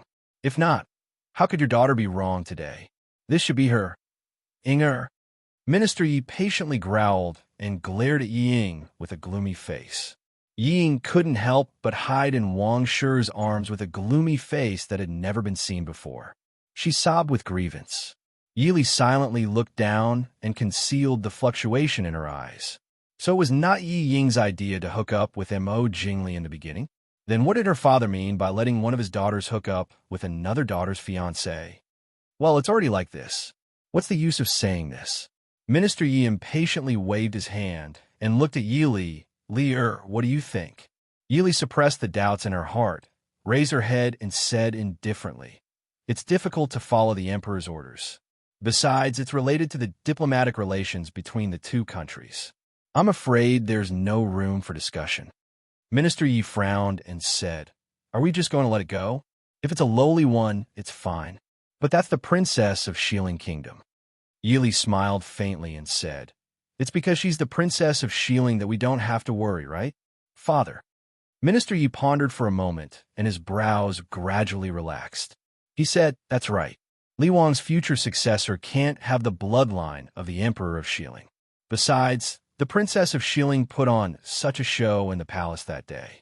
I'm afraid that Li Wang has some grudges against her. As long as can control the power in the residence, we don't have to worry about a princess who's married for peace.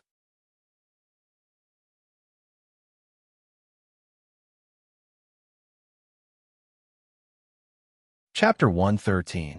If fourth sister wants to gain a foothold in the house, I'm afraid you have to start with Xianzhao, old concubine. Yi Li said softly. What? Yi Ying couldn't help but scream. That old woman has always disliked me. And you want me to flatter her? She has been thinking of ways to torture me. Yi Li frowned and interrupted her. Xianzhao, old concubine, is Li Wang's aunt and the Empress Dowager's younger sister. You don't want to flatter her, but there are many people who think so. Moreover, I'm not asking you to flatter her. You just have to let her not find fault with you. It's best if you can make her feel that you are a satisfactory concubine. Xianzhao, old concubine, had been in the palace for decades. How could it be so easy to flatter her? She was afraid that when the time came, she would end up like a dog instead of tiger. Yi Ying said bitterly, since we got married, she has been finding fault with me. As long as I do something wrong, it's not right. How can I make her satisfied? If she finds fault with you, you just have to endure it. When you have time, you should ask grandmother how to be a good wife. You are Zhao Yi's younger sister, the daughter of the minister's manor. You have the title of Di Wang Fei. You have far more advantages than Princess Ling Yun, a princess from another country who married into the empire. If you can't do it, then just pack up and go back to the minister's manor. Father and Madam don't mind supporting you for a lifetime. Ying suddenly forgot her grievances and distress. Her small face was red with anger. She stared at Yi Li with a pair of watery eyes. She sneered and said sarcastically, that's right. If you can't endure it, you would have run back to the minister's manor crying. No, if you were not married, I would just hang myself with a rope. Yi Li was too lazy to be angry with her. She calmly put down the teacup in her hand and glanced at her. If you have the time to be angry with me, it's better to go back and do what you should do. Yi Ying still wanted to talk back, but old Madam Yi slapped the table and said, enough. Learn from your third sister. Look at what you have become. Yi Ying was stunned. She couldn't help but cry when she thought of her own situation. She wiped her tears and said, what have I become? Who caused me to be like this? Right now, who knows how many people in the capital are secretly laughing at me? Woo, how can Prince treat me like this? What did I do wrong? Old Madame Ye's head started to hurt because of her crying. She said irritably, "Enough. What's the use of crying?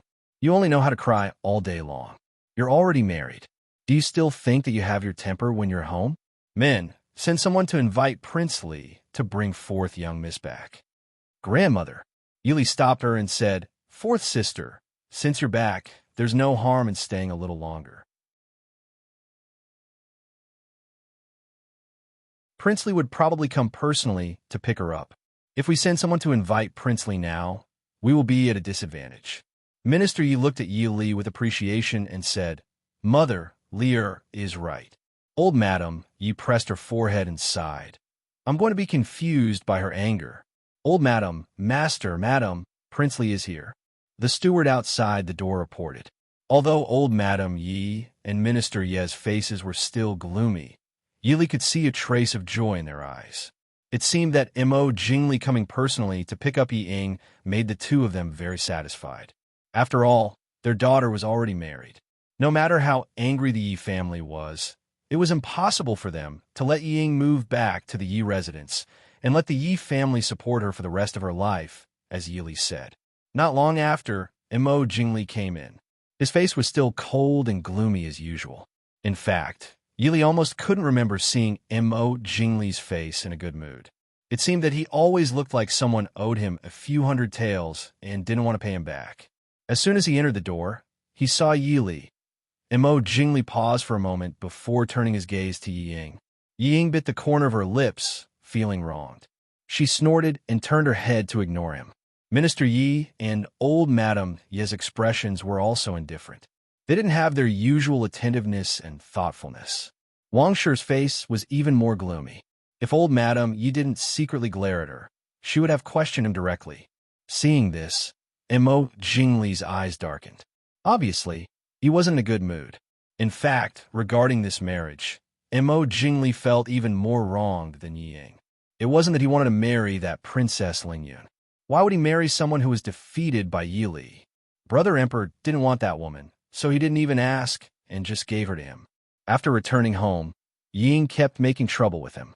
Princess Lingyun, that ungrateful woman, even dared to make a scene in the embassy and refused to marry him. Who did she think he was? Did she think that he would only marry her? After being annoyed by Yi Ying and Princess Lingyun, Mo Jingli directly went to the palace to tell Brother Emperor that he wanted to break off the marriage and not marry Princess Lingyun. However, he was reprimanded and chased out by Brother Emperor. Then, he was reprimanded by Mother Empress and Mother Consort. The more he thought about it, the worse Mo Jingli's face became. Minister Yi saw that something was wrong and stopped while he was ahead. He coughed softly and said, "Ing, Prince is here to take you back. Sit down and talk to Prince."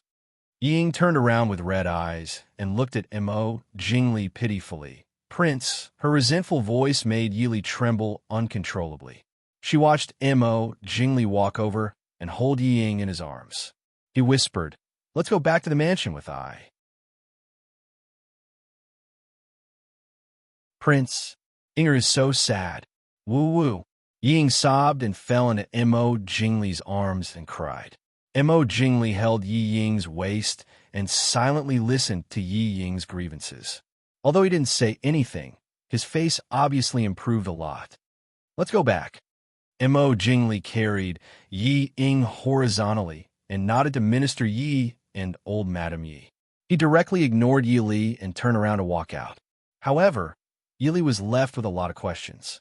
In fact, until now, she still didn't understand whether he really cared about Yi Ying or not, and how much he cared about her. Probably it wasn't easy to guess the thoughts of someone with facial paralysis, even if Mo Jingli was a slightly deformed facial paralysis. Yili leaned on the chair and supported her chin as she thought silently. After declining Old Madam Yi and Minister Ye's invitation to stay, Yili brought people out of the minister's manor. Seeing that it was still early, Yili remembered that since she married into the Ding King's manor, she didn't seem to have gone out alone. Just then, she remembered Nurse Sun's various hints. Mo Xiaoyao's birthday was in a few days. Yili decided to see if there were any suitable gifts. After making up her mind, she brought Qing Wan and Qing Shuang to the busiest street in the capital. Walking along the bustling street, Yili couldn't help but feel a little distressed when she couldn't find anything suitable after browsing through several shops. She didn't know what kind of gift was suitable. Qing Shuang looked at Yi Li's distressed appearance and boldly asked, "Princess consort, do you want to buy something?" Yi Li looked at the two curious maidservants with sparkling eyes. She hesitated for a moment before saying, "Nurse Sun said that in a few days it will be Mo Xiaoyao's birthday. I want to find a gift for him." Qing Shuang rolled her eyes at her. "Miss, do you need to run to the streets to find a gift for Prince?" Yi Li was at a loss. You mean to give a ready-made gift? Wouldn't it seem insincere? Moreover, there were a lot of treasures in her room, but other than calligraphy and paintings, most of them were women's jewelry. Did she really have to pick a calligraphy and painting for him?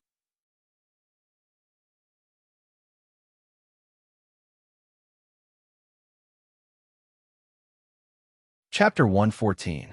Qing Wan pursed her lips and snickered.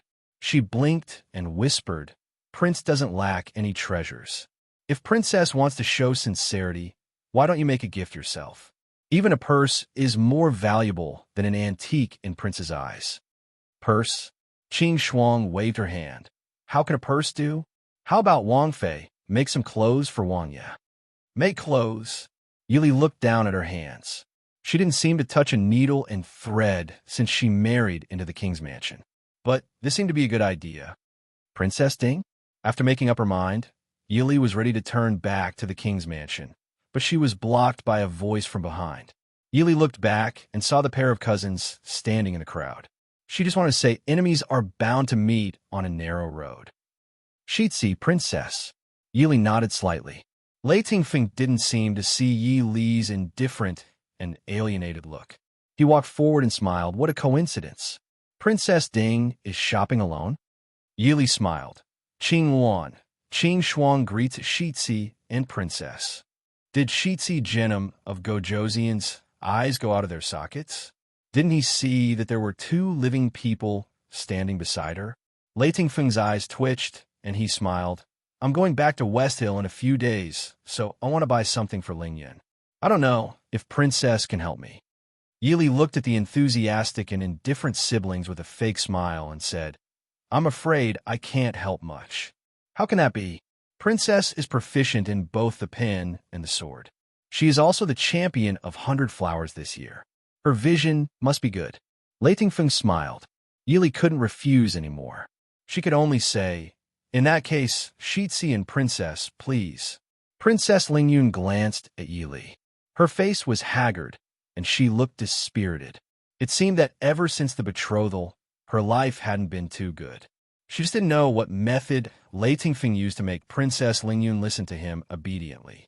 The three of them walked on the streets with their attendants. Princess Lingyun was completely absent-minded. Even when walking, she had to be supported by her maidservant from time to time so that she would not bump into the passing crowd. Yili saw that the previously arrogant and domineering young lady had become like a withered bean sprout in just a few days. While Princess Lingyun was being ordered by Lei Tingfeng to try on clothes, Yili asked, "Princess Lingyun doesn't look too good." Lei Tingfeng raised an eyebrow and looked at Yi Li with interest. He said, "Is Princess Consort sympathizing with Lingyan?" Yili glanced at him. "Shitsi, as her cousin, doesn't sympathize with her. Is it my turn as an outsider to meddle in other people's business?"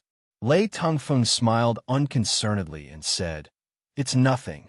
A child is throwing a tantrum and going on a hunger strike." "A child throwing a tantrum and going on a hunger strike?" Yili nodded. "I hope the princess won't collapse on the wedding day." Lei Tingfeng was full of confidence. Or rather, he didn't care at all. He smiled and said, "Princess Consort, don't worry. Our shieling will not allow such a disrespectful thing to happen. On the day of the wedding, Ling Yun will be glowing as a bride." Yili turned her head to look at the decorations in the shop. She didn't have any good feelings towards people like Lei Tingfeng. She didn't believe that Lei Tingfeng didn't know what kind of ending Princess Ling Yun would face if she stayed in the Dechu state to marry Mo Jingli. He just didn't care. A person who could push his cousin to a dead end with a smile and say that he was doing it for her own good. In reality, this kind of person was colder and more heartless than Mo Jingli. Lei Tingfeng saw the alienation in Yi Li's expression.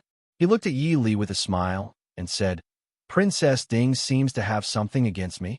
Yi Li glanced coolly at him and said, "No, I never have anything against strangers." "Stranger?" Lei Tingfeng smiled meaningfully. "How can it be a stranger? Speaking of which, did Prince Ding and Wang Fei like my wedding gift?"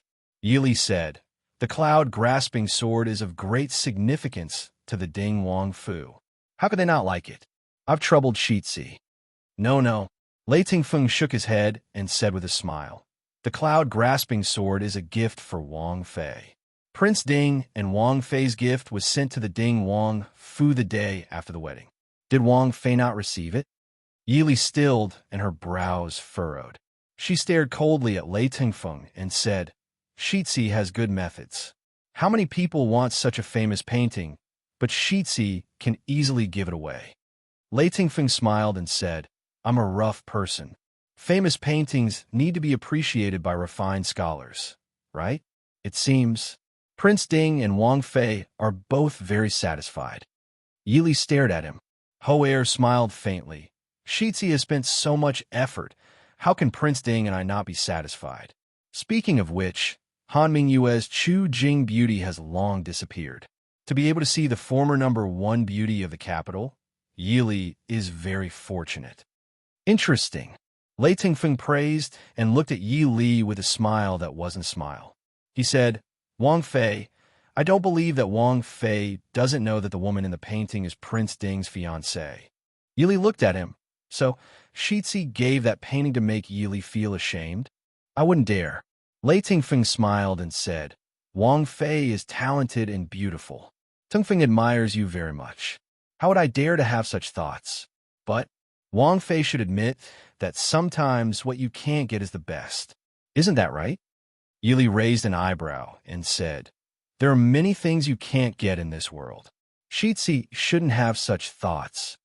Lei Tingfeng giggled and said, "Why shouldn't I?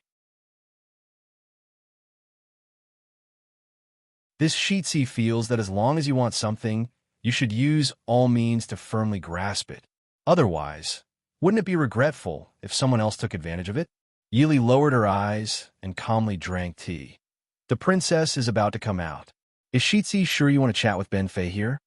Lei Tingfeng stilled and said with a helpless smile, "Wang Fei really is a straightforward person. Tingfeng can't." Yi Li raised an eyebrow and looked at him silently. Lei Tingfeng smiled and said, "It's not a big matter. Someone wants this one to pass a message to Wang Fei. In addition, I also have a question that I would like to ask the princess." "I'm all ears." "Someone wants me to tell Wang Fei. Other people's things will always belong to other people." Lei Tingfeng looked at Yi Li and smiled. Yi Li didn't change her expression. "This sentence, does it have anything to do with Shitzi's congratulatory gift?" Lei Tingfeng shrugged and said, "I don't know. This one is only responsible for passing the message. Also, doesn't Wang Fei want to hear what this one wants to ask?" "Shitzi, please speak." "This one just said, this one admires Wang Fei very much. I don't know if Wang Fei is interested in traveling to Xiling." Yi Li's eyes darkened. Was she being teased? Or did Lei Tingfeng feel that it was a very satisfying thing to kidnap Prince Ding's wife and elope? After looking at Lei Tingfeng for a long time, Yi Li faintly sighed and said, "Shitzi, this consort has the intention of traveling to Xiling, but I'm afraid." "What are you afraid of?" Lei Tingfeng's eyes were deep and unfathomable. "I'm afraid this consort will die at Shitzi's hands before stepping into Xiling's borders." Yi Li coldly laughed and faintly finished the latter part of her sentence. Lei Tingfeng's expression instantly froze, as if he couldn't think of what expression to put on for a moment. He could only stiffen his face and laugh dryly. "What are you saying, Wang Fei? This one is sincerely inviting you." Yi Li stood up and smiled. "Since it's like this, if there's a chance in the future, This consort will definitely go with our prince to Xiling to visit Shitzi. Today, I won't disturb Shitzi and princess's time together. Goodbye.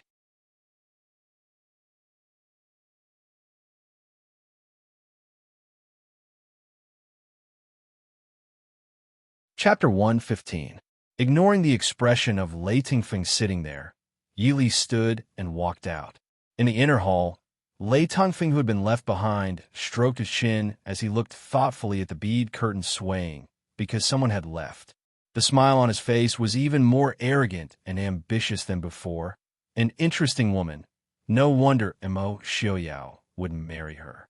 In the inner hall, Lei Tongfeng, who had been left behind, stroked his chin as he looked thoughtfully at the bead curtain swaying, because someone had left. The smile on his face was even more arrogant and ambitious than before. An interesting woman. No wonder Mo Xiaoyao would marry her. Princess Lingyun walked out from inside, still wearing the same clothes as when she had gone in. She stood by the door and looked resentfully at Lei Tingfeng. Lei Tingfeng raised an eyebrow and lowered his eyes to hide the disdain in them as he said, Lingyun, don't think about it. Imperial brother is doing this for your own good. Compared to that Li Wangfei who doesn't have a brain, this Princess Ding is very hard to deal with. Even if you enter Princess Ding, you will not be able to beat her. Haven't you suffered enough that day? You know very well that even without Yi Li, you would not be able to enter the Prince Ding mansion. Princess Lingyun stared at him and said, You are speaking up for Yi Li? Lei Tongfeng snorted and said, Pretend I didn't say anything. If you think you have the ability to provoke Yi Li, then go ahead. Let's see if she dares to shoot through your head next time. I don't care what you want to do. In 3 days, obediently get on the sedan chair and marry into the Li Wangfu. Don't force me to drug you. I'm a princess, you dare. I thought that you knew your use when you made a fuss about coming to Dongchu. Lei Tingfeng looked mockingly at her. You didn't think that just because you came to Dongchu to choose a bridegroom, you could marry whoever you liked? No matter how favored princess was, she was still just a princess. A princess who was married to him. Actually dared to put on airs in front of him? West Hill Embassy. After sending Princess Lingyun back to her room, Lei Tingfeng turned around and returned to his own room. As soon as he closed the door, Lei Tongfeng's eyes darkened. His gaze shot to a certain spot in the room like a knife. The completely enclosed room was dark and unpredictable because there was no light. A slim figure in black sat beside a round sandalwood table. Lei Tingfeng's expression darkened as he stared at the back of the woman in black and asked, What are you doing here? The woman in black turned her face to the side, revealing a pair of moving starry eyes in the dim light. However, her eyes, which should have been as clear as water, were filled with obvious anger. Why did you ruin my plans? Lei Tongfeng snorted and sneered. Spoil your plans? What has this prince done to ruin your plans? Lingyun's matters. The woman in black gritted her teeth and said, If it wasn't for your interference, how could Lingyun have married into the Li Palace? Lei Tingfeng relaxed his body a bit. He walked to a chair on the side and sat down as he said, You still have the nerve to say that. If it wasn't for you talking to Lingyun all day long, how could Lingyun have married the Li Palace? Their original plan was not to marry a princess to a brainless prince. It was a pity that after Lingyun's interference, the emperor would not want her no matter what. The woman in black snorted and said, If Lingyun had entered the Prince Ding mansion, wouldn't it have been better? Stop dreaming. Lingyun has been fooled by you. Could it be that you also killed her? Lei Tongfeng said with disdain, Do you think that Mo Xiaoyao is some kind of soft-hearted person? If Lingyun enters the Prince Ding mansion, we will have to collect her corpse in less than a month. Even if she doesn't die, do you think that with Lingyun's brain, she won't be tricked by Mo Xiaoyao and turn against him? As if she was angered by Lei Tingfeng's mocking tone, the woman angrily said, Isn't the reason I'm doing this to help you? Lei Tingfeng sneered.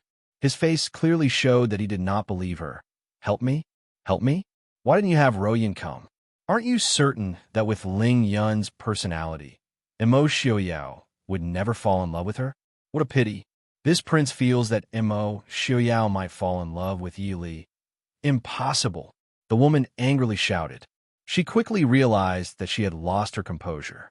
The black-clothed woman let out a breath and said with a smile, "Don't try to trick me." Mo Xiaoyao's eyes are above his head. How could he fall in love with a woman as good as Yi Li? Good for nothing, Lei Tingfeng muttered. He carelessly swept his eyes over the black-clothed woman before saying, Mo Xiaoyao's eyes are above his head? That's not necessarily true. Enough. I'm not here to argue with you. Lei Tingfeng lazily looked at her and said, Then you can just tell me why you came to my room at this time. I want to stay in a Chu state for a period of time, the black-clothed woman said. That's fine. Just don't come back to Xiling in the future. Lei Tingfeng waved his hand and nonchalantly indicated that she could leave. You, the black-clothed woman angrily glared at him. She couldn't say anything for a while. Lei Tingfeng coldly smiled and said, You think I don't know what you want to do in Dongchu? It's rare to see a woman as greedy as you. However, you should be careful. Don't end up with nothing. The black-clothed woman hatefully bit her red lips under the veil. Lei Tingfeng, you won't be happy if you don't mock and ridicule me? Lei Tingfeng coldly snorted. He looked at the woman in front of him with an icy gaze that faintly revealed a trace of hatred. You can't live if you don't go around seducing men. Don't be delusional. Mo Xiaoyao won't want you. Do you know where the painting you had people send over went? Lei Tingfeng looked at her. Suddenly, a malicious smile appeared on his face. The black-clothed woman vigilantly stared at him. Lei Tingfeng looked at her with interest. Seeing her eyes gradually become flustered under his gaze, he smiled and said, Mo Xiaoyao sent it to Suzhi that day. No matter how beautiful Su Zuidi is, she's just a dead person to Mo Xiaoyao. What do you think you can do? Do you want to make a bet? I feel that Mo Xiaoyao will definitely fall in love with Yi Li. If possible, the black-clothed woman's anger almost wanted to burn Lei Tingfeng to ashes. This time, she took even longer to calm down. She smiled sweetly at Lei Tingfeng and said, Then what about you? Shilling Country's Genom of Gojoseon. Why are you so interested in Yi Li? Lei Tingfeng's eyes flashed. He quickly smiled and said, Because she's Mo Xiaoyao's woman. From this point of view, her value is obviously much higher than yours.